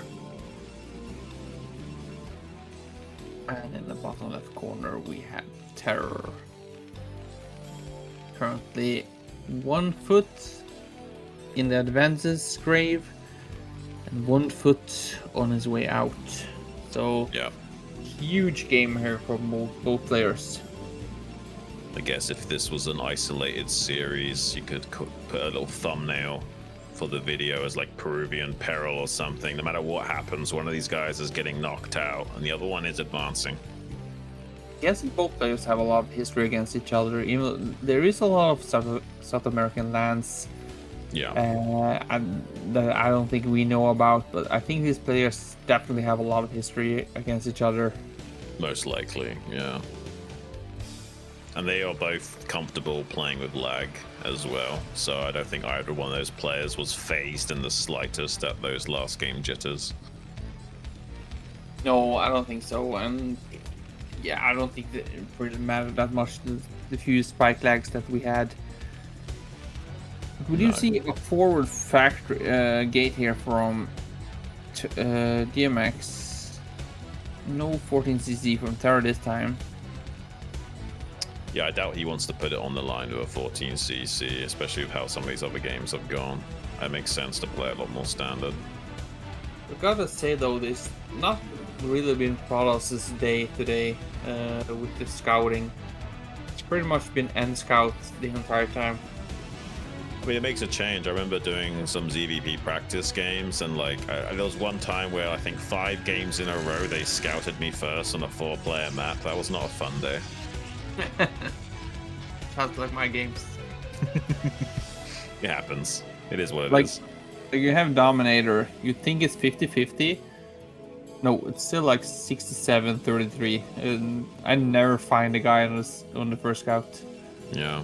But it was interesting was I was thinking in the back of my mind that he can't 14cc maybe, but bunker expand is viable, and he's doing a kind of interesting Mong style bunker expand because he's still going to get the gas, but he got it super late. Mong does this a lot. He'll still have a pretty strong economy, but he'll have a fast enough factory where he won't be as easily punished. Yeah, I think this still is going to be like CC first before the factory. He's just going to put 1 on the gas. This is kind of like the Terror style. He has a decent enough for SimCity. If the Self tries to run by, it will take a lot of damage. So by the time he makes a CC and yeah, gets the thing that he needs up. I like this move. This is a nice move from DMX. It's really tricky. Yeah, he's going to get the probe in, confirm what's going on. I wonder if Terra watches Mong, because unironically, Mong is one of the best TVP players in the world. Like, he's terrible in TVZ, but he's a TVP specialist, and this is very similar to one of his builds, how he approaches that matchup. It's a very unique way of playing Bunker Expand, and it's actually pretty strong if you do it well. Yeah, I like this build from TerrOr, and like you mentioned, Mong. I've never quite done it myself because I don't really know how to execute it. But it's so strong, both from both players. Like Dienmax, he sneaks in the probes, he sees what's happening. He confirms the build from the TerrOr. Yeah, I like this. Both players know what's going on, but a little late Nexus here from Dienmax, no? It's a little on the late side, but I guess he could take a fast third to compensate. Yeah, but what is a fast third without the fast fourth? Yeah, we've kind of been spoiled. Like, we're not impressed by the fast third anymore, unless you're going balls to the wall with the fourth base, or even playing StarCraft. It's going to be a quick starport, by the way, from Terra, so he maybe wants to follow this up with a quick drop as well. A small storm outside right now in my home. Nice. You're in a little shed as well, so you probably experienced that more than Yeah, you would be in the house. I'm feeling the wind, like my light bulbs outside of the room is really like shaking. Nice. You're like a reporter that's like in the thick of the action, not just in a cozy bedroom, you know? Oh, I'll send you some pictures later. Zero knows how it looks like where I'm sitting, so it could be it's cozy, but it's not optional. Okay. Well, he's going to force a bit of attacks with that bunker. I guess he does technically catch up on the economic curve with the fast third, but I still like Terra's position a lot here in the early game. I think overall he's won the build order roulette. And if DMX doesn't respect the possibility of a drop at around about 6 minutes 10 or something, he could take a lot of damage. Yeah, it kind of looks like the same build he did against Ocean, where he did siege first and then into vultures and the drop. But it doesn't continue. Like, I think you have time enough to make the dropship and start maybe mines or speed. So far we don't see an upgrade yet from TerrOr, so it seems like it's going to be the 2 vulture drop again. Yeah, maybe. Yeah, the dropship pops out around about 6 minutes 10. I think it's just a few seconds later than that, and then the drop actually hits your base around about 6:35, 6:40. So at 6:30 you should start to send 2 dragoons to your main. But if he doesn't do that, he could take a lot of damage. Yeah, there is like a dragoon timing as the same as Terran versus Zerg, where you have to put down the turrets at the 520 marks if you want to have them ready. Ooh, I mean, yeah, like even just like 4 or 5 probe kills here is pretty bad, and the fact that he has to stop mining on top of that, and he's getting some good target fires down on these probes that aren't optimally moving into safety. Pretty successful drop, man. Terra, what can you say about him? It's in a great position. Definitely, and I was going to say there was some great pull there from DMX as well. He tried to pull some of the probes back to catch the vulture, but Terra was on top of it, so he pulled away from the drill and managed to take or give maximal damage, I feel. It's one of those higher level nuances of StarCraft where you have to be like mindful of the drill pathing a lot in a lot of matchups, especially in TVP. If you're not mindful of where the probes are drilling, can really cost you. I think this might be what separates good Protoss versus great Protoss. Like, even though you have like the knowledge against the player you're playing against, like you say, TerrOr, he likes to go drops, and if you compare, it's a big jump though, DMX towards Bonnet or the Wall. They anticipate these drops, so they have the pylon wall ready in their main. So they can protect these drops with one Dragoon because they can't really reach the probes because they have the probes, the pylon in line, their botanics, the observatory, everything is planned from minute one to the execution. Right. I think that's a reflection on just how much practice they put in. They've like kind of got all the decision trees and what can happen when. They've got the timings kind of naturally mapped out.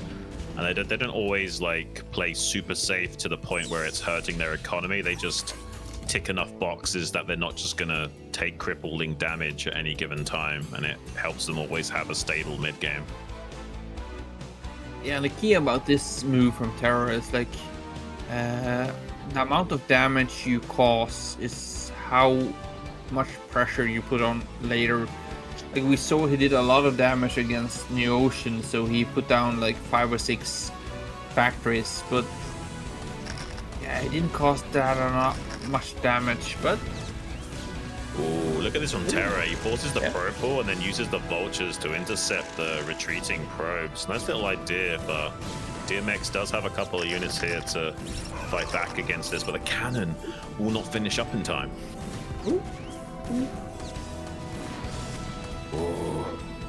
He's getting quite a lot of probes. not sure if it's focused firing or what's going on, but Look at the dropship micro. Look at this. Look at the dropship micro. Oh man, that's crazy. He's not going to kill it, but it's a nice effort from him. look at this. He can technically kill it, I guess, if he micros perfectly, but he... Oh. No! I focused fired the dropship. That's so smart. Oh, nice. That was I pretty think- sick. I think he actually would have made the cannon, but the some of the tanks kept attacking the probes. Yeah. I think he, for a moment, was like not 100% optimal with his target firing to begin with and missed out an opportunity to kill the cannon as a result. Is this wall 100% tight? Yeah, with the 5th cannon, So maybe. this- Yeah. It's 100% tight even before, I think, actually. There's a lot of dragoons here from DMX.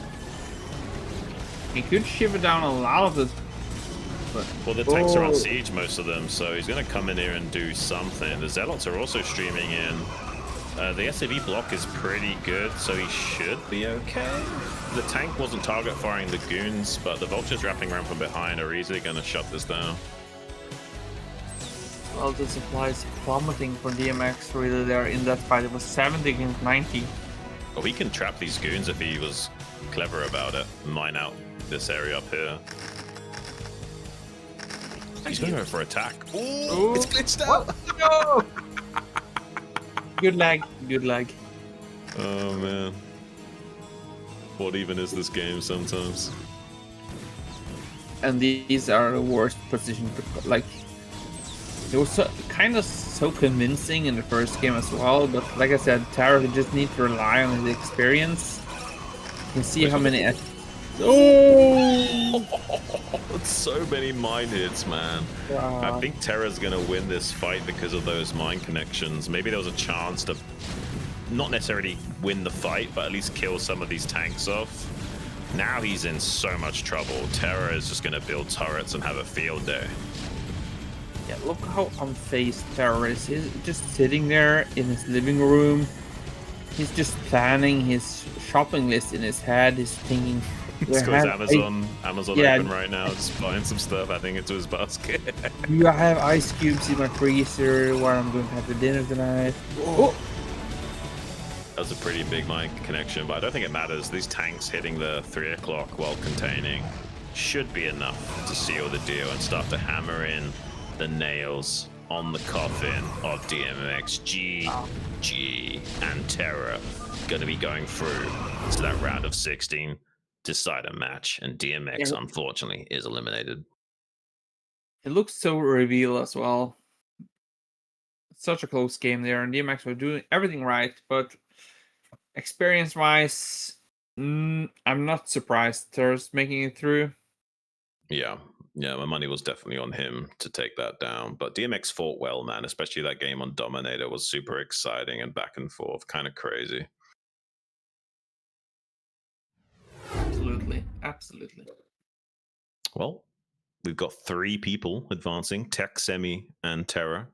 And now we've got JDConan going up against DragOn, and one of those will be facing off against Artie in our final best of 3 of the evening.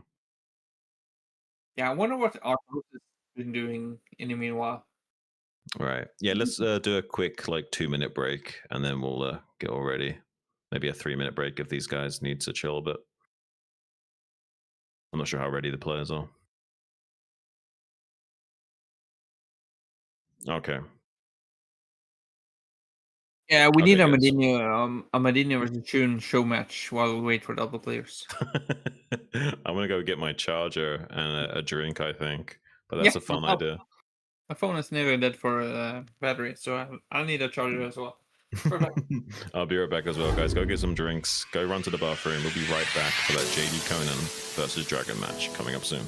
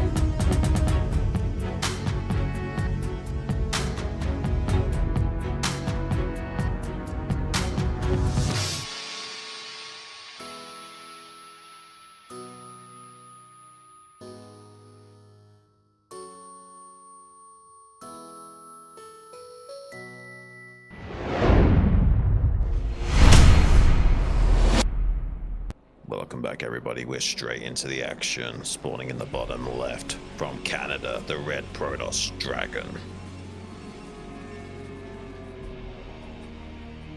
And in the top right corner, we have as the blue product, JDConan. Let's hope he can play a little bit better. I guess he could have put in some practice while waiting for these games. He's had a long break. Hopefully he's scraped off the rust or warmed up properly now and can do a much better performance against DragOn than he did Semih. But has to be said, DragOn a very strong PvC specialist. Yeah, it's been 3 hours since we last saw JDConan, so hopefully he'll be getting some practice in, and it's the same map that he get, I don't know, yeah, demolished by Semih, so... Is he I hope- singing?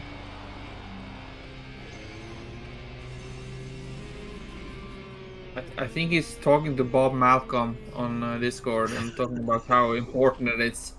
At least a few Peruvians gets through, but we have one Peruvian TerrOr, and now we need a Bolivian guy getting through. I'm not sure how far JDConan's strongest finish is, but he definitely deserves to be in like in rounds of 16, round of 8. Like the amount of time he puts down, he needs to be there.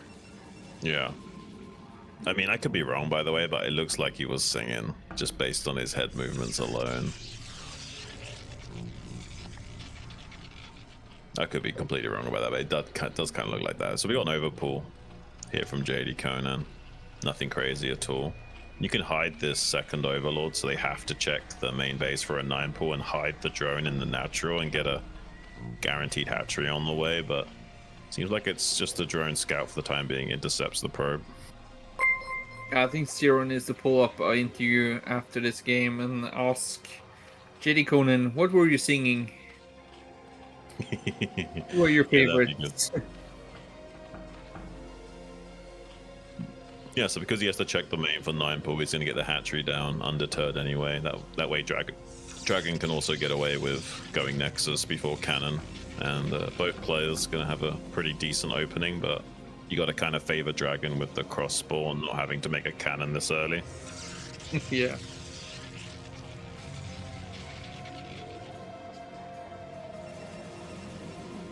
What's your predictions? Do you think that Dragon's going to take it to him and smash him because of his specialization, or do you think JDConan's going to surprise us and play like a monster now that he's warmed up? I don't feel like JDConan is like the type of player that goes 9-7-3 that often. He does feel confident going into that lair play, and while I'm saying that, he's getting that gas fairly quickly, which makes me think it's going in to be lair play the same as he did against Semih. Yeah. Yeah, getting the gas like a little bit ahead of the third base, it allows you to not only get that lair, but also the link speed to be safe. So we'll see how he wants to play this. There's no reason why he can't just play a straight up macro game and take the fight to Dragon, but I think that would also play into Dragon's hands. Dragon's just so good in this matchup, man. Yeah, also, but JDConan, like his optimization of the game is really nice. He detects the timing of the gateway, so he realized he doesn't really actually need more than 2 Zerglings at this moment. Want to chase away the probe and just want to detect what's going on in the Protoss main. Yeah. He knows it's Forge first now as well, so he can get away with cutting on links for quite some time. Around 19 supply, you maybe want to make an extra pair of Zerglings or 2 to deal with the gateway finally popping out as Zealot, but until that time, you can just chill and drone. Yeah, and you can see it's all about the small things, right? And the probe were in the main of JDConan, so he decided to make his lair in the natural. All these things are done to cause a little bit like confusion from Dragon. It's like, okay, where is the lair? And when he finally sees the lair, it's like, okay, when did this start? Is it just started? Because it's hard to see from the Zerg units how far the lair is on the way. But yeah, it seems like Dragon is hitting all his timings correctly. His target is on the way, but additional Zerg is being made, so I don't think that Cell is going to be able to make too much hurt. Maybe it's a little bit lost mining time, maybe, but he should just tuck it behind the minerals here, it seems. I think this is the right move though from JDConan. As long as you get 2 Zerglings surface the Zealots, just pounce on it and get it away. You'll rarely see players like Queen or something try and like contain the Zealot with Lings on hold position in a tight wall. It's generally speaking, thought it's better just to kill the Zealot with 2-on-1 trade. Yeah, I think the faster you kill it, the less information the Zealot gets as well. Exactly. In the case, this should be like a 973 from Conan. He would see the drone count in the third base. And in a 973, you normally have three drones in your third base. Ooh, second guess from Conan. Maybe he's thinking about a bit of an Ogre gamer moment here. He could at least make, 5 mutas with some Scourge. And you could even go all the way up to 10 mutas if you really want to heavily commit into that. It looks like he's saving up the gas for it, so I think you might be right. I think it's going to be at least 5. It's just a question of, does he want to go like crazy Ogre Zerg and get all the way up to 10? It's definitely viable. Let's see.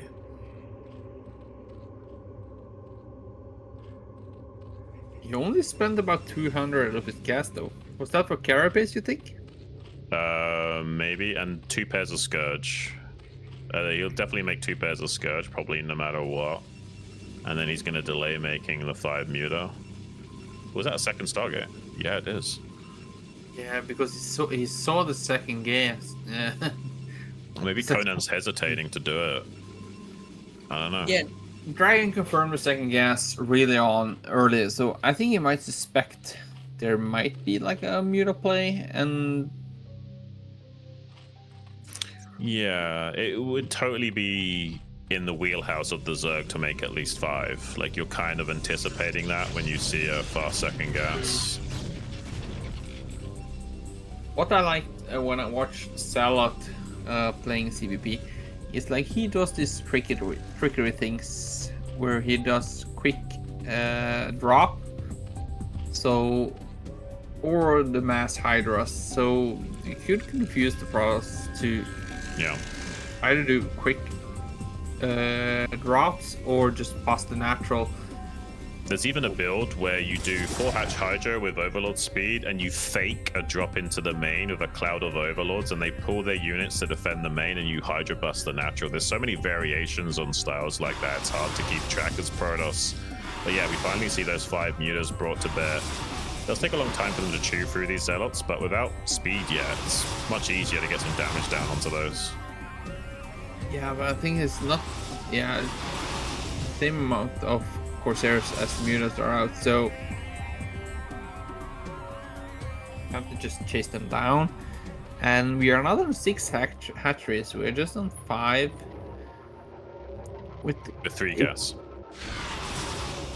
He's definitely going to come into a big air fleet. Gets 1 Corsair, now another one. Beautiful Scourge connections, 4 Corsairs remaining. He's done an okay job thus far. If he can find even just a few more Scourge hits on those Corsairs, he can really start to take air superiority away from Dragon. But with the double Stargate, if he doesn't do a lot of damage soon, could be in trouble. Zealot's also now starting to pressure his third base, is getting some good surface area on that Sunken despite the Sim City. Yeah, I think he's doing something similar like he was trying to do against Semih, but it doesn't really look like it right now, but I think he's pulling it off way better than he did against Semih, but now it's just 1 Corsair left. So with more mutas coming out right now and Hydras on the way, it seems like he's actually cleaning up this base and stabilizing.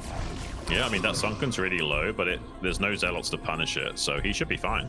Like, he can just stabilize, join up a little bit now, and actually have a pretty powerful economy. And we talked about it before, like, going into double Stargate, it's a big investment. Like, all the tech timings, all the investment into those Corsairs are going to be really hindering Dragon to find another timing attack anytime soon.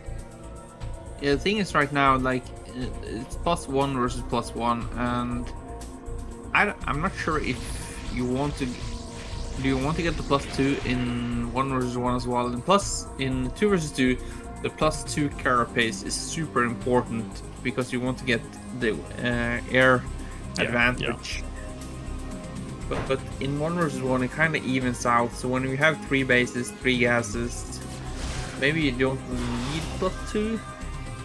Well, there's a few schools of thought to that because it's so rare that the Protoss will make a fleet beacon and get +2. So sometimes you can take an easy advantage with the +2 carapace, but it is a pretty big investment. You kind of have to really want to go mutas to do something like that. And he does seem to keep wanting to produce those mutalisks, despite having that many Corsairs to contend with. But he needs to also keep making Scourge, because now there's 7 Corsairs yet again, with a DT to deny the 4th. Yeah, the fight is fairly even as well. And so far, Dragon is maintaining the air superior. Yeah, and killing these overlords is huge. He's trickling out a few Scourge here and there, but he should have already had a flock on standby, and he didn't. So now this is going to be a bit punished, but luckily Conan queued up some overlords, so he's not supply blocked yet. Unfortunately, the Scourge are so dumb as well. 2 of them were So locked dumb. on the fort there, but they decided to back up a couple of meters, and then we forgot how to attack. I mean, you hear complaints about people controlling Dragoons or Goliaths or something, but honestly, Scourge is literally the dumbest units in the game. And looks like the cannon in the main base easily dealt with, and the Corsairs on the other side of the map. So he's going to kill some probes for free, but eventually he will restabilize because there's still quite a lot of Corsairs remaining. Yeah, this is free damage from JDConan. I think this damage that he needs to get done, kill a couple of probes, get some intel of what's going on in the Protoss main. Yeah, he just needs to be careful not to get chased down by the neutron flaring. Corsairs in pursuit. Well, that's actually really smart, to run the bulk of the mutas away and then hit the probes again with a couple of mutas. I mean, he's eventually going to deal with it, but I like how annoying he's being to Dragon, because it's also slowing him down with his attack right now. Yeah, he also confirmed that the 3rd base is trying to get online, so this is good play from JD. That's a lot of Zealots, though. He's got Zealots, a massive bulk of Zealots, and Storm in support of this. So if he gets up the top of this ramp with the High Templars, suddenly JDConan could be in a world of hurt. Hydras are popping out, but they're going to be so busy dealing with that Zealots. I love the Lurker Egg block on the ramp. He's actually going to just storm that to try and get the tempo seized back. If he gets on top of this high ground, it's going to be really hard for JDConan to come back in here and defend this base with the High Templars on the high ground. Some Mutas coming in to snipe those High Templars.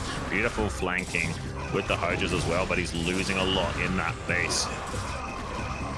Yeah, I was going to say, this is where you kind of have to have either Lurkers ready, or you have to make more mutas after the initial attack on his main. It's actually pretty well done from JDConan. Like, he hasn't taken critical damage. Like, he's lost a few drones, but not a lot. This is actually pretty good. Those couple of Lurker Egg blocks on the ramp bought him just enough time, and it also soaked up 2 storms. Like, if the High Templars get on the high ground and they start storming you on that ramp, you're kind of dead. So he actually avoids disaster. Yeah, and there's still fairly even supply. You can see JDConan actually exceed Dragon in supply right now. He knows the Corsairs are in his main, so yeah, this is what I like. He has 5 probes, that's 5 mutas, the one-shots the probes. This is massive damage against the Dragon's economy. Yeah, he's got the cannons in the main base, but he's still losing a few of those probes in transit and the lack of mining time. And he's not even like going Ogre Zerg. He's got a Lurker follow-up behind this as well. This is massive damage from JDConan already. The only thing missing from JDConan in this game is the 4th base, but that I believe that is because Dragon has been pretty much on top of the game. He's tried to deny the 4th base at the natural base of JDConan, and he's been doing such a great job with the DTs, but now the Lurkers are out, and Salad versus Lurkers, it's not something I would put my money on. Yeah, I feel like Conan's in a great spot. He's going to set up a Lurker Contain more or less for free. And Lurker Contains are so good on this map. It's insane because of that trench and these tight little chokes. There was a game yesterday. Was it there? What? Whoa, what was that? He just put on his rocket boots and charged in there for a second. I think it was Arethium yesterday versus Striker, where he actually made his wall where the Zerg units are right now. Just on the opposite, on the right side. He made the forge and the cannon right there. Really? That's crazy. I've never seen this before. That's kind of wild. Yeah, Yeah, it's very unusual. Super offensive Protoss wall. So yeah, definitely. And I think maybe on this map it kind of gives you a slight edge. Maybe it gives you like easier to take the third base and you prevent this type of hold happening. Yeah, he's killed so many probes with those mutas and baited out 2 storms as well. I guess he's cleaned out the mutas, but at what cost? He's got hardly any probe saturation in that natural, and now not many storms to break the lurker contain. And it's so tough to do the job with dragoons because of the trench. Yeah, and you get what, like 50% mischance or misshot or something? Pretty Maybe much. more? Yeah. And if you're being aggressive with the lurkers, you don't even have to worry about mischance with the lurkers. It's always 100% from low to high. Some damage here with the Corsairs, you can see, but the 4th base from JD is up and running in the bottom corner, and the 5th base. And this is a completely different style from JD than we saw against Semih earlier. So yeah.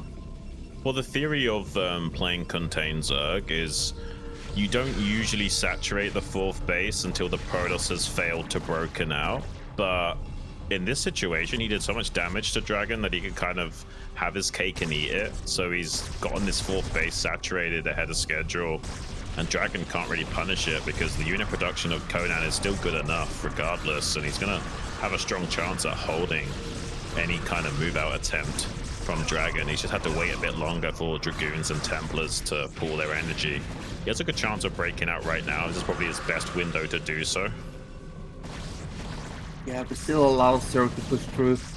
Yeah. Needs to be careful. He's throwing away his Corsairs for free as well, MadiNho. This is how I think I play Zerg. I put down 10 lurkers, contain the Protoss, and then I'm just laughing in his face, thinking, haha, you'll never get out of this. But then he has 2 storms and 4 dragoons, and he just walks through my 45 lurkers. Yeah, I don't think he's going to quite as easily walk through them, but he's done the bulk of the heavy lifting. He just has to get maybe 1 good storm to make that a cost if there's the 1 good storm. All those lurkers are bunched up as well, so he's definitely going to be breaking out the contain momentarily, but JDConan has some units still streaming in. He's going to tactically snipe those observers with the Scourge as well. I think the key is with the 2 armor as well as Protoss, your dragoons are so strong, even though they're still so weak against Hydras. But you're definitely doing a great job here. Both players, like Dragon's trying to break out, but JD is sniping every High Templar. Yeah. And yeah, you can see he's starting to run away with the games with so many bases up. It's just 2 bases against 5. Yeah, Dragon's just going to tap out. That's actually a really surprising tap out. I mean, I think he was in a losing position, but I don't think that was 0%. I feel like that was a game you maybe want to stay in and try and get 1 big army on 2 bases and go for a hoorah. Yeah, I agree. It's a tournament game as well, so it's not like you have to forfeit or give up. You fight to the bitter end. I don't know if that was just a bit of tilt and frustration and he wants to just reset and go again or what, but I feel like that was a premature GG personally, despite it being a losing position. Yeah, that's why I was saying, like, I miss a Dragon Cam because he's such an emotional player. You can see the facial expression. Every tempo dies. Like, he takes it personally.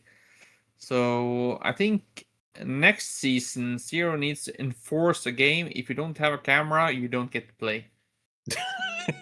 That's a pretty ballsy move, but certainly could have. Zero was talking about maybe having another tournament where we have some pretty crazy rules. It'd be interesting to experiment with new enforcements on things like that and letting the chat vote for what map they play on and stuff. Yeah, if you're wearing clothes, you don't get to play. You want to see the topless nerds? Yeah, we should have like a BSL calendar or something, and top 12 nerds in each month. That'd be pretty brutal, man. I mean, I think Semih would win a lot of style points if he had to do that. Yeah, I think Bonin should be July. I think he fits summer very well. Looks like Polestar's gonna be our next map on the chopping block, and it's crazy because Conan has already rattled Dragon's cage.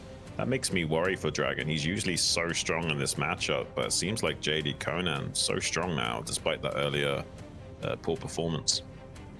Look at these players' pictures. Both have their arms crossed, super serious. Nobody has a drink in their arms. Is that a bad thing? Should they be just getting wasted non-stop on their pictures? I think so. Yeah, maybe. Yeah, I have 2 Bacardi bottles in my pictures, and I have 2 Gusu leagues under my belt, so yeah. You're also a Viking, MadiNho, so like, you know, these other guys aren't quite built like you. I'm not sure why don't more people take like a page out of my playbook. So. Yeah, maybe, but both players ready. Jumping into Yeah, it. Dragon versus Conan. Game number 2, Polestar.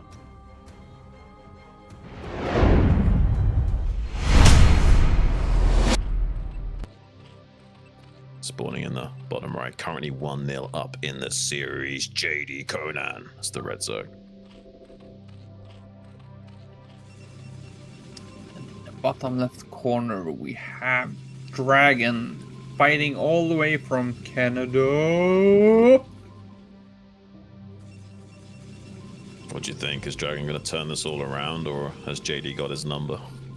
I was just about to ask you, do you think Dragon have like a cheesy bone in his body, or do you think he's just going to rely on style of play? I don't feel we see him as a proxy gator as well. I don't think he's that cheesy. I think he has tactics up his sleeve. Like, he's going to throw in the DTs here and there and try and exploit his opponent. I don't think he's going to do something crazy, though, overall. It's going to be like a very safe, typical Forge Expand type deal most of the time. I guess occasionally he could go Gateway Expand, but I don't think he's even that much of a Gateway Expand kind of guy. I think he's a much more macro-centric kind of player. The probe is still there, so that's giving me the itch that this is going to be like a 9-gate. Yeah, I'm wondering. It should be a gateway. Okay, he's mixing up a little bit. He certainly has the knowledge on what he needs to do. It's just a bit more technical. There's some like decision trees you need to be aware of. It's not as straightforward as Forge Fast Expand. And there's sometimes like a little bit of a skill check from the Zerg where you've got to block the ramp with a Zealot and probe, while the other Zealots on the low ground trying to protect the third Zealot from being surrounded and that kind of stuff. Did he see the Overlord in 6 o'clock position? I'm not sure. He was waiting with the probe, and I was slightly confused there because it seems like Zero is testing out his F2, F3, 4 buttons, so the camera was switching a little bit fast. So I was, I was struggling to keep up. I'm not quite sure. It looked like he saw it because in the minimap, it was looking like he was trying to change the trajectory of his probe. But JDConan is already on top of that. Now the question is this 6 Zerglings? Yeah, he sees the gate, so it should be 6 Zerglings, no? Well, you can do 4, then drone, then 6. It depends on your style, because obviously they got to walk across with the Zealot. It's 4 is enough, obviously, but most players tend to go straight into 6 and then go all the way up to 12 eventually. They'll slowly add on 1 more pair of lings at a time here and there. Depends on your style, though. There's players like Zealot that won't even drone scout. They'll make 4 lings just in case it's gateway first with Zealot, and then they'll drone a bit and then add on more lings if they need to. Yeah, that's a quick pickoff from the probe there from JDConan. Great control from the Zerglings. I was going to say, like, I've seen Bonnet doing this strategy so many times on the stream, and he makes 1 Zealot, and then he have 17 Nexus or something. It's like super fast. Yeah. Well, he has to worry about a little bit of counterattack here, just because he hasn't fully walled off yet. He needs to make sure he doesn't make any missteps. It doesn't seem like the Zerg can do anything, but if you're not paying attention and suddenly the lings run by, it can be really annoying. The thing is that he lost his probes fairly quickly, but you can see a lot of Protoss when they're doing the forward gate with a 9-gate or the Zealot, they don't really need the forge that fast. They make the forge in the main and they make gate in their wall. And that way they support they support the +1 upgrade, especially in this type of wall. Like in the modern walls you see they make the forge backwards and then the gate forwards so they protect the forge. And there's even an option to make a core in the wall and make your forge in the main just so it can never get sniped. There's also that style. That's usually like if you want to play super greedy with your tech timings. Yeah, that's what I'm talking about. Like I was expecting to see the core in the wall. Ah, okay, yeah. I thought you meant just forge back as in like far away, like with, you know, so that they can put cannons on either side of it. Yeah, but you can't really do that in this position. Not in this configuration, you can't. Ooh. Ooh. I like this from Dragon. He needs to do something because you kind of got to force lings. You don't want to just let them drone at this stage. You have to make them make lings. Yeah. The best thing about watching Snow do this is sending out one-on-one salad. And it's not about the damage he does, but it's just Snow's reaction behind it. And if you give it 2 or 3 days and you have Jin's interpretation of it later, you can see just Snow sitting there. Oh! Oh! You're leaving the rope. Oh! Oh! So he spots a lot of lings. I guess he catches one of the zealots, but 2 of them will get behind the minerals. For some 2-on-1 trades, and actually only 1-on-1 trade at the bottom side. A lot of servings here from JDConan, and I thought Dragon thought he was going to expose him by getting this the 2 others additional in there. But doesn't really know the spire timing, but he confirms that there's no second gas. I think he's done this because he wants a good scout. But the problem is that it's not so good to sacrifice these 2 zealots. The Zerg is going to have a field day with their economy now. After clearing up that many zealots that efficiently, the Zerg is in a great economic position. Yeah, I think we are in a very economical position, but we have 2 zealots back home. You don't need an additional cannon. And you kind of get the information that you need without taking too much damage. Like, yeah, we lost 5 zealots, but we gained a lot of information about timing. Yeah, he did that because he lost the probe scout early, so he had to confirm what was going on elsewhere. But the problem is he now doesn't have an attack timing with zealots there because he lost that many zealots. So he's gonna pump maybe 5 mutas just to have some map control, and then he's going to make a crap ton of Hydra behind that, and he should be in a very good economic position if he does it right. But he's actually a little bit undersaturated, I think. JDConan only has like 5 drones in his natural. That's true. It's true. Yeah, he's only got 5 mining minerals. It's not bad, it's just not good. I was watching I was rewatching my game against Dragon last season, and one of the games that I won, I had 5 SCVs mining. so my natural lasted forever, and I think that was a key moment why I won that game. I was reserving my minerals. It's crazy how it's funny. StarCraft can be like that, where you make a mineral smoothing error and it actually helps you win the game because you end up spending your money better later on when the base doesn't run out so fast. Yeah, it was mind games from my side though, because normally when you have a natural expansion at the normal timing, you're supposed to run out around the 15 or 16 minute mark. With normal yeah, about 16-ish minutes, yeah, if you're already heavily saturated. Yeah, when you're well saturated, but I decided like, no, put 5 SCVs here, confuse Dragon, make him think I ran out of minerals, and then just boom. That's the greatest thing. Like, if you don't know what you're doing, they sure as hell don't, right? So you just guarantee confuse them. The best sentence is, I don't know what I'm doing, but I'm doing it great. Well, like I can point out now, you see how easily he's fighting back these zealots with Hydra? That's the problem. You can't sacrifice that many zealots because now you've got no map control against the Hydra timing. Oh, you can see he's pressing. He's trying to force out more cannons. He's trying to hide his zealots to buy more time, Yeah.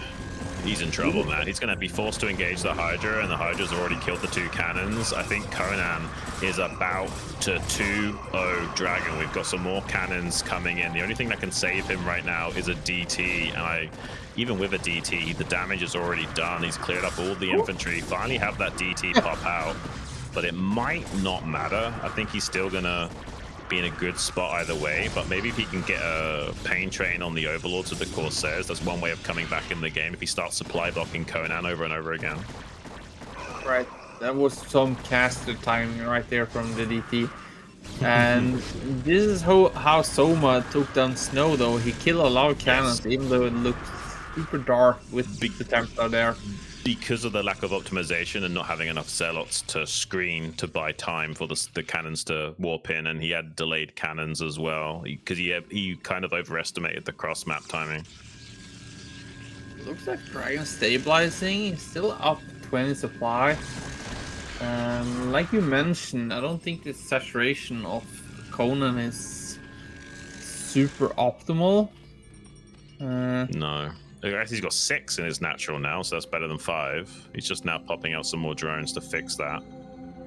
I mean, he's avoided getting supply blocked by these Corsairs, so he's still okay. He's forced a lot of cannons, but Dragon will have a game. Like, he's not done enough damage to Conan to make this a free win. So, yeah, we might still see a game out of this.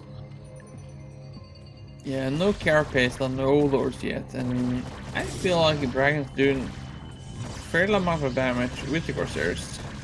It's reasonable. And doesn't really matter how much damage he causes as well. He gets a lot of information every time he flies in.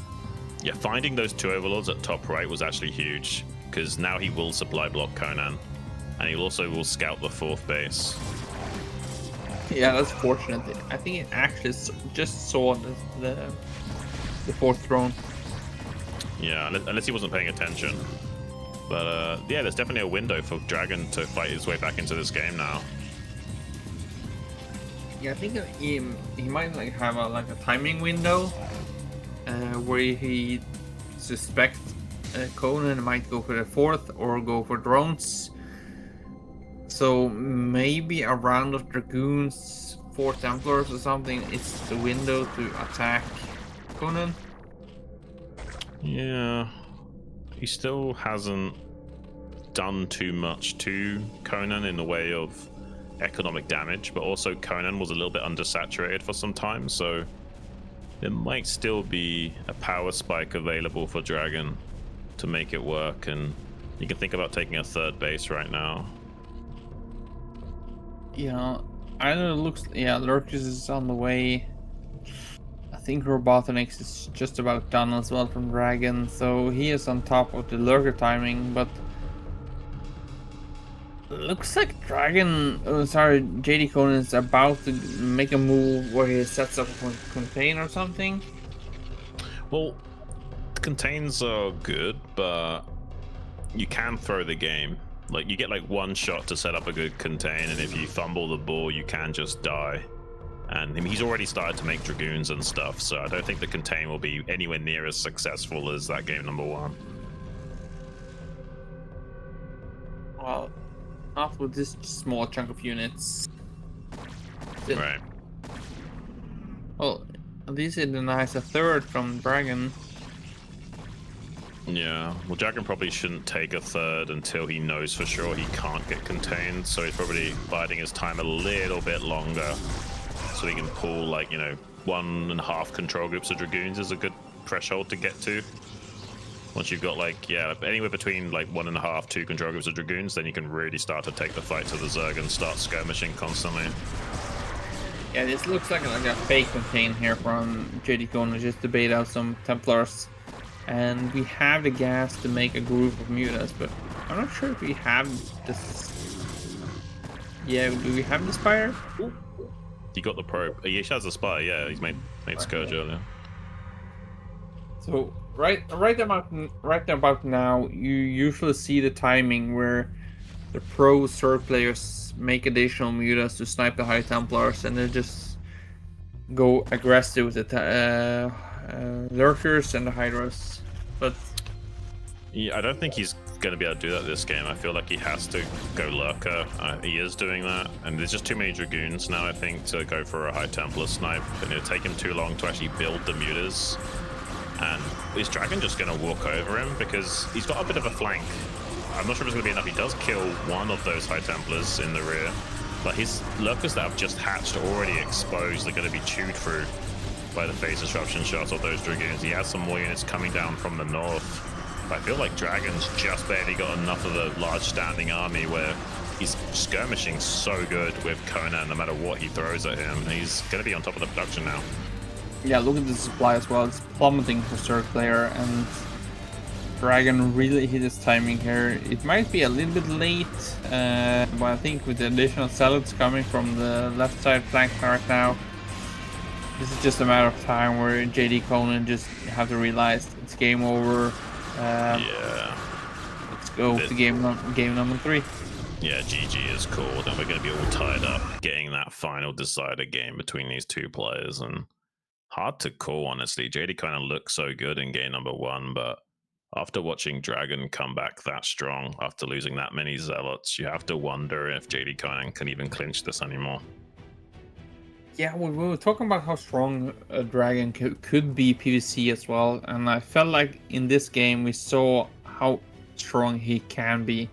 Yeah. There is a reason why he can keep content with one of the strongest Zergs in the foreign scene, and JDConan definitely is one of the strongest Zergs. And yeah, it's very exciting, very open game. I think in game number 3 it's up for grabs. It's going to be very interesting. Dragon, he's been so far, he's done so much. I have to say my heart is pulling against JDConan. I hope he can pull together and just show us how disciplined he is in the BSL and the Zerg game. Yeah, he had a pretty frustrating game number 1, but it didn't seem like he was tilting too much with that performance. Maybe he was frustrated, but it seemed like he's bouncing back in a big way. We're just now waiting on player bans. I think it's Dragon choice to ban this time around. I'm really curious, man. Who's going to be facing up against RT? Like, Dragon versus RT would be as interesting as Conan versus RT. I'm kind of happy either one of these guys going through to face off against him. Definitely. I think we always see. Yeah, that's why I'm kind of cheering for JDConan. Then we get the Artosis TVC.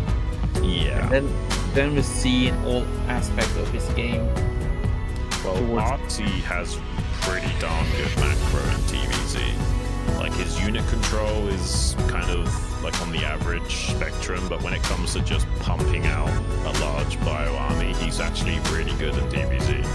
I saw a game from Philadelphia, I think. Can't remember if it was. I think it was against Striker, and for some reason, Artosis, he was pumping out Marines like his life mattered. I was just looking at the minimap. It was a constant flow of Marines. I think he had 8 or 9 barracks, 2 base, just pumping, and Striker had like 50 supply. And after the 11th minute mark or something, Artosis had like 160. It was just insane. Well, I don't think his stream performance is reflective of his ability. I think that RT understands production, and so he generally plays a little bit slower when he's on stream and like doesn't move his screen around as much and makes it a little bit less motion sickness for his amateur viewers. And he only really turns on the heat when he's actually playing without that stream and chat open, especially when he hasn't got that crazy Mario Erotica text-to-speech on. Like, if he's playing in his element, he's actually a pretty solid macro monster. I agree. You see the difference between pro and personality, or focused against personality. When you have the the text to speech saying "skra" for I don't know how many minutes. It's like chimpanzee swinging from the chandeliers in his stream sometimes. It's pure craziness. But we're going to be jumping right into our decider match. DragOn versus JDConan on Metropolis.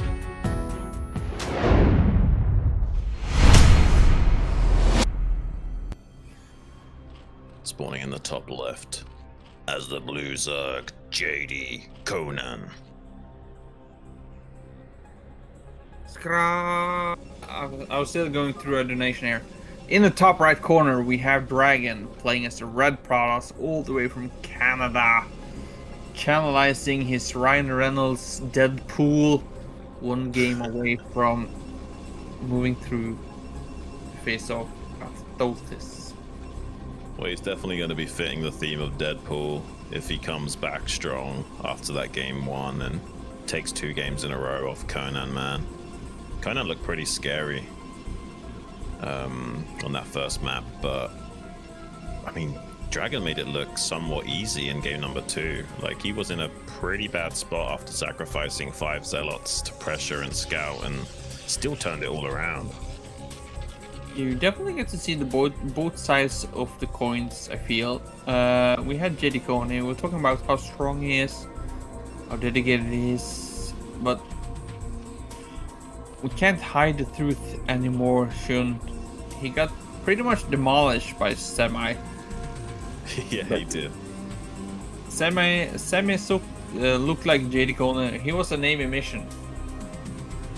He had his goals, he did it, but in game 1 versus DragOn, it was a different time for JDConan. But as well as we were talking about in game 2, it was a different DragOn as well, but we don't know. We were saying it's been a while since JDConan was playing a game, so hopefully he's been practicing the couple of 2 hours he's been waiting to play our game. So it seems like it. He definitely seems more well-rounded than that game against Semih. He must have done some kind of practice in that time. Certainly getting his head together and not stressing about it too much. Like us casters, you know, it's any given Shun day, so we're giving it all. We are the player here.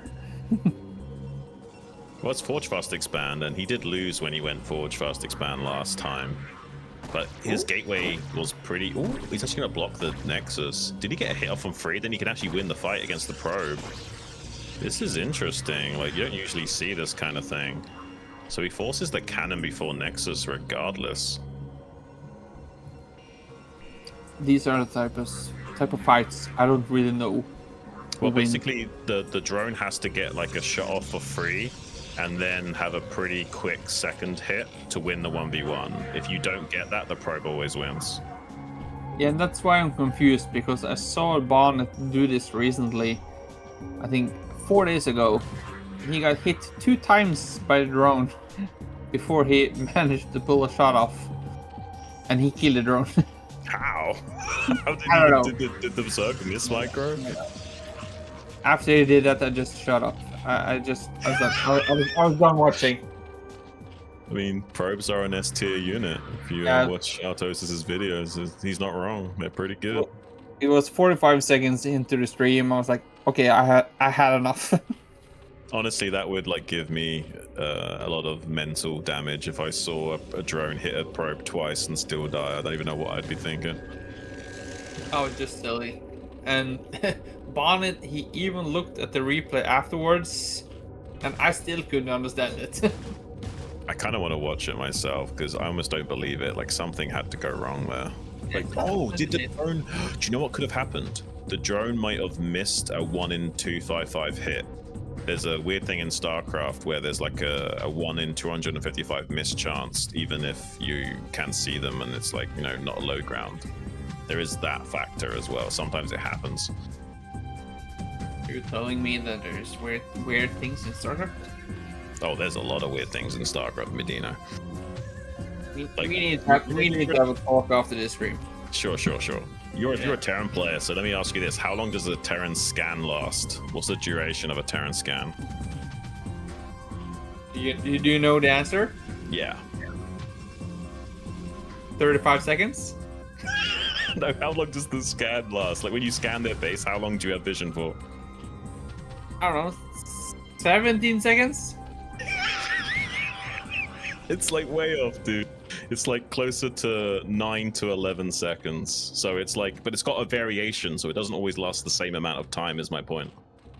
Yeah, my scans last for 17 seconds. It's pretty good. But we get a drone.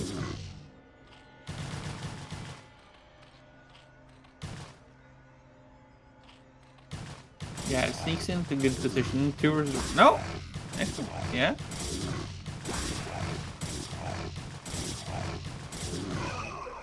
That was a good little saving of the Ling as well. You get both Lings on low HP alive.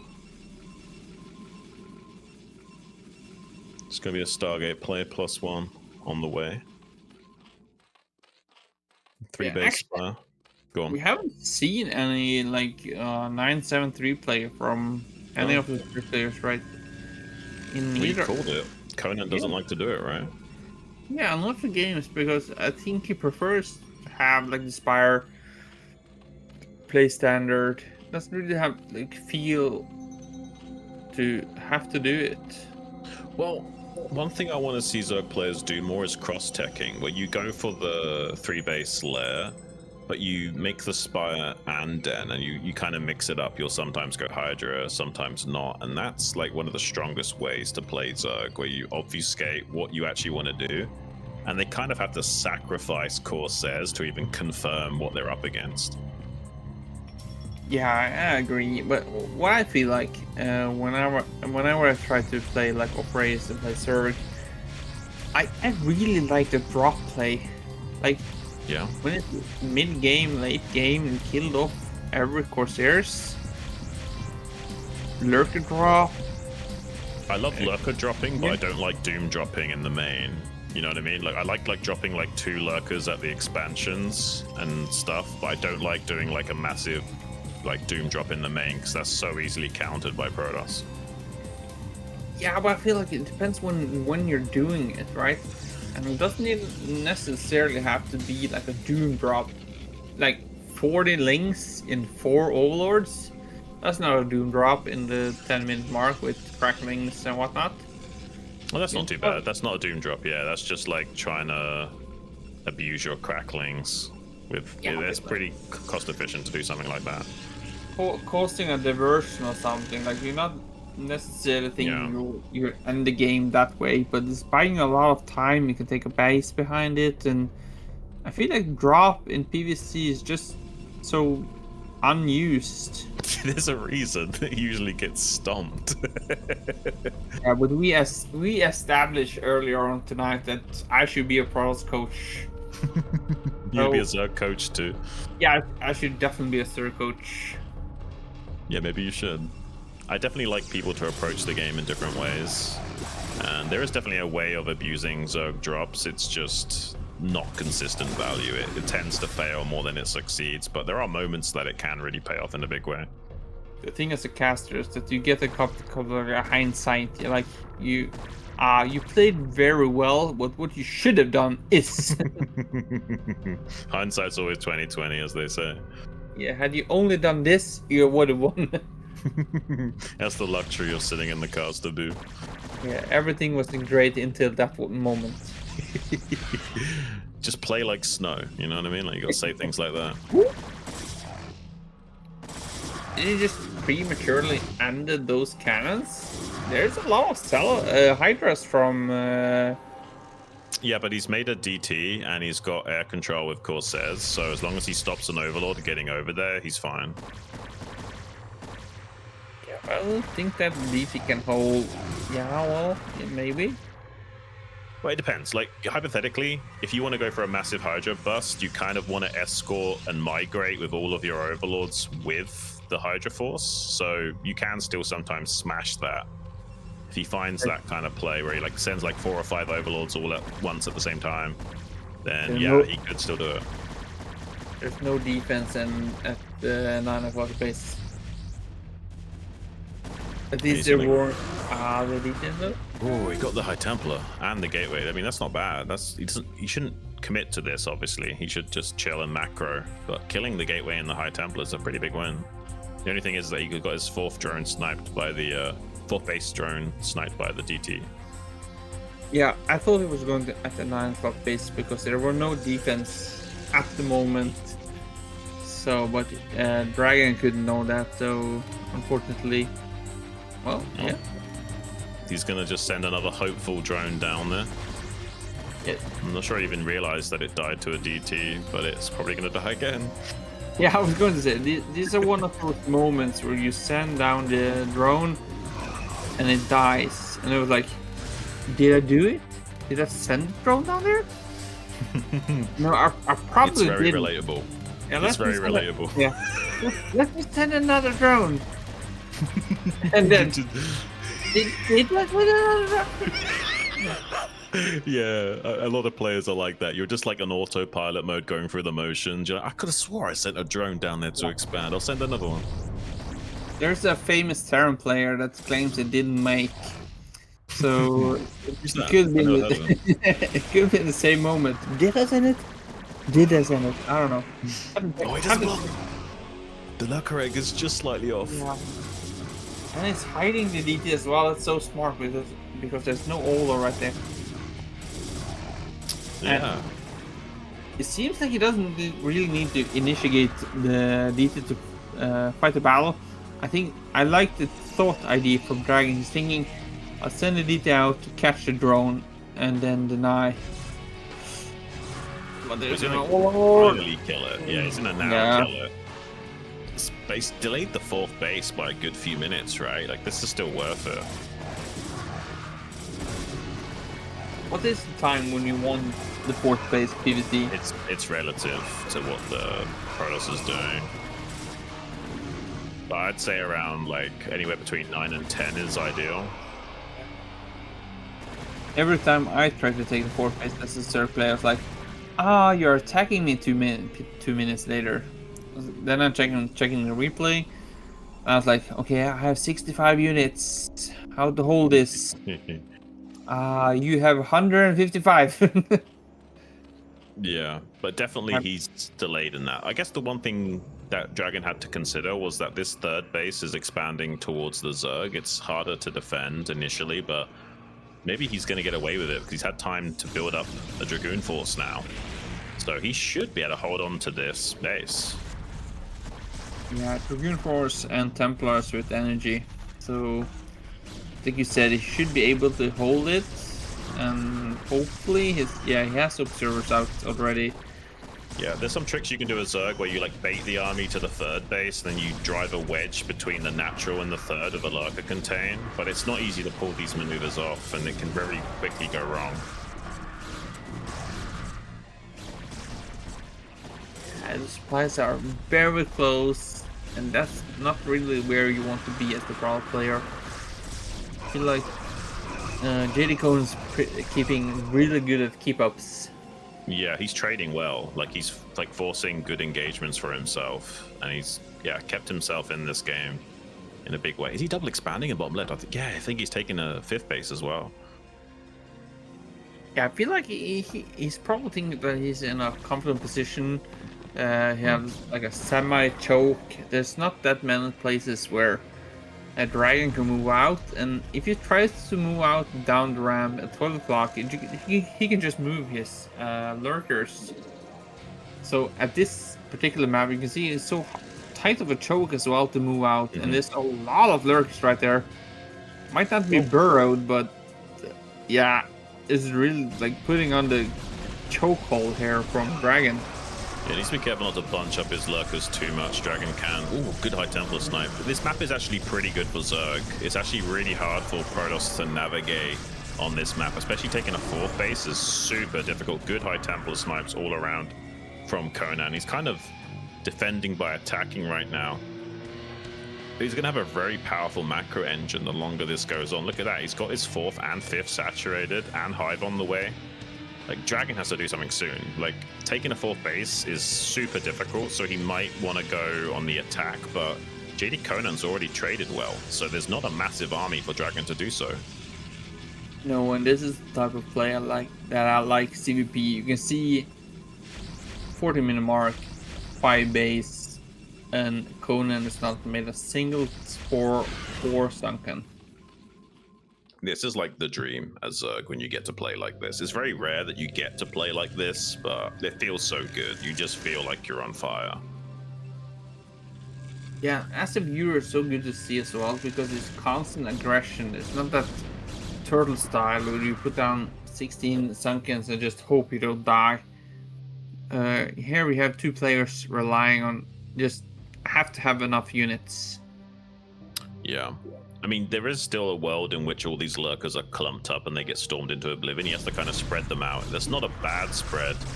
It's pretty good. And he's got some lings also flooding in to back this up. That's a pretty good arc he's got set up, kind of boxing in the force of DragOn. But DragOn doesn't have to attack. He just needs to skirmish well to keep building up more and more energy on those Templars and force bad trades out of Conan. But already Conan's been trading so good this game that DragOn has to do a lot of heavy lifting to get back into an advantageous position. Yeah, the thing is, it looks so weird because JDConan had like 20 lurkers. But DragOn didn't really have that many slots. So the lurkers are not that great against just Storm and Dragoons because if you get a 1 Storm in, just a 1-shot from the Dragoons, so they died fairly easily. But Shadow, he has like, I don't know, I'm trying to just count on the minimap. 1, 2, 3, 7 hatcheries or something. 8 maybe. It's more than 8. It's closer to 9. 9, 10 is coming up. Yeah. So it's going to be just like a massive. This is like watching Hero play. You know, at the 10-minute mark, he has 10 hatcheries just pumping up units. Well, 9 is like the minimum late game production. 10 plus is ideal. So yeah, if you've got like 10 hatcheries, you're pretty much set up for late game. But we're getting a 4th base here from DragOn. I think if he can stabilize, there's a lot of gateways, Templars at the bases. Yeah. He's got the Defiler tech already, so once Plague comes online, he can shut this down. And Dark Swarm buys you time underneath those clouds. Those lurkers are so much better, so you kind of have to go back into making Zealots again. It doesn't feel good. Yeah, Zealots, or you have Archons. Archons and Reaver play. He's actually got a window to bust this. I'm not sure if Consumer's ready. If Consumer isn't ready, he can actually break through. Okay, it's now done. He's going to start using some clouds of Cheeto dust.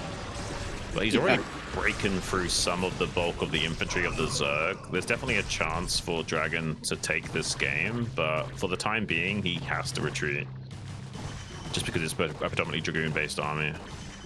Yeah, the army of Protoss is so big, but at the minimap, there's so much blue.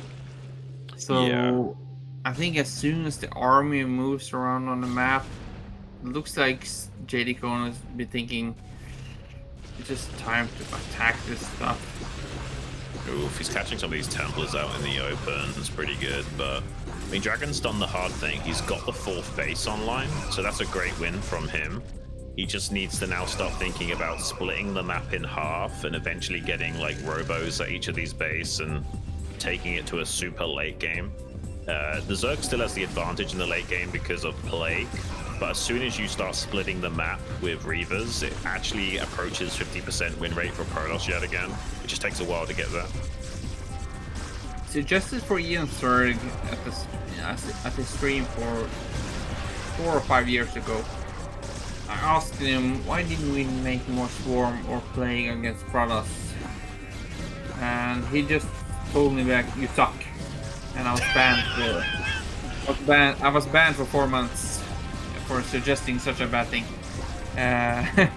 But later on, he was making Cheeto dust as well, because I was just asking a simple question as a humble peasant as I am.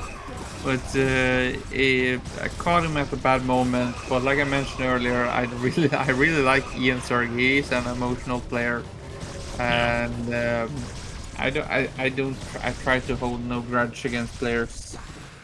But if it makes you feel any better, you're totally right. You kind of need defilers in the late game unless you're already winning the game. You know what I mean? Like, you have to be in a great position to not need defilers overall. Yeah, I feel like it's like an additional thing. It's like Radley says, you need nuke late game, right? So I'm not questioning Radley. Yeah. That's not the same thing. It's 100% the same thing. I'm not questioning Radley. Why don't you make nuke? Why don't you make nuke faster? So I don't want Radley to ban me from his stream, so I keep my mouth shut. I mean, I'd rather stay true to myself and tell people the real deal and just get banned. Okay, so this is getting painful for DragOn because he can't split the map in half. Like, he's being counterattacked in the bottom right while this is all going on as well, so he's never going to expand. And he's losing mining at his third, at least temporarily. Yeah, we get to display here how strong the orange cloud is right now. We can see DragOn's plummeting in supply. He doesn't really have an answer for this. Even though it's kind of stabilizing, JDConan found an answer and is nearly doubling in supply. Oh, look at probes. I stalled this hope probes as well. Oh man, this is just going from bad to worse. Desperation have no name. Holy, JDConan is gonna beat DragOn. That's wild, because DragOn is like 80% in PvZ, man. This is like a testament to just how strong of a Zerg JDConan is and how much he's improved in recent times. Yeah, we're talking about it as well. Like, JDConan really commits his time to this. He's strong. As well as DragOn's taking down Siki frequently in the tournaments, but such a strong display here from JDConan. Really impressive stuff from him. He's all over DragOn right now, and I'm thinking DragOn is just looking at his keyboard, trying to relocate. Where did I put my GGs? I think he's realized he's lost. He's just processing it. We see that a lot from players. You know, they're just kind of like figuring out what happened in this game while they're still in it and not gonna flip out too much. I don't understand this game. Yeah, not many people do. DragOn, don't feel bad. It's a very difficult game. It's infinitely complex, and that's why we love it. I feel bad for DragOn though. He's really committed as well. Yeah, not much to say. Both players play great though. Yeah, and also that's a very, well, not very, but it's like a 55 to 45 Zerg map. It's actually pretty hard for Protoss on that map, so can't hate on DragOn too much. He gave it his best, and will be JDConan advancing to that next phase to face off against RT coming up next. That's going to be super fun. Yeah, I'm good. I'm good.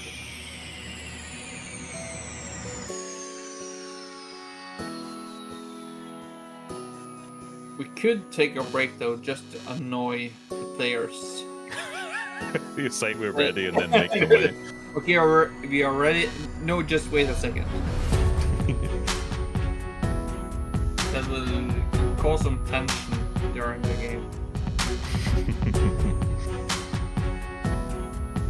But like we mentioned though, like in the first game, Semih versus JDConan, most likely it was the first game for both players. We don't know how much they have probably practiced a little bit before the games, but it could have been their first game. And we see now that JD, he just excels. As tournaments grow older and the player goes weaker, because of course it's a long tournament, you have to wait a couple of hours, so the stamina comes into play here, and we see that JDConan is definitely dedicated. Absolutely, and you can really see the fruits of your labor when you put the extra effort into StarCraft. It's like a exponential curve on the chart. The more time you put in, generally speaking, the more results you're going to get. And you really do have to grind it out for many hours a day over many months and years to actually see that pay off. It's like going to the gym. You don't see the muscle growth right away. You got to really stick to it to actually see the gains. I just go to the gym to see other muscles grow. I just sit in the reception and watch other people train. You're like, boy, I'm tired. They're lifting so many weights. You're looking great today, Tom. Keep up the good work. Just so now you're going to be a gym coach as well. Yeah, coach. Maybe that's your calling in life. You just coach people and all these different things. Yeah, like I said, it's much easier for us to sit here and see what they could have done, what they are doing, whatnot. It's the same as watching football, you know. You see a penalty and you say, "Oh, even my grandma could say that penalty." Yeah, you do get those sort of like armchair general commentators. I don't try and lie to people like I could play better, but I do try and point it out how I see it. Okay, let's just point out here. There's a 16-year old gap here from Artosis to JDConan. Yeah, I mean, wait, Artosis, I think he said him. Look at the. Yeah, he's definitely like one of the oldest players we've got, right? I don't think there's an older player than him. I don't think. Oh, he's a seasoned player. Salt and pepper. Let's get into it. Game number 1, Artosis versus JDConan on Radium.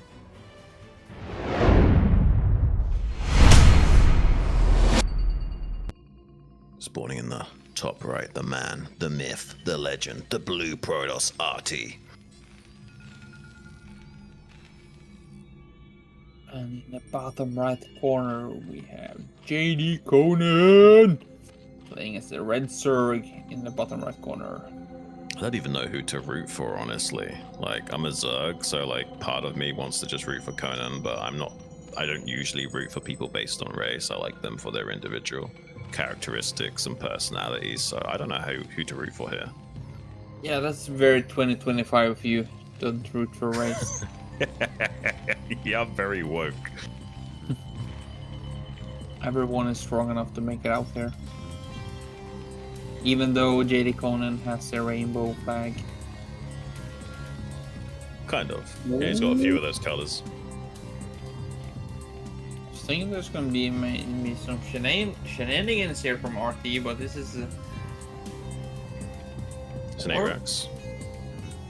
I thought it was going to be a normal. That's interesting Arax. And he kind of guesses right because Conan's in the bottom right. It kind of works out. Yeah, but sometimes you see the Zergs and they do the wrong opposite scout. I think You'll sometimes even see cross-map scout from Zergs when they're worried about BBS. like when you are in these type of situations, you can see the Zerg sends his older to the top right corner because it's farther that way to the left side. So if the Terran is going fast expansion, he will simultaneously scout both places at the same time. So, yeah, sometimes you'll want to get like an overlord to the 12 o'clock pocket so you can get a guaranteed scout, since the second overlord will float over this 6 o'clock dead space. And but if it is an 8 racks, you can just lose the overlord too. Wow, this is spicy from Artie. I want to say this looks like a BBS, but it's not a BBS, but it's a really strong double barrack timing, and yeah, we are going to get the first scout most likely. It's like a less all-in BBS. Like, he's going to have a stronger economy behind it. He can float the barracks back into his main and transition. It keeps his options open. So it's like, like a semi all-in kind of version of that build. Yeah, I thought he was making a second supply depot at his wall in, because at this position there's kind of draw up how you can make a link tight wall. Well, But if Conan scouted it early enough that he might be able to figure this out. If he checks also how many SCVs are in the main and actually counts them properly, he should be able to figure this out. Yeah, but Artosis is making this look like a normal barrack timing. Yeah, but you can tell by how many SCVs there are in the main if he actually checks. Yeah, tell me which foreign player checks for that. You're right. I'm expecting too much of these guys. How dare I? Yeah, this is textbook from Artosis. Just comes down right now how well JDConan can hold this, and how is his response. If he makes a sunken ASAP, which shouldn't make any sense, he hold this with ease. But this is going to catch you by some surprise. It looks like he's getting an Odor as well. Oh! Oh gosh, he's not going to be able to make anything to defend this. Like, he's got one more pair of lings. He could like gas trick out quickly to make some extra lings, but it looks like it's going to be 2 Sunkens, but they don't finish in time. Like, these Marines get here before the Sunkens finish. Yeah, that's the sick part. If you make Sunkens, it takes like 85 seconds to make them. If your It's not opponent quite that makes long, but yeah, but if your opponent makes Sunkens, it takes like 25 seconds. it feels that way maybe sometimes. It's more of a perspective bias. Yeah, look at this. Yeah. Got it. He actually holds it. This is kind of nuts. Artosis doesn't manage to get there in quick enough fashion. There was a world in which he could, like, you know, kill the Ling, get up onto the high ground, but now he's lost that window. JDConan hangs on by a thread, and suddenly Artie, not in the greatest of positions. He's still okay, but this has not gone his way. The win here is that he canceled the lair. The lair was 50% done, but he canceled it to make the Sunkens. Yeah. But and what's crazy is that RT still has these 3 SCVs here. Because he's kind of like thinking, oh, maybe he doesn't make any more lings and I can just run in with like 12 plus Marines and do something, but this is a lot of lost mining time for RT. He's losing any possibility of transitioning. But he doesn't know about the cancelled layer, I guess. Yeah, this is all in from RT. Is the speed as well? Yeah, with it. Oh, man. Yeah, I think RT's dead in this game at least. He's still obviously got another chance. He's still going to be able to have one lifeline in the future games, but I think this one is doomed to fail for him. That's the thing about, like, yeah, he killed the Overlord, but those 3 seconds bought time enough to make the Sunkens. Man, this is rough. He's got so many Zerglings in the main as well. He's going to bait RT into attacking and then crush it.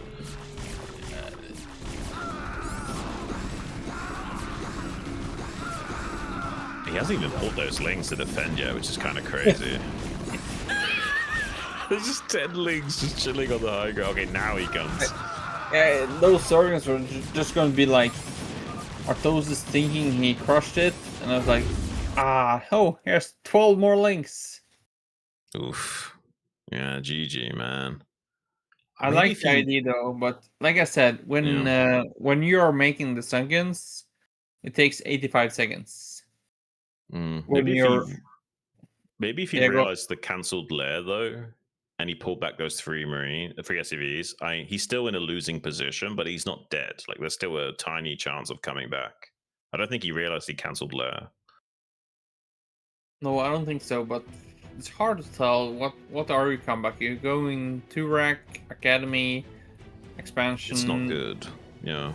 You're playing so much in the dark, you don't really know what's going on, so it's still a very slim chance. Like, I don't know, like 5% or something, but it's a tournament, right? Maybe the transition would have been the better play, but I understand why you wanted to go all in as well. I don't hate it.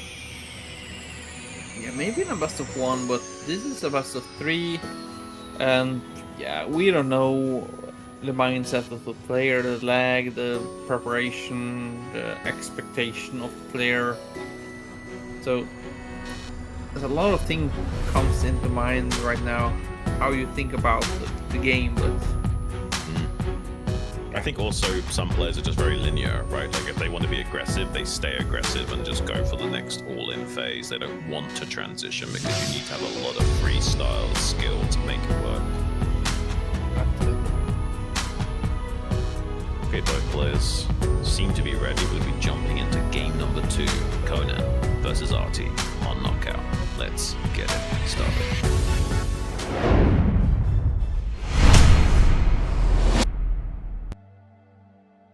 Spawning in the bottom left as the blue Terran currently 1-0 down. Can he claw his way back? Artosis. in the top right corner we have JDConan playing as the red Zerg. 1 foot away from advancing to the round of 16 tiebreaker. Yeah, I mean, Artie was hoping for a quick win to establish tempo so that he could just play 2 solid games and close it out, but now he's going to be fighting from a deficit. 1 little misstep, moving out too early, anything that goes wrong could spell disaster for him now. Yeah, you can feel for Artosis. He did take down TerrOr, and he's pretty much 1 game away from advancing, but was unable to succeed, and now he's stuck here in a best of 3 versus JDConan. It's not ideal. It's not where you want to be.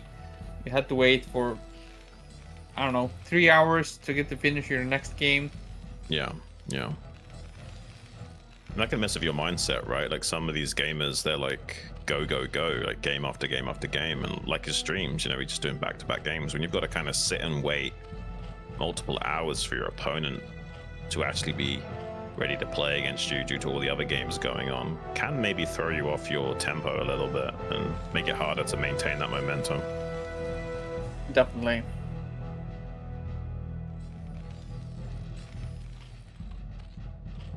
We could take some time to mention, while we wait for these players to decide if they're going lurker all in with Zerglings, or if Artosis is going to mech play or vampire build.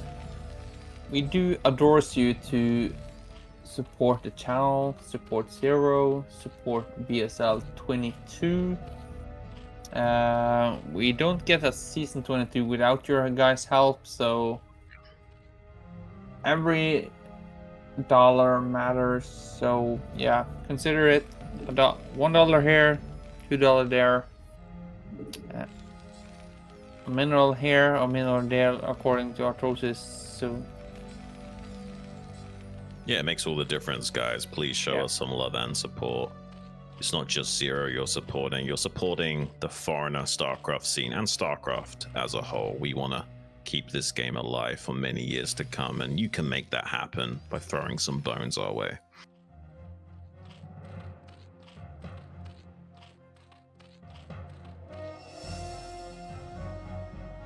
And if I'm allowed, we can also throw in some sneaky sneaky commercials towards XUN and Cyan. You know who they are.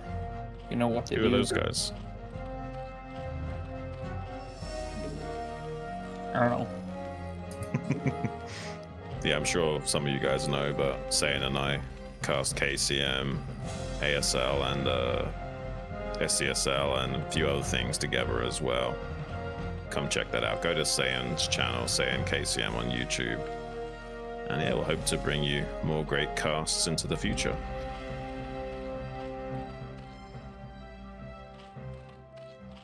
Yeah, I tried to Google you guys earlier today, and Google just told me, "Have you lost your mind?" So At one point, the Google search actually said something nice about us, but it stopped doing that. I think they updated the AI or something, and it no longer has much to say about us.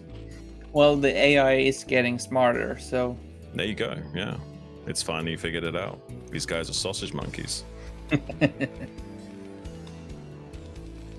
Hey guys, we have a normal game apparently here. Fast expansion from both players. It doesn't look like it's a 2.5 from JD. I wasn't paying enough attention to know for sure, but yeah, so far not. We'll see. It's kind of interesting to see. I'm not sure why. He's got an idle drone. He's got an idle drone in his main. Yeah, let's just end this stream, guys. Let's go to game number 3. Man, that's Game number painful. 3. Yeah, sure.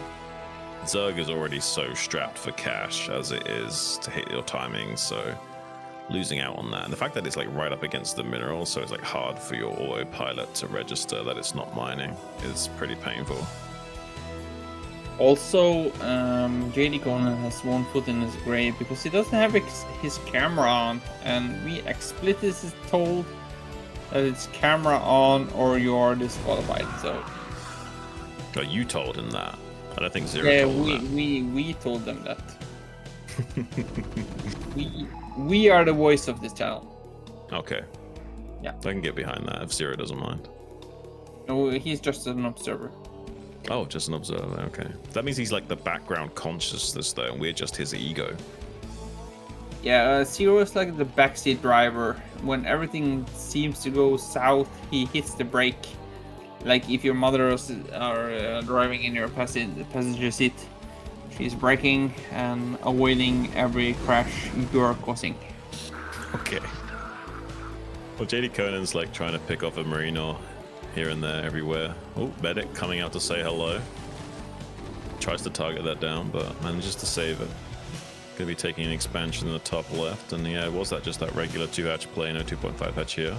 But losing out on that drone mining has actually made him a little bit suboptimal in his timings ever so slightly. Still haven't caught that idle drone, and that's such a huge pickup from our observer. And I wonder, are you supposed to make a turret at your depot wall, or is it better to have a bunker there? Because Bunker's better, but turret's okay. Like, bunker's good because then you can have your marines in your main and not worry about Ling run by, killing turrets and stuff. But turret's not too bad. It's still okay. yeah, I was thinking like a bunker is much better. Technically it is, yeah. The turret dies so fast, and then your supply depots are exposed. He might be worried about SimCity issues as well, like not being able to like funnel his marines through those gaps as easily with a bunker there, but yeah, overall I prefer the bunker. So far, decent play. Both players are in a decent position. We have third base from JD in the top left corner. He's actually going to kill the eBay if he's not careful. He has to repair it. Yeah, I think it hits before +1 as well. Oh my gosh, this is actually annoying for Artosis. He's going on a counter-attack to try and punish this. I'm not sure what he's got defensively back at home. What does JDConan have to stop this? He's making the Sunkens. I think they're going to be in time. That's crazy that he's killed the eBay. Oh. The one thing going for Artosis. Oh, he catches the mutas. That's big. Evo block as well, but has the trench to contend with. 3 Sunkens finished, about to be a 4th. Don't go. The scan should have seen that they just finished, and the mutants are soon there. Yeah. Yeah, it's great that Artie killed those 2 mutas. It makes it not terrible, but honestly, this is still really good for Conan, man. Like, I think Artie's in a little bit of trouble now. I think the important part of this attack was the detected the top left corner. Yeah, he should have split off 1 muta to go and kill that. I think he must have been so close on the eBay for the +1 attack. I think so. I can't remember the exact timing it died, but yeah, I think you're right. Yeah, it was close to like 7:30 minutes, so Very close then. should have been just like a seconds away from it, but That's rough.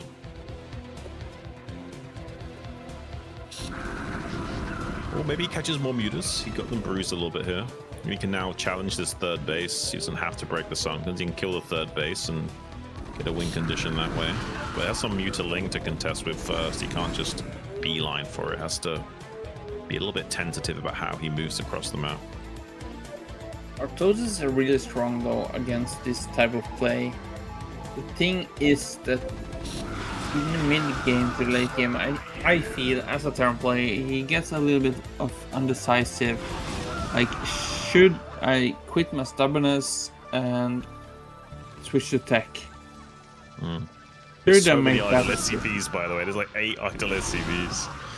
Yeah, this is like typical Artosis as well, but greater players than Artosis wins during this, and I have to again mention Bonnet. I don't know how many games I've been playing against Bonnet. I'm like, haha, I'm killing you. I took down 20 probes. But little did I know that he has like 3 base with idle 15 probes because there's 5 probes in each base. Yeah. Because Bonnet is so good at what he's doing. So even though he's being attacked, he's making probes. Doesn't Yes. necessarily make them go to work, but But he they're ready produces to go. them. Yeah, they're ready to go to work when he decides to.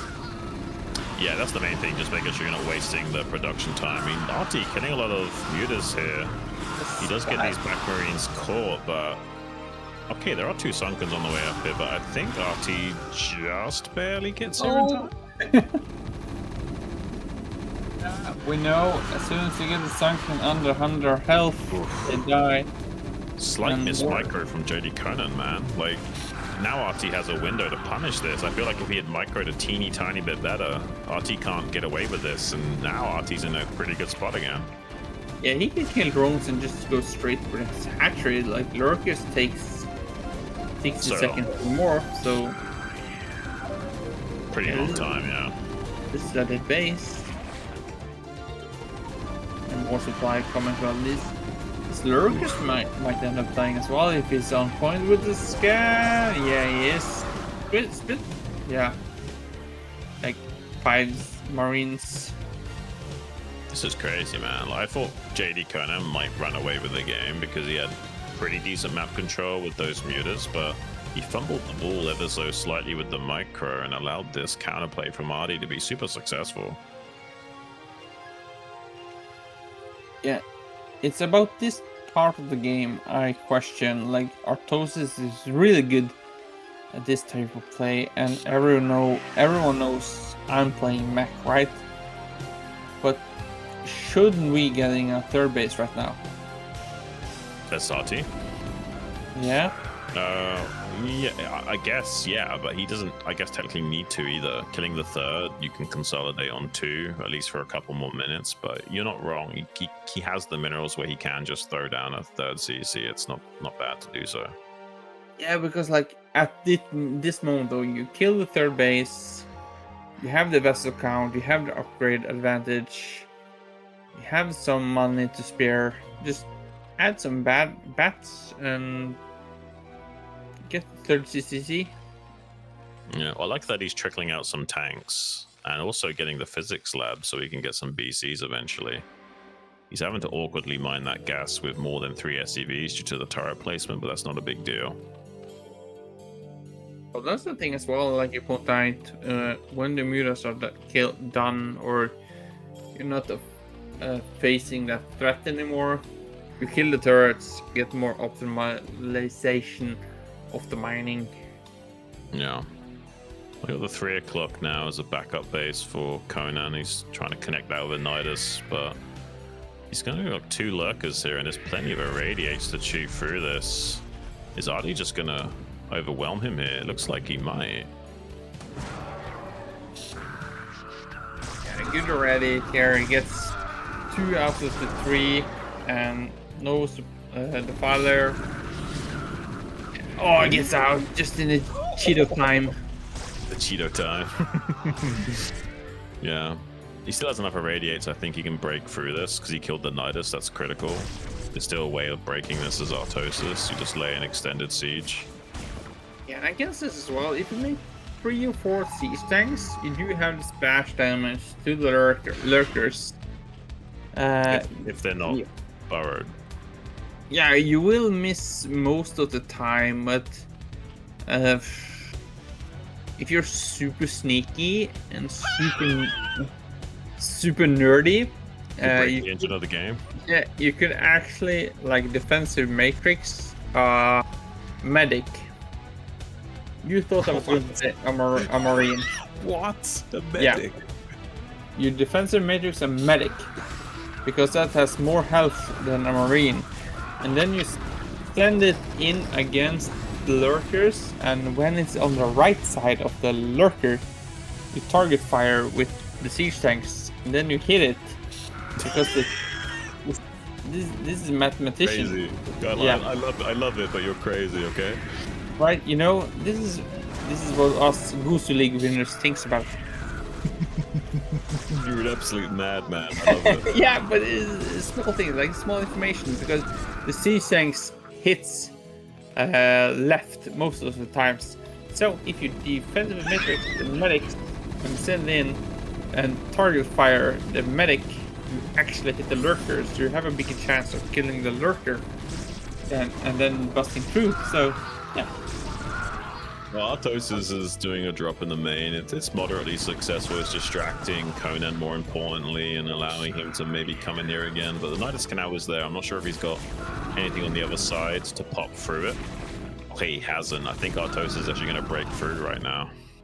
I don't think you have enough units to even put through that Nidus Canal. You can just kill the hatchery, right? Because there's no lurkers already in position. So you kill the hatchery and then you're good. You just back out. Like you said, RT is such in a dominant position right now. He's 3 times the supply of JDConan and GG. Wow. We're going to get a game number 3 between these two guys. Yeah, I was gonna say another great series. And we have a tiebreaker in the game number 3. Nice, man. Yeah, I'm liking these best of 3s going up to 3 games. We've had a lot of 2-1s. I don't know how to call it as well. Like game number 1, obviously we had that failed cheesy-ish play from Artosis, which JDConan smacked down. But in that game number 2, despite killing the eBay and denying the +1, he looked pretty strong with that macro play. I'm just going to run to the bathroom real quick. If you can do the intro, Sean, and I'll be back in 30 seconds. Sure, buddy. Just don't fall over, okay? Oh, I love MadiNho. He's so crazy in the best of ways. Oh, man. Can you imagine having that as a Terran coach and he's trying to explain to you that the way you bust the Zerg is by dematrixing your own medic and putting it on top of the lurker, man? He's crazy. So what map are we going to get? Oh. Okay, Polestar. Yeah, pretty good, pretty good. Definitely a nice macro map to close out the series. It's been a really fun day of StarCraft here. Pretty great group all around, and who knows, man, Artosis could be actually breaking through into the round of 16 after that last game performance. It seems so.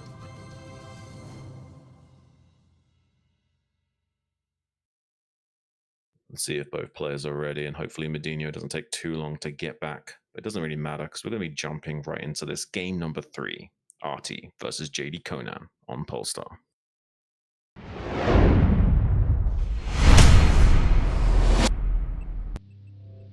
Spawning in the top right, the red Terran, Artosis representing America.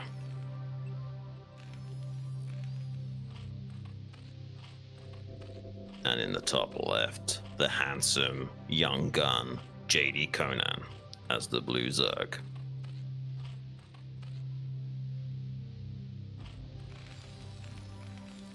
Well, as long as MadiNho doesn't take a tumble, he should be joining us shortly. But yeah, I just would like to take a moment to remind you guys that we do rely on your beautiful donations and subscriptions and what have you to keep the lights on here at the Bombastic StarLeague. I see some of you guys subbing in now. Subs in. We appreciate all of your support, and we would love to continue to do this for many years to come. I'm really curious what both players want to go for now, because we've already had some interesting games to start this series, and I don't think we'll see anything crazy out of Dan Artosis. I think like he's going to play pretty standard, but I wonder what JDConan wants to do to adjust after that last game, because he was in a pretty good spot and still managed to get that third base killed. And he is going to be a fast pull. I was wondering if he was going to do something like this. But then, you know, the walling of Terran, you're not too bad. But he's going to scout Artosis first, and the Marines will be popping out on the outside of the wall. So occasionally you can punish that with the early link timings.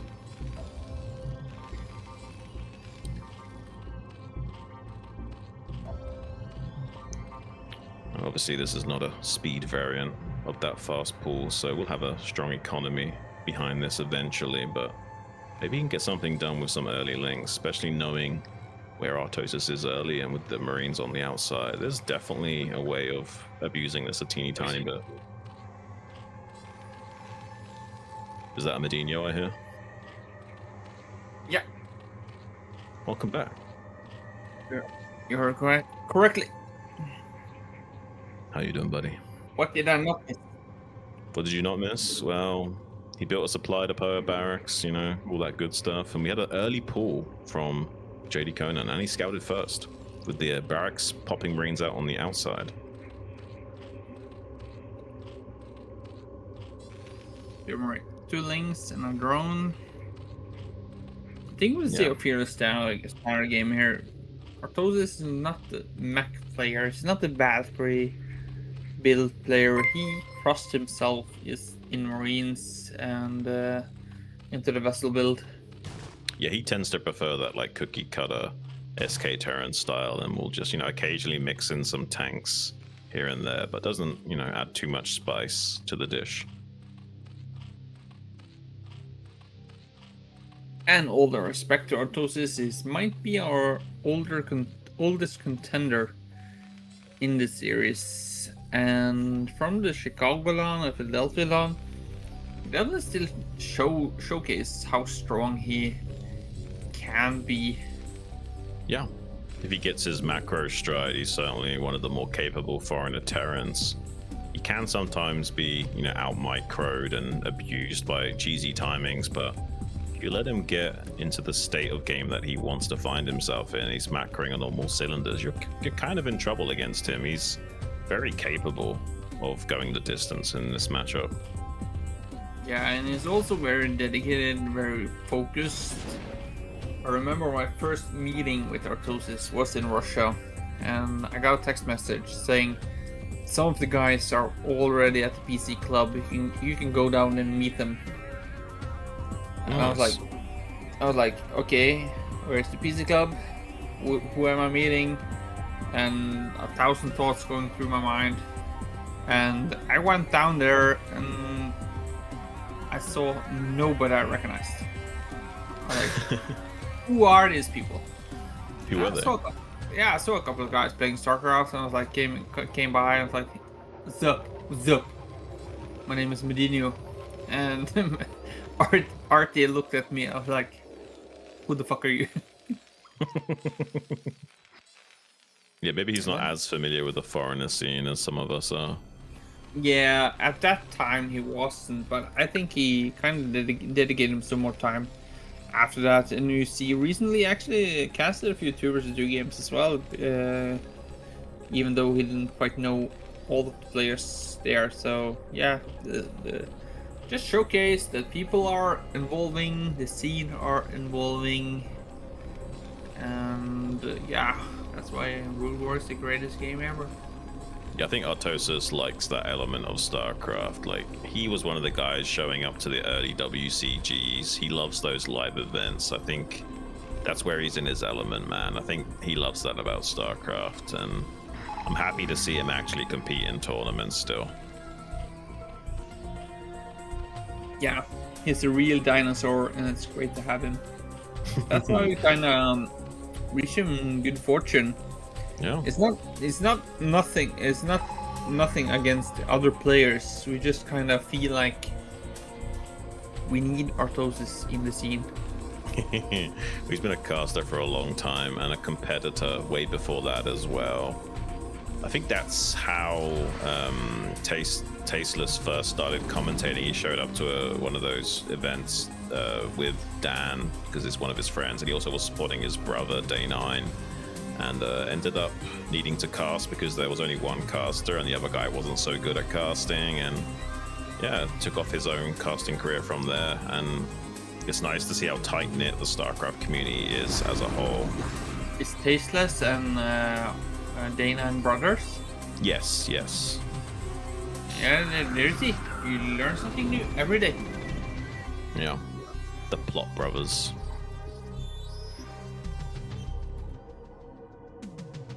The plot thickens, as it were. See, so only 5 mutas here from JD, but that's just enough to one-pick the Marines. Yeah. And if you want to go into technicalities, Artosis wall is 1 hex wrong. Do you want to tell me why? No, you tell us, MadiNho. You're the Terran coach. Yeah, you see the professional players, they make the hex or the supply depot 1 hex further to the right. So instead of the turret placement, you make a bunker. Yeah. If you have more coverage at that particular, as we saw in the previous game, when we were saying, is it better to make a bunker there or make a turret? So usually you want to make a bunker there, and you also support the bed surface of the turrets if mutas and Zerglings should be running in. Yeah, absolutely. I completely agree. And there's a timing for him to just punish right now. Like, he's got, like, what? Is it only 2 Sunkens? Like, RT could bust this. He's got more Marines showing up, and he really slacked on his muta production. Artie's going to pounce on his opportunity. More mutas are finishing up, but is it going to be enough? He has 4 medics as well, with more Marines coming at JDConan's door. I think Artosis has done it. MadiNho, Artosis is most likely going to be advancing to that round of 16 tiebreaker phase, and that's a crazy day. He's had a rough time in previous BSLs, but this time around he will most likely be advancing. GG. Yeah, look at that celebration room. Well played, Dan. It's so good to see, and I'm very glad to see Artosis moving on. Same. And not just for Artosis' like feelings, but I really like for the BSL and Zero and the channel. It's good to have such a big personality go through. Absolutely. Like you mentioned, he's such a crowd favorite, and I think it's important. The further Artosis goes, I think the more viewers we get, supporter we get, and I think it's like just important for the community as well. And as Artosis as a player and a content creator, he gets to showcase the different levels of the foreign players as well. So yeah, overall it's just good, and I'm glad for him, and I'm glad for community to see him further. Yeah, no, I think I completely agree with that sentiment. I think it's great to have him going deep in tournaments, and it will also boost the viewership of BSL, like you say. I'm happy that a lot of you new faces are in here today. I'm not sure if all of you are familiar with the Bombastic StarLeague, but we certainly welcome your stay here, and hope you keep checking out this tournament. Even if Dan does eventually get knocked out, it'd be nice to see some of you guys in the chat, and who knows, man, Artosis might go even deeper. He could end up being in the round of 8. That'd be super exciting. Yeah, hopefully we get like a round out. Right now we have Semih going through today. We have Tech quite convincingly going through as well. Then we have TerrOr and Artosis in the decisive matches in the 2 groups of 4, with the top 4 goes through. So which 8 players do we have now to the next round of the round of 16 tiebreaker? Man, this group has been super exciting though, right? Like, I haven't been disappointed at all today. We've had some really spicy games, and even those PvPs were like way more interesting than they usually are. Right from the start with Tech versus NewOcean, we had craziness, and yeah, it's a bit unfortunate that Artie didn't get out 2-0 because he would have had to wait so long for his games, but in a way that was better. We got to see more games from him, and he fights back strong against JDConan and then breaks through, man. I've been enjoying this group a little bit more than the previous group I casted last week, honestly. Yeah, I'm kind of sad it's over. So, but we How long has it only been? been at it. What? Just 7 hours. So Only 7 hours? Are you kidding? yeah, I'm barely getting started. I haven't heard your neighbors complain once. So we could have done a couple of more hours. Yeah, I certainly feel like I can in terms of energy, but maybe casting too late into the night wouldn't have been super And fun for. no broom in your roof yet, so I haven't heard. Keep it down there. Yeah, none of that just yet. So it's been good on my end as well. I've been enjoying casting with you, MadiNho. It's been a great fun. It always is. Always is, like I said, I mean, it should be always. Yeah, it's time to go to that Patreon screen and give a big shout out, especially to CRVT. He's one of these guys that drops massive bombs on us and like throws a couple of grand our way very often. So big shout out to him as well, especially to Zeri as well. Striker even with big donos. But then looking at the actual Patreon wall, we've got Wolf of Wall Street at $200 a month. Andrew, massive, big thank you to you. Bombastic General, $100 a month. My Fleeting Dream. Bombastic Colonel, $50 a month. Striker, really good Zerg player. Bombastic Major, plus, Tupacalypse, Torso, Driver. And last but not least, the Bombastic Majors at $20 a month. Chao Zhu, KJ, LML, you yourself, MadiNho, Nicholas Schuler, Scheming Gypsy, and Stephen Robertson. Thank you so much to all of your support. Yeah, and I gotta say, even with all the massive support Zero achieve and the tournament BSL, I feel like I have to say we're missing so many names. Like just $1, a $2, just anything helps, right? Going towards, even though it doesn't necessarily go towards BSL 22 goal. A couple of dollars in Zero pockets to keep in running to do this. I don't know who else would have done it unless Zero. So I hope people see. Oh, actually, by the end of the month, I had an actual $1. I can give it to Zero. It means a lot for not just him, but everyone. We can see the casting. I don't know how many viewers we had today, like 300-400. Imagine We had one. 600 plus at some point, yeah.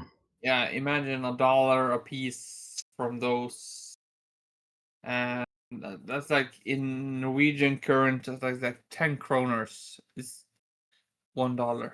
Everyone has $1, and if 600 people can donate $1 to Zero, it means a lot to us because me and Shun we get paid $200. No, sorry, I misspoke. I don't get paid quite that much. Just joking. Right? It's for the community, guys. So it's not just charity, it's a big donation. It means a lot. You guys know it. We can't all be CRVT. I don't know how much he sponsored, like $12,000 the couple of seasons. It's a lot. Yeah, it's big. It's crazy. I'm so grateful that we've got a few of those whales in the community that love the game so much like we do and have that disposable income to throw away because it really does keep the lights on. And Zero needs every help that he can get. He already pours in so much effort. He sleeps like 3 hours at night and then tries to get like an hour nap during the day. It's crazy. And he's got he's got 2 kids with a third on the way. It's insane the amount of effort that we put in for this, not only this particular cast, but the game as a whole. And big thank you to everyone that does help keep this community alive and thriving. We're here for the long haul. We hope to keep StarCraft a relevant thing in the scene for many years to come. So big shout out to all of you guys that support. Absolutely. And as well, big shout out to our casters. You and me and myself, you and me and Irene. Me, myself, and I. Yeah. And a big shout out to Zero. He's always asking us, do you need a break? Do you guys need a break? And he's forgetting himself in the middle of this. We are telling him, do you need a break? I don't think Zero had an entire smoke for 7 hours, so he's definitely in an absence of some smoking. So yeah, thanks for watching, and we'll be back next weekend. I think. Yeah.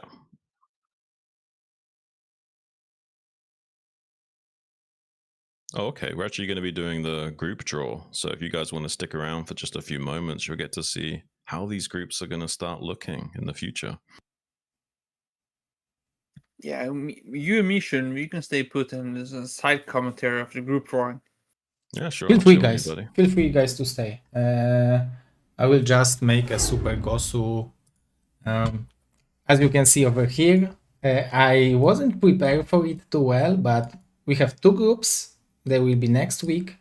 We have 8 players, and what we are going to do, we're gonna do the players. Let me just take it from here. And we're gonna do the players, the player to group A, then player to group B, then player to group A, then player to group B, and player, first player will play with the second player, and so on. And Okay. it doesn't matter if the players were in the same group. We are just drawing, just full randominho, randomanino mode. RNGesus mode. I love Yeah. that. Let's get that roulette wheel going. I like his guy, MadiNho. Okay, so first spin, who is going to group A? Oya, Carrier, Zerg, HBO Striker, Eternum, TerrOr, Artosis. Let's get it. First player is going to be HBO. Spin to win, baby. Ooh, Terror, Terror, Terror. Ah, so close. Okay. And who is going to group B? Drum roll, please. It's not going to be Kyrie because Zero lives TVT. Striker. Striker, okay. Who is going to play against TerrOr? Kyrie.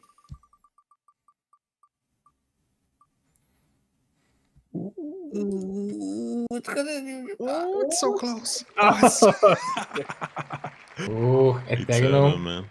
And Yeah. who will be the lucky guy to play against Striker? Let's spin it. Spin to win. Is it Artie? Is it Artie? Oh, it is. Oh, they had some good games in the past, man. This could be seriously sick. At least one American in the winner bracket. Philadelphia, Chicago. Yeah, man, this could be seriously sick. Okay, who is going to group A? Do. Oh yeah. Oh yeah. Not quite, not quite. Okay, who is going to group B? Everyone are crossing fingers to get Oya most likely.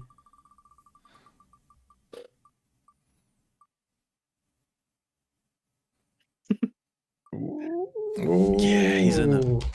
I used to play a lot of games with Oya back in the day. He's a fun guy. Okay. I played versus Oya when he was 14 years old. I was playing with him when Fighting Spirit was the map, and he was like 2-gating in his natural. I tried throwing Oya out of his window in Russia when he was sleeping, but he kept waking up, so I couldn't do it. I wonder who's going to win this time with this spin. Oh, it's Zerg. What a surprise. Nah, it's blue. It's blue. Yeah, guys, this is what I was thinking about. When you are sad, you just do this, and then who will win? Yeah, and then you immediately are the winner of the day. And congratulations. Zero Nice. wild card. Okay, I will be the observer of the series. I like these groups, man. You got the 2 Americans, Striker and Artosis against each other, and the 2 Swedes as well at the bottom of that group. I like these groups. Yeah, those are super Gosu. And this is going to be next Saturday and Sunday, so 4 players out of those 8 will join the 12 players which we already have. I don't know if I will be able to show it here. Are these games best of 3? Yeah, this is full best of 3. Nice. So they will join Of course, Bonnie, Dewold, Hawk, Ziki, Gypsy, Dandy, SPX, Crossy, Ion, Zek, Tarson, Tech, Semih, and 4 from those guys. So that's going to be cool. Round of 16, but first, tiebreaker next weekend. Okay. Nice. Very professional group draw. So I will just, guys, since we have our wonderful casters around, I will just pass you to our wonderful casters. And okay, I will maybe add a few words from myself. This is 7 hours cast, guys. Let's appreciate the effort from our wonderful casters. Those guys are really the game lovers. They are doing it very regularly, supporting not only by casting but also with many more things, like anytime I need help from them, they are doing whatever they can to support. So thanks, and definitely give them a follow. Mr. MadiNho is streaming a lot, was streaming a lot, and will be streaming a lot when he will move to his new house. Mr. Shan is streaming out of ASL, out of KCM, SCSL, and other things with science. So give them a follow, check them out, and give them much love when you will meet them on the Battle.net, on the Shield Battery, or on Discord, whenever you will have opportunity. But this is it from me, and I will pass you to our handsome casters. Thank you so much, Zero, for those very kind words. And yeah, another shout out to you for what you do in the scene. We might be sitting here talking about the game, but you're the man behind the curtain, pulling all the levers and making sure the production is as professional as possible. So we couldn't do it without you at the end of the day. Yeah, I just questioned it. He said, you handsome casters in plural, but I know he was talking about you, Sean. So Are you kidding me? You look like a sexy Viking, man. I'm just this like weird nerd on the side. yeah, I just wanted you to say it so you don't feel bad. So I just want you to feel good. Appreciate that, buddy. Of That's kind course, of you. like, it's your words. I didn't want to speak them. I call it how it is, man. That's my job as a caster. It's great having you, Sean. Always a pleasure, and it's so fun to be here. And I appreciate every time Zero asks me or tells me if I have the opportunity. And even though I'm not sure how my volume has been tonight, and I had this Timu set up, but it's been great. I enjoyed it. And Zero said it's been 7 hours. It felt like 2. Time flies when you're having fun, MadiNho. It's always been an absolute blast to cast with you, and I hope to do it many times in the future as well. Think as well for the next cast, Sean, we have to have matching tattoos. I've got tattoos. I'm not sure we get matching, so unless you want to copy one of mine, I can maybe send you some Well, pictures. the only thing I know about you is the one you have here in your left eye. Oh man, my little J on my face. Yeah, I could send you some pictures of my other stuff. Oh, you got some decent ink as well. I know. Yeah, Yeah, you're a bit more tatted up than mine. You got almost a full sleeve there, so you got more than me. yeah, probably. I have my entire back as well. So. Oh shit! Can we see that right now? Do you mind showing us? Not an entire back, but Show us what you got. Come on. This is StarCraft After Dark. Oh, you got quite a lot. What? I have to turn around. It's hard to make out exactly the depth. Oh, yeah, that's better. You got quite a lot, man. Yeah, you got like your whole half back upper. That's nice. I like that. And my rib cage and my lower calves. I got my left calf, but that's it on my lower half. I've just got some on my left arm. So from Zero and Shun and myself, we endure you to have a StarCraft tattoo. If you don't have a StarCraft tattoo after 25 years, you really have to look in the mirror. Oh, there's great life coaching there from MadiNho. Make sure you get some StarCraft tattoos, guys, if you don't mind getting inked up. I have one. Do you? Where's your StarCraft tattoo? As long as it's not on anywhere that's like, Oh, oh, oh. I don't think you can see it, but No, I think the sock is covering it or something. and oh, I nearly put, Don't pull a muscle, man. I nearly did. I'm an old guy. I'm not used to these movements. Not as flexible as we No, used to be. I have the Terran logo on my Oh, right calf. Okay, is it the StarCraft 2 version of the Terran logo, or is it the OG? Yeah, it's a StarCraft 2 version. When StarCraft was 25 years ago, 25 years in March 23. Okay, I think that was the year when StarCraft turned 25 years old. nice. Yeah, I've Then been I here for about that time, about 25 years. Yeah, then I decided it's been such a big time of my life, so I tattooed that off my calf. But I know Herman, if you're there, he has more than me. Oh, what's he got? Yeah. He has a siege tank or something, but if Radley doesn't have a big nuke on his back, I'd be so disappointed. Well, like the nuclear explosion, or the actual the sprite of the nuclear missile itself. Doesn't matter. Doesn't matter. Just have a big ghost on his back or something. I'm down with it. I'd be interested to see that. I don't know, Zero. If you have something more in your heart, or me and Shun, we can talk for hours.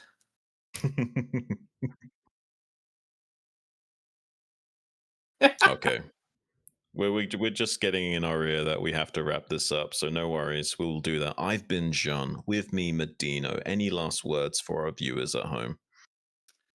Well, if you thought you were getting an extra sleep, okay, Shun, let's go. Best of 5. Let's go.